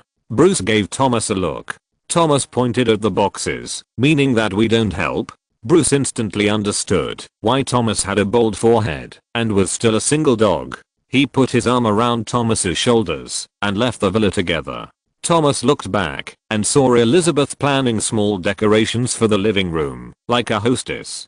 Could this be Martin's true love? Thomas thought to himself, but said nothing and would not do anything. In the past 2 years, he, as an agent, has not made any comments on Martin's private life. Bruce went to the auxiliary building of the villa to decorate his residence. Thomas happened to be there, so there would be one more person to work. Inside the villa, Martin and Elizabeth put away the things they bought, and sweat appeared on their foreheads. Martin simply took her to the big bathroom on the first floor. "Let's try the new bathtub." Elizabeth wiped Martin's face, leaving the dust on her hands on it, and said, "Martin, your face is dirty, you need to wash it well." Martin stopped and said seriously, "I didn't bring facial cleanser." Elizabeth smiled sweeter than honey. "I brought it, the best facial cleanser. Carry it with you, and I'm responsible for helping you wash it clean." Soon, Martin used the best facial cleanser. After washing his face, he was not only clean and refreshed, but also refreshed. At the best age of Elizabeth Olsen, Martin used the best facial cleanser she gave him. I have to go to the hospital today. If I come back very late, the update may be late tomorrow. Please forgive me. Chapter 447. Make a lot of money. Early in the morning, Martin woke up from his sleep and felt something pressing on his face, which had its own fragrance. He struggled to get out, only to find that Elizabeth's facial cleanser had been thrown on his face at some point. She seemed to be having a sweet dream, with a sweet smile on her face even in her deep sleep, which made people feel good from morning to night. After getting up and washing up, Martin came to the French window and slightly opened the curtains. The eastern rays of light fell on the spacious courtyard, dyeing the road, lawn and trees golden. Compared with the recent hustle and bustle in the Cotti community, it is much quieter here. Martin went downstairs to prepare breakfast. Elizabeth bought a lot of semi-finished products yesterday. As soon as he arrived at the kitchen, he found Bruce busy inside and asked, "Did Thomas go home last night?" Bruce, who was frying eggs, was stunned, then reacted, "If he doesn't go back, will he stay?" Martin's bastard words came out, "I thought he would live with you." Bruce picked up the frying pan and poured the fried eggs into the trash can. "You don't have breakfast to eat. I smell burnt." Martin said, "Your cooking skills are too bad."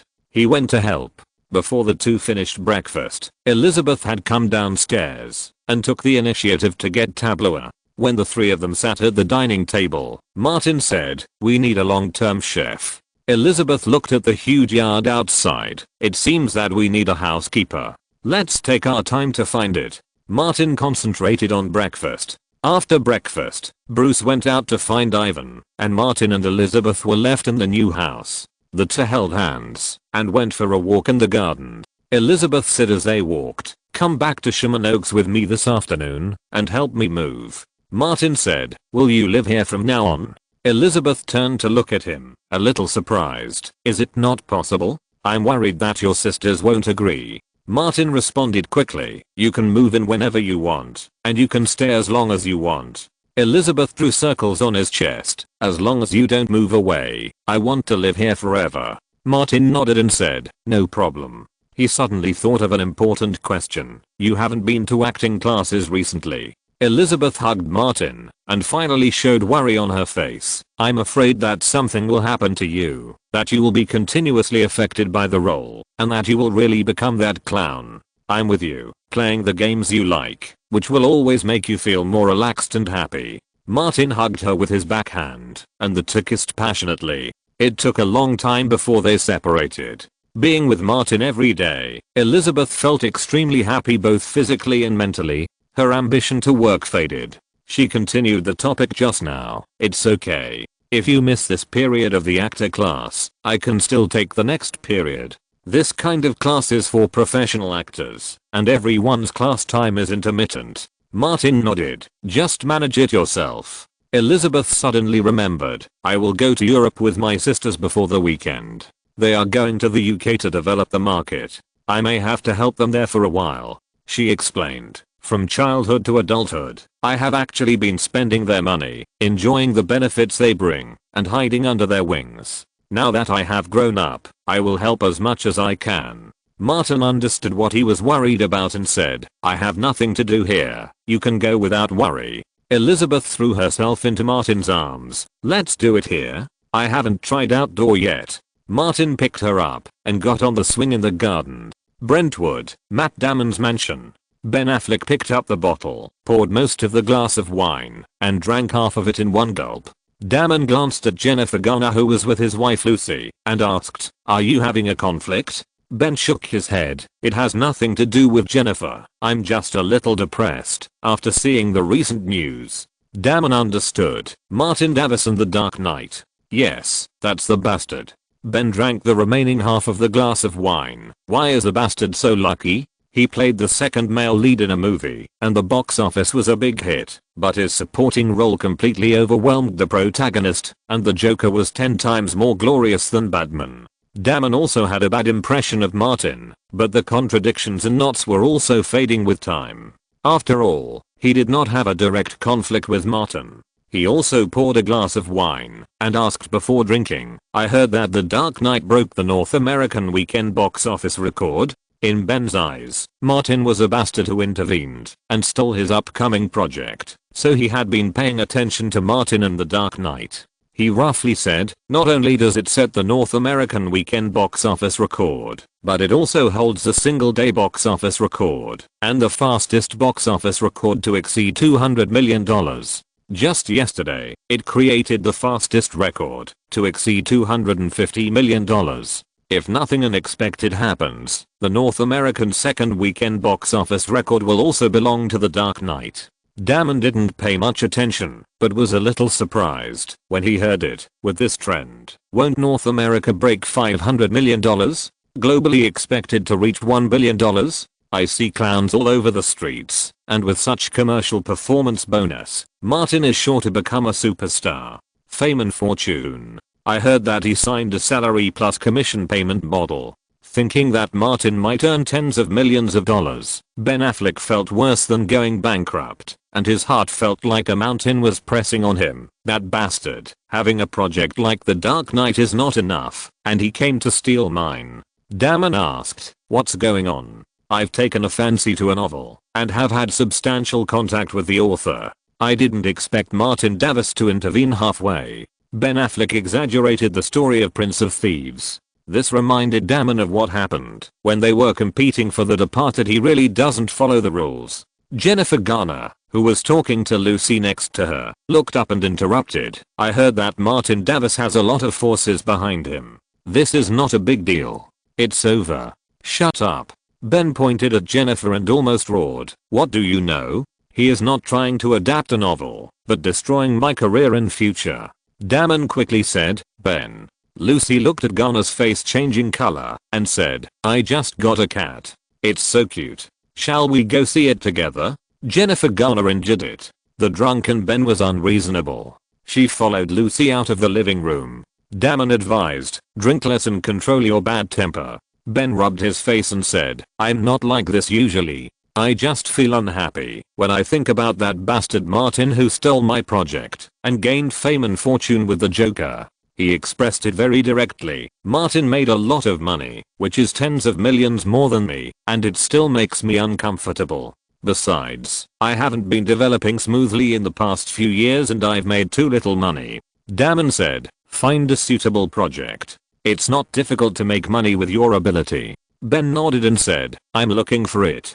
I can't go on like this. If I made a lot of money, like I did in previous years, Jennifer wouldn't quarrel with me. It's a very realistic problem. A man cannot be justified in being on top if he can't earn enough money to support his family." Ben went back to the previous question, "Why can an asshole like Martin Davis make so much money?" But Damon knew that the guy whom he didn't like was now a big shot. "Ben, don't confront him head on. If you can't find a suitable opportunity, just bear with it. There will always be a time to vent your anger." Ben said vaguely, "I won't provoke him head on. I suspect that he must be behind Pitt's current situation. I guess what he did is second only to Julian Aniston."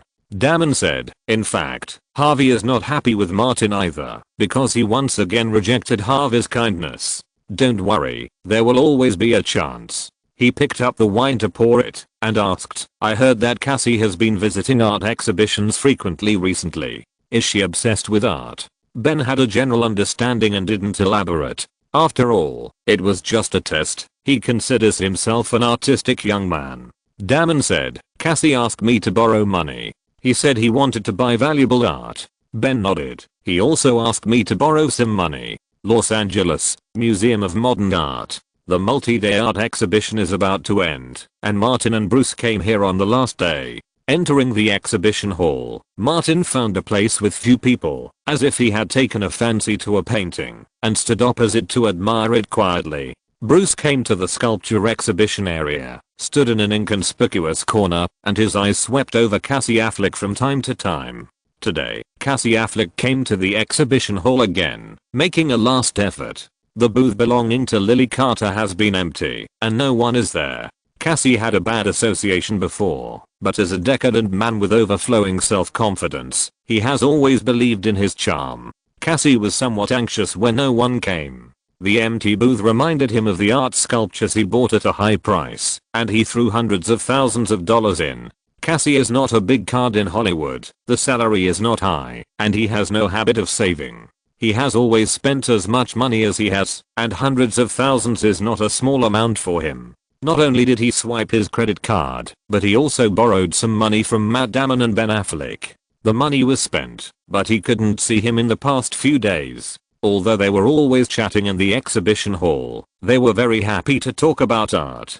From sculpture to carving, from film to medicine, they could always find common topics. Seeing that it was getting late, Cassie took out his mobile phone and made a call. "Hello, this is the business department of California Institute of the Arts." But a man's voice came from the phone. "Excuse me, what can I do for you?" Cassie was stunned for a few seconds before asking, "Isn't this Lily Carter's phone number?" The other side smiled and replied, "During the exhibition, in order to facilitate communication, the college has equipped each student participating in the exhibition with a business mobile phone. After the exhibition, the mobile phone must be returned." Cassie's face was full of frustration. "Do you have Lily Carter's contact information?" "Sorry, I don't. If you have nothing else, I'm hanging up." The other side was very busy and the phone was hung up directly. Cassie heard the busy tone, put down his hand, and murmured, "Lily Carter." Looking at the empty booth in front of him, he didn't understand that he was fooled by a female student in school. Cassie circled around the booth. After the bubble of blind confidence was punctured, people would always think of many things they had ignored before. That Lily Carter clearly took advantage of his deliberate approach and sold him those worthless student sculptures at a high price. And she even used the method of clearly marking the price of artworks. Cassie put her 10 fingers into her hair and scratched it frantically, leaving dandruff all over the floor, and then left the exhibition hall. Chapter 448, To Bullying. Outside the Museum of Modern Art, Martin received a call from Lily. After a few words, he got into the car driven by Bruce. "Go to the East Employee Entrance." Bruce drove the Escalade over there. As soon as the car stopped, Lily ran out of the door and got into the back seat. Martin glanced at her and naturally switched to an Atlanta accent. "You idiot are not stupid. You didn't run into the exhibition hall foolishly. You knew to retreat in advance and didn't give him a chance to see you." Lily was a little unconvinced, but she didn't refute. Instead, she reminded, "Hey, you told me that swearing is not good." "I don't swear anymore, but you still swear." Martin saw that she had really grown up and said, "I won't call you an idiot in the future. At most, I'll call you a fool. I'm not stupid." Lily muttered, "I'm still a little smart. Those junk I practiced with can be sold for hundreds of thousands of dollars." Martin turned his head and looked at her. Lily thought that Martin was trying to get her money, so she said quickly, "The money hasn't reached me yet. The college has to deduct taxes and a large amount of operating expenses. I may not even get $100,000. Martin didn't want to rob Lily of her money, so he said, "Stay away from the Affleck brothers in the future." Although she had a bodyguard following her secretly, Lily still had better avoid dealing with those bad guys. Lily nodded repeatedly, "I understand." Martin said to Bruce, who was driving, "Let's find a place to eat and send her back after dinner." He said to Lily, "If you are willing to go to my new house to clean, I have no objection." This time, Lily rushed to say, "Old Bruce, I'll treat you and Martin to a big meal." Bruce knew what he was doing, so he just found a mid-range restaurant. After getting off the car, Lily had made a large sum of money again. Her heels were floating when she walked, and she hummed a few songs from time to time. She couldn't help showing off and asked Martin, "Should I call Alina and tell her about it so that she knows that I have made a lot of money again?" Then she had another idea. "No, I have to take a red-eye flight to Atlanta tonight, so I can tell her in person." Martin never hesitated to hit her. "You will feel the hardness of Alina's fist." Lily, who was in a good mood, suddenly became depressed and regretted treating everyone tonight. Martin gave a blow, but also a sweet date, saying, "Because the popularity of the Joker is very high, Warner Brothers will start to promote the Joker's peripherals to the market this weekend, and will publicly announce that it is the painstaking work of you, an outstanding female sculptor." Hearing that there is money to be made, Lily's depression immediately disappeared, and she was excited. I will make money again. Martin said, you are a money grubber now. Lily said, I want to make a lot of money and buy a house bigger than your new home in the future. Martin is a person of no means and said, it's okay, I will continue to invite you to clean the house and you will be very happy to clean 2 big houses. Lily suddenly regretted coming to Los Angeles, which was completely different from what she imagined. The black Ford Mustang turned out of Santa Monica Boulevard with a roar, entered the community, and stopped beside the road. Cassie Affleck got out of the car and entered the house. As soon as he opened the door of the main house, he saw 6 sculptures placed in a conspicuous place in the living room. Some of them were made of plaster, some were made of stone, and some were made of wood. They were all masterpieces of art that he bought at a high price. Originally, the sculptures were placed in the living room in order to invite the creator to his home so that she would feel valued and take the opportunity to control her and get more.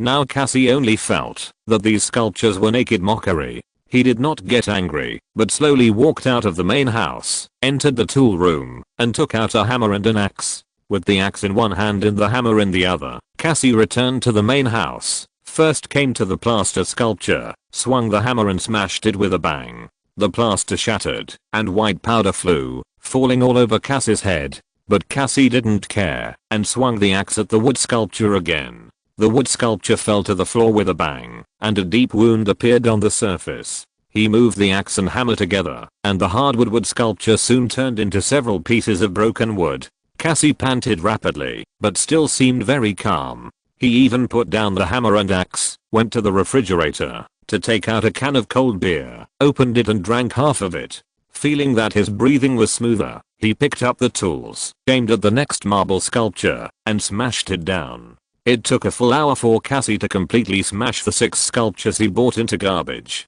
Maybe everyone has different ways of venting when they are depressed. After smashing these junk, Cassie felt much better for some reason. Out of sight, out of mind. He sat down on the sofa, picked up the remaining half can of beer, and drank it slowly, took the remote control next to him, turned on the TV, and Warner TV appeared on the screen. Cassie read a few entertainment news, and the report suddenly turned to the popular Dark Knight. It is reported that this weekend, clown statues and figurines, based on Martin Davis will be put on the market for sale. All the peripheral products are designed and carved by the young talented sculptor Lily Carter. Also on the market is a limited edition clown statue carved by Lily Carter. Although Lily Carter is only 19 years old, she is extremely talented and has won awards in many sculpture competitions. Top artists such as Jack Nicholson, Leonardo DiCaprio, Angelina Jolie, Kate Winslet, Jennifer Aniston and Meryl Streep have collected her works. Mr. Jones, deputy director of the Los Angeles Museum of Modern Art and a master of appraisal at a famous art auction house, believes that Lily Carter's works have collection value and will appreciate in value in the future. Cass's beer can fell to the ground with a bang, and he looked at the garbage on the floor of the living room, wanting to cry but not tears. He had seen similar art hype before. Maybe Lily Carter's works would appreciate in value in the future? Now, he smashed them all into garbage. Cassie leaned back and lay on the sofa like a super sensitive literary youth with 2 lines of tears flowing from her red eyes. This Lily Carter is too bullying. Cassie wiped her eyes and more tears flowed. The phone rang and Cassie quickly wiped her tears and answered the call. It was Ben who called. The exhibition is over. Have you finished it? Not yet. Give me some time. It was too embarrassing. Cassie was too embarrassed to tell Ben and simply asked, is your progress going well? Ben said, I entered the Adler School of Acting and have taught them 2 acting classes, but I didn't see Elizabeth Olsen. I asked Judi Dench to help find out. Since Martin Davis, that bastard, returned to Los Angeles from New York, she has never attended acting classes again. Cassie immediately grasped the key, a little girl with a head full of love. Ben thought more. I think we may have attracted the attention of Martin Davis. Cassie, don't mess around. Just be calm for the time being. Cassie looked at the garbage on the ground, sighed, and said, I won't go to Lily Carter again recently. She is very unusual. The 2 brothers didn't say much and hung up the phone quickly. As more and more people watch The Dark Knight, the film's popularity has lasted and has become a social phenomenon. Just like the big ships and Star Wars back then, the topic of discussion after dinner is always inseparable from The Dark Knight. And the Joker is the focus of the hot topics. In the second weekend of the release of The Dark Knight, the Joker series of peripheral products were fully launched in North America with the almost crazy popularity. In front of many toy stores in North America that had signed sales agreements with Warner, there were long queues without exception this weekend. The Joker peripheral products that had just been put on the shelves were swept away, and the business phone of the Crew Studio was directly blown up. Not to mention those mass-produced Joker peripherals that are not very expensive. Even the hand-carved versions co-signed by Lily Carter and Martin and priced at thousands of dollars were all sold out. There are also behaviors of overselling in the market. Especially the hand-carved version. You can earn hundreds of dollars if you grab it. Among them, the hand-carved clown wearing the red t-shirt version of the Coke God was originally priced at $2,499, but it was called up to $5,000 online. After street painters in North America made a fortune by taking advantage of the popularity, a new profession has emerged: dealers who wrestle or snatch handmade statues of the clown. In addition, after the diary scandal became popular, many fans wanted to buy and collect Martin's real Joker diary, but Martin refused all of them. Warner Brothers immediately announced that it would print Joker diary to meet the needs of fans. The popularity of Joker peripherals comes from the market's popularity on the one hand, and the hunger marketing adopted by Warner Brothers on the other hand. Topics such as shelves being cleared out and high prices for sale in the market have further promoted the popularity of The Dark Knight. In particular, those online posts that add thousands of dollars to the purchase of limited edition hand-carved Jokers are constantly published and forwarded by the media, which easily attracts more people's attention. This weekend, a large number of audiences still walked into the theater to continue watching The Dark Knight. The North American box office trend of the film is stable, and it took another $85.14 million in the second weekend, winning the North American box office championship again, and the cumulative North American box office reached $338 million. In line with the high box office, the film's reputation is extremely strong, with a Rotten Tomatoes rating of over 95% and an IMDb rating of 9.6, squeezing out The Godfather and The Shawshank Redemption to rank first on the IMDb movie top list. Also this weekend, The Dark Knight landed in overseas markets such as Europe, Australia, Latin America, and East Asia. Although Batman's influence overseas is far less than that in North America, the popularity of the Joker has spread, and the film still earned $166 million in its first weekend overseas. Even the most conservative market agency estimates that The Dark Knight's global box office will be over $1 billion. Chapter 449 Don't Force Me to Shoot. New York, Manhattan. Ted, wearing a jacket, turned into a cafe, walked to the corner, and sat opposite a black boy. The black boy smiled at him with 2 rows of white teeth. Coke God forever. Long live the leader. Ted replied, long live Martin. I know you. You are the leader of a fan club. After confirming that the code was correct, the black boy asked, can't you get the goods? No way. The North American market is out of stock. I have several overseas customers who watched The Dark Knight last weekend and liked the Joker very much. They wanted to buy the Joker handmade statue, but couldn't buy it. For the sake of work, Ted even gave the statue in his hand to the customer. The black boy exclaimed, the Joker is too popular, and the handmade statues are selling too well. It's hard to get the goods. Ted simply asked directly, do you have any goods? The black boy looked around, as if he was worried that someone would rush over to rob him. He carefully opened his jacket, took out a black cloth bag from his armpit, opened it and placed it in front of Ted.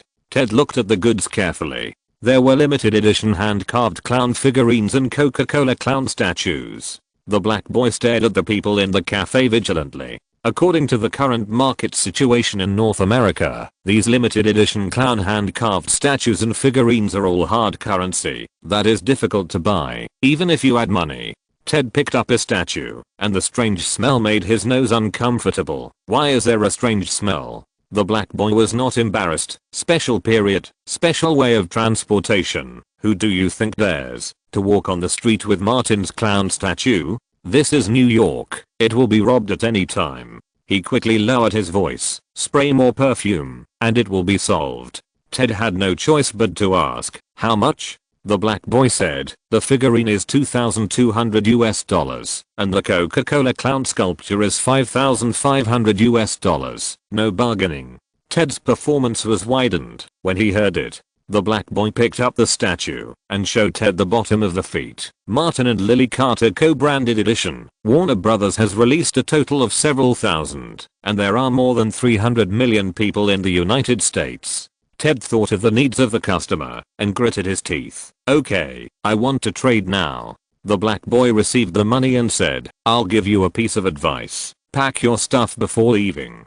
Ted ignored the strong smell, packed it in a black cloth bag, stuffed it under the armpit of his coat, zipped it up, and then walked out. The statue is not only a limited edition, but also a flavored version. Before he walked out of the street, Ted found a man in a worn-out suit with clown paint on his face coming towards him, and turned into a convenience store. Thinking of the recent frequent clown robberies, he quickly crossed the road and went to the other side of the road, away from the convenience store. As soon as the Joker pushed open the door of the convenience store, he pulled out his revolver and pointed it at the boss and cashier, shouting, take out the money, take out all the money, I just want money, I don't want to hurt anyone. The boss was not the kind of person who valued money over life, so he opened the cash register and took out the money. Seeing the boss's cooperation, the Joker felt a little relieved and looked around. At a glance, he saw the Coke cult version of the Joker statue behind the counter and immediately lost interest in the money.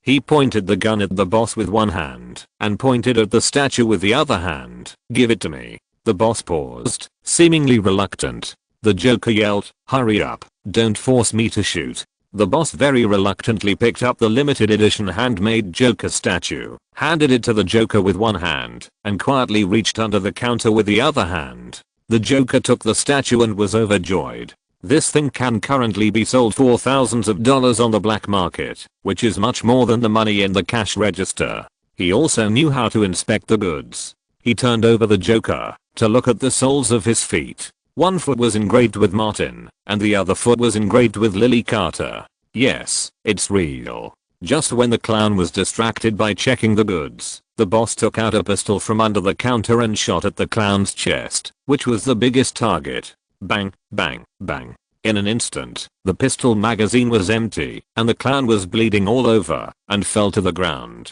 The boss changed the magazine, walked out of the counter with the gun, kicked the clown's revolver to the side, and made sure that he was not a threat. He called the police first, then picked up his statue and wiped the blood on it with a tissue. He glanced at the clown robber on the ground and said sternly, you can rob my money, but you can't rob my Martin clown statue. The clown robber made a strange gurgling sound in his throat, and then there was no movement. The boss didn't dare to display the statue in the store anymore, and quickly put it in the safe at the back, waiting for the NYPD to come. He had surveillance in his store, so he wasn't particularly worried. New York, Brooklyn Studios. The crew of Shutter Island, a new project directed by Martin Scorsese, has been officially established. In addition to Leonardo, the second male lead Mark Ruffalo also joined the crew in advance to experience life and prepare for the role. Outside the studio, Ruffalo received a call from a friend. I have been in the same crew with Martin, but he was still in Atlanta at that time. He was just a temporary actor and did not have the habit of giving gifts to the crew, so I don't have a hand-carved clown statue. The friend said, please find a way to get one for me. I have 3 children at home, and they all clamor for a clown. I have money now, but no channels to buy one. I have heard that many handmade clown statues of Lily Carter on the black market are from Hollywood crew members who have worked with Martin. Hearing this, Ruffalo thought of his partner on this project and said, I'll give it a try. The popularity of the clown was so high that several children at home loved it very much. The man could only say, Mark, please. Ruffalo hung up the phone, entered the studio, and found Leonardo, who was in a daze alone. Hi, Leo. Leonardo nodded at him. Are you acting? No. Ruffalo smiled embarrassedly. I need your help with something.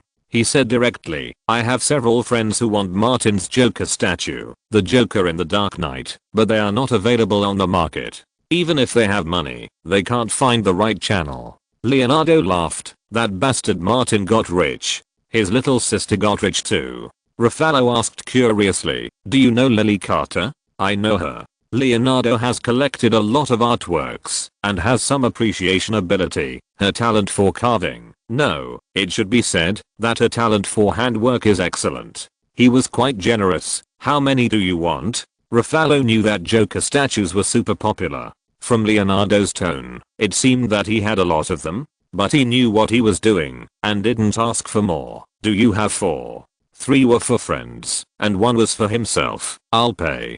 Don't mention money to me. I have a lot of these little things of Martin. Leonardo puts him in his house in New York. Well, I'll bring them to you this afternoon. Ruffalo said quickly. Thank you so much, Leo. You helped me solve a big problem. You're welcome. Leonardo thought to himself that the ones he collected seemed to be able to exchange for a lot of money, but there was no need for that, so he kept them. When Ruffalo left happily, Leonardo found Martin Scorsese's. He was shocked to find that the old man was holding a piece of cotton cloth and wiping the clown statue given by the bastard Martin. Leonardo asked, do you like the Joker too? Martin's character is really good, a classic. Scorsese pointed to the statue and said, I didn't look at it carefully before, but now I realize that the carving is really good.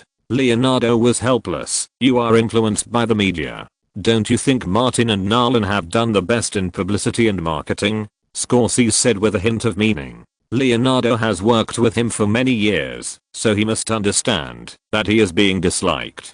He said, there are not many people like Martin in Hollywood. He is thicker skinned than Jack and I combined. Scorsese thought of his own marriage and was full of motivation. He urged, Leo, you have to work hard in this area. Isn't it just making trouble? I'm no worse than Martin. Leonardo decided to stand up for once. I came to you because I want to ask for leave and go back to Los Angeles. Warner Brothers is going to hold a celebration party for The Dark Knight. Martin has achieved such good commercial results this time.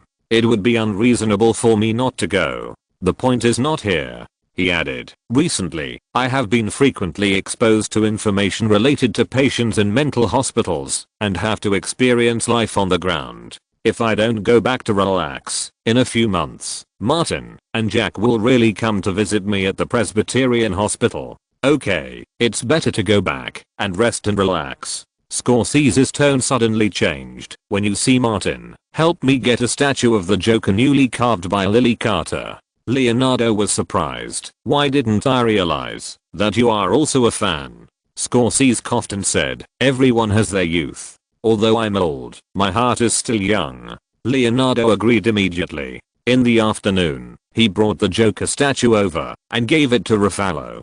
That night, he took a private flight back to Los Angeles so that he could surprise Martin and Jack at the celebration party of The Dark Knight. When the North American box office of The Dark Knight exceeded $300 million and the global box office exceeded $500 million, Legendary Pictures and Warner Brothers, as the producers and distributors, announced that they would hold a grand celebration party for the film and invited many celebrities to attend. In addition to the box office, the film also made amazing income from peripheral products, and the total income of various peripheral products has exceeded $70 million. In particular, various products about the Joker have become the head of peripheral sales.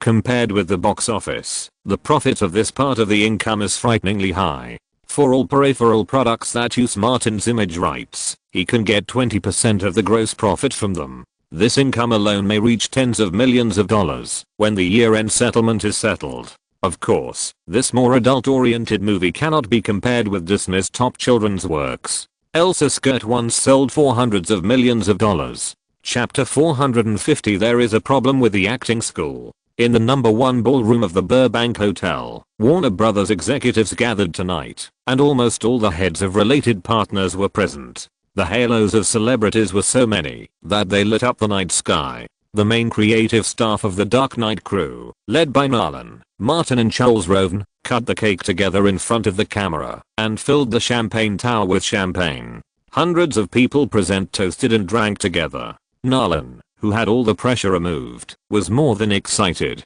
He held the champagne in one hand and the microphone in the other, and said loudly, "I suggest that we toast and drink together to celebrate the success of The Dark Knight." Martin leaned in front of the microphone and shouted loudly, "Cheers." Several cameramen surrounded and filmed the scene of everyone celebrating together. Looking back, it will be an excellent publicity material. The only pity is that Bale did not come to the celebration party because of the tight schedule of filming Terminator 4. Emma Thomas put down her glass and said to DC director Allin, "I think Bale didn't want to come because of the schedule, but he was dissatisfied with the film. The Joker has taken all the limelight away from Batman." Allin said, "We still have to appease him. I will go and talk to him in person later."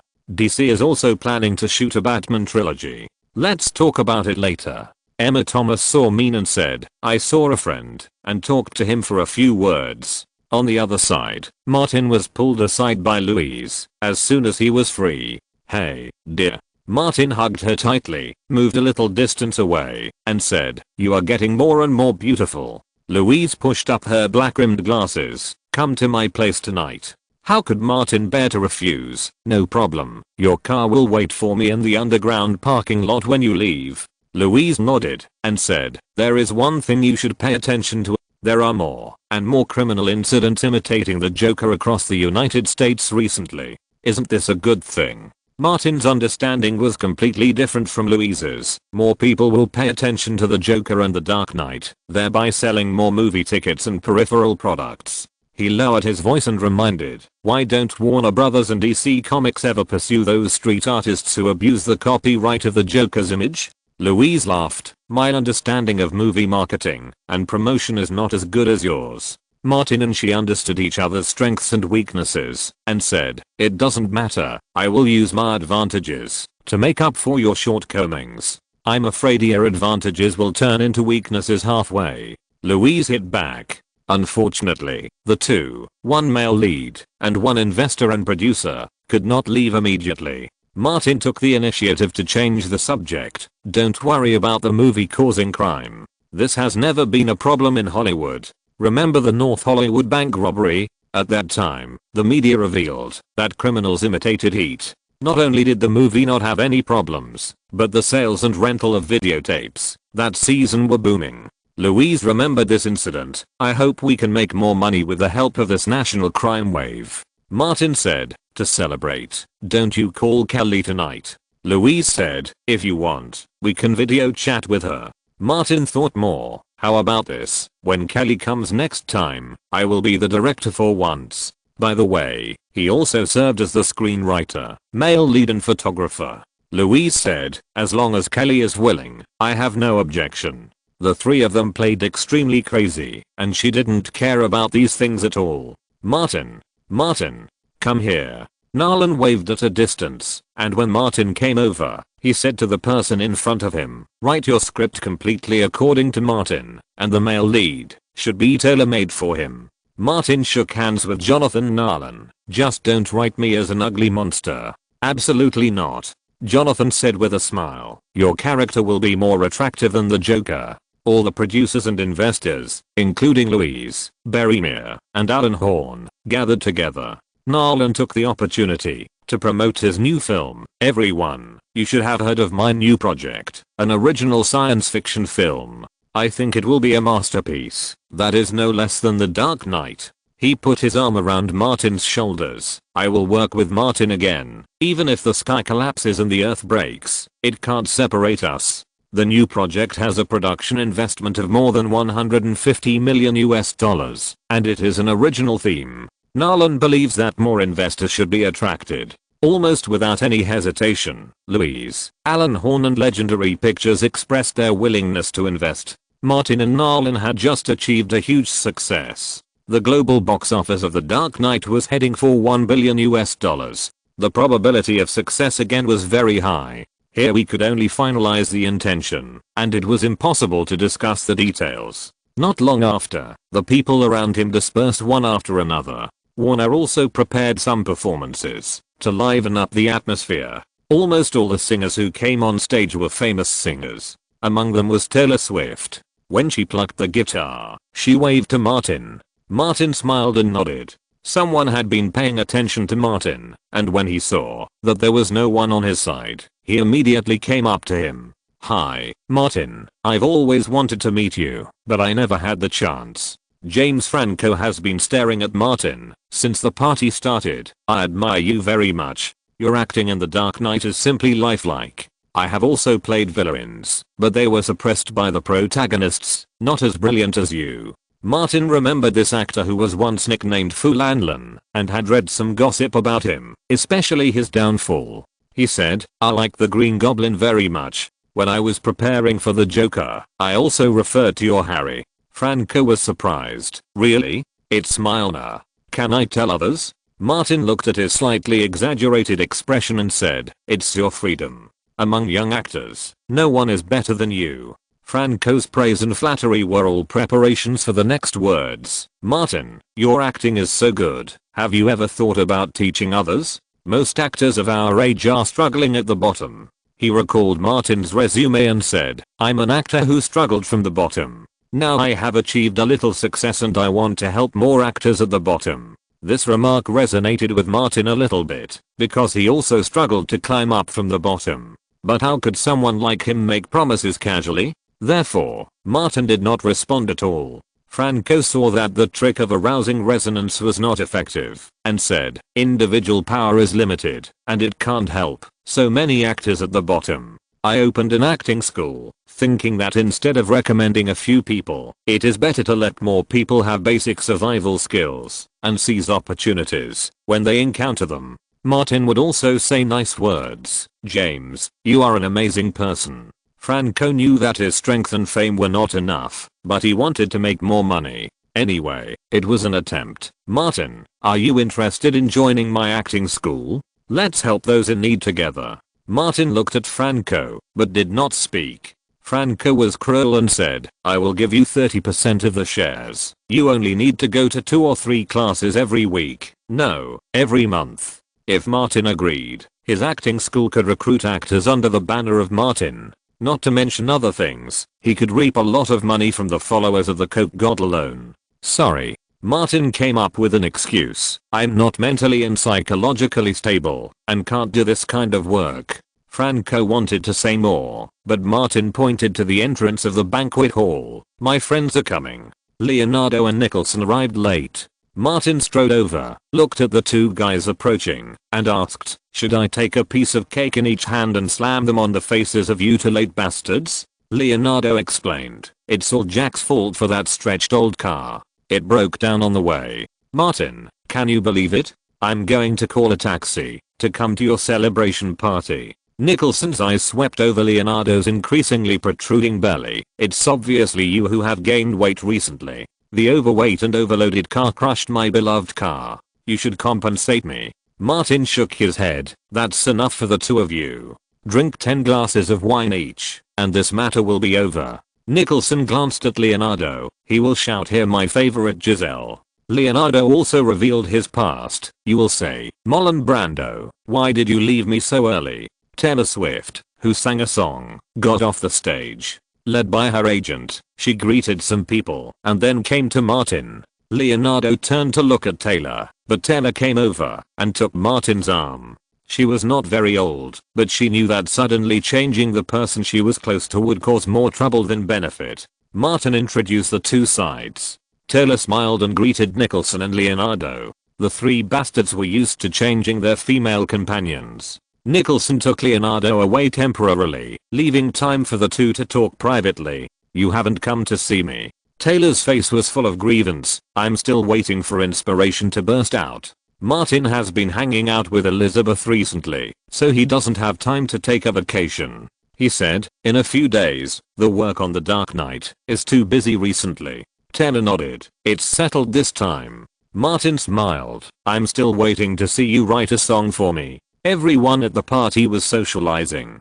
Martin sent Taylor away and finally found some time to find Leonardo and Nicholson and talk freely. "I've been under a lot of pressure lately. Martin, Jack, let's do something." Leonardo came back to relax. "If I don't have some fun, I'm going to go crazy." Nicholson looked at Martin. You bastard kept me waiting for fun. And what's the result? Just a shitty diary scandal. Martin thought for a moment and asked, have you been paying attention to Ben Affleck recently? Nicholson recalled and said, I have paid attention to him. Someone told me that he was introduced by Judi Dench to an acting school as a part-time teacher. Martin remembered where he heard about Judi Dench being an acting teacher and asked, which acting school? Nicholson thought for a long time before confirming, Adler Acting School, the one founded by one of my acting teachers, Stacey Adler. Martin remembered that Elizabeth Olsen was taking acting classes at this school. End of this chapter. Thank you very much for reaching the end. Don't forget to like. Looking for more exclusive content and immediate access? Subscribe to our Patreon. Remember, every like, subscription, or donation encourages us to continue. Thanks to everyone. See you in the next video.